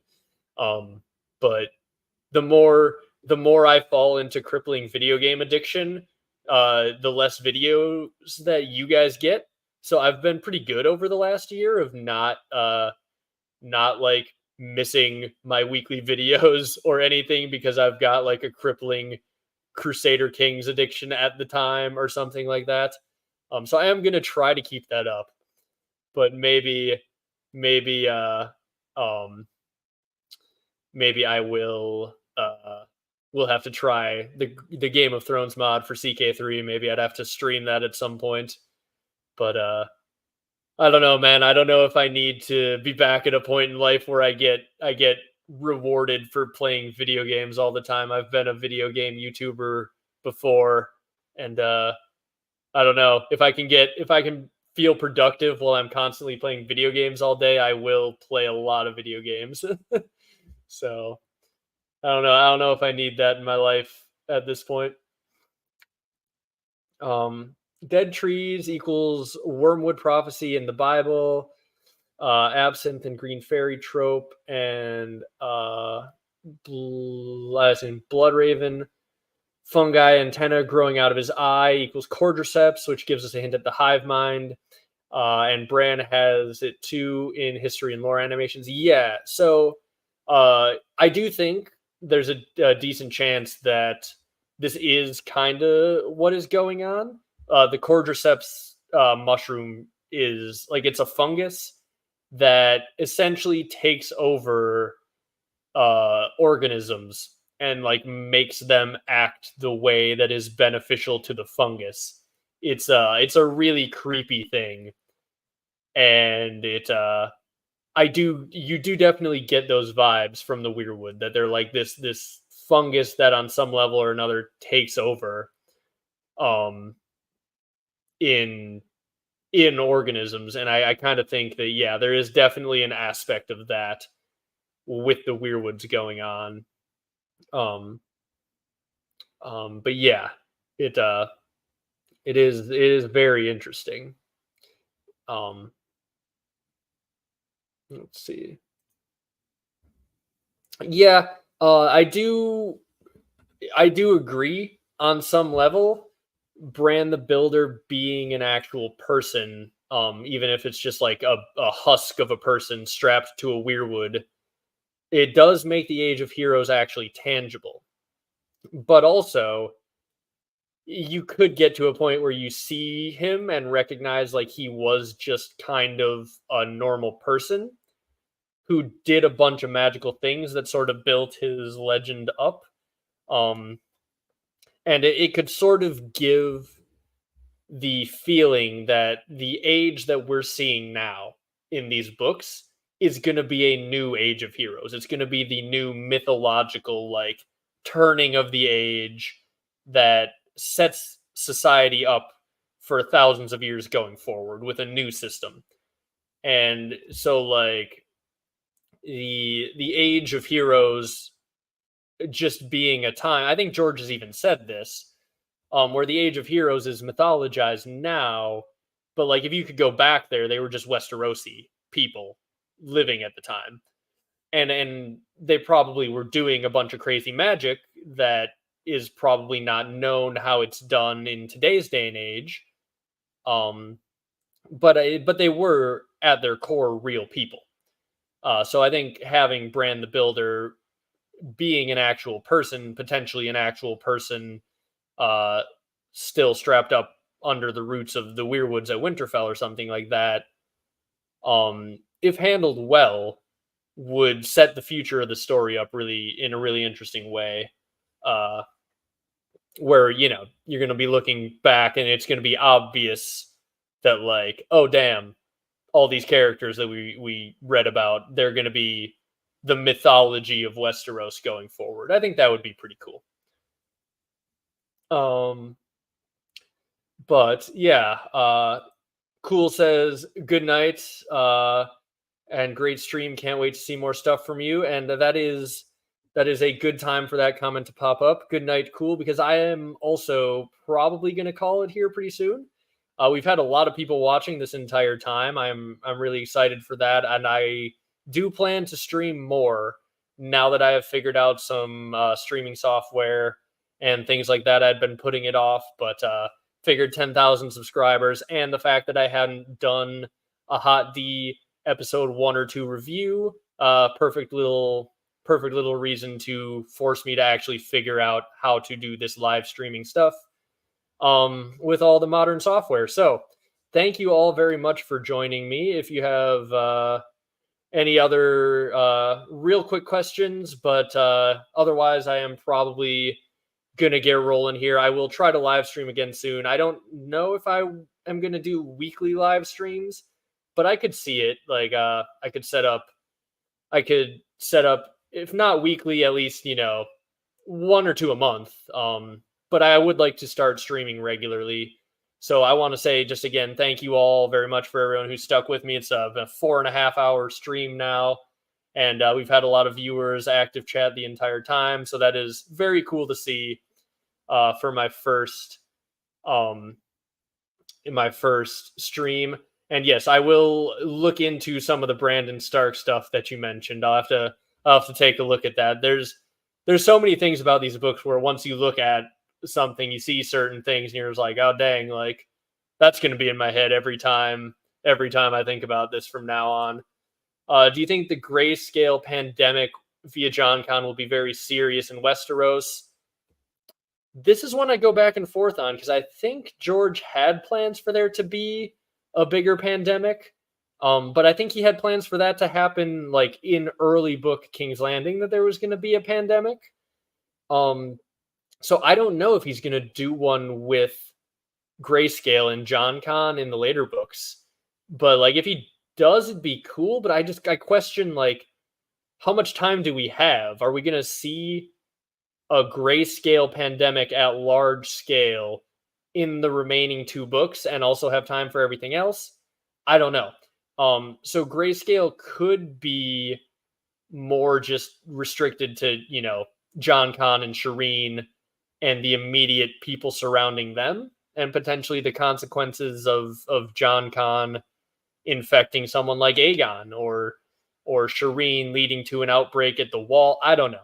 There's a lot of ways it could go, but I don't have a firm opinion. That's a complete coin flip to me if we're gonna get a massive, big old John Con inspired pandemic. But like it could definitely happen. And 10K deserves weekly streams. Yeah. I mean, especially with how many people were watching this entire time and seemingly enjoying it. There will definitely be more live streams. I don't want to commit to weekly just yet, but like I could see it definitely turning into like a video a week and a live stream a week. That might be the future of the channel. Not decisions to be made a few drinks in at 1:30 in the morning. But thank you all very much again for everyone, for the 10,000 subscribers, the support across the stream, watching the stream, all the comments, everything. It has been great. All of the theories and things for me to take a look at, and all of these things. But yes, commit. But yes, thank you guys all for watching. I will think about it. I will be streaming more, but for tonight, that's all I have for you. Thank you all again very much, and we'll be back with something else pretty soon. Bye-bye.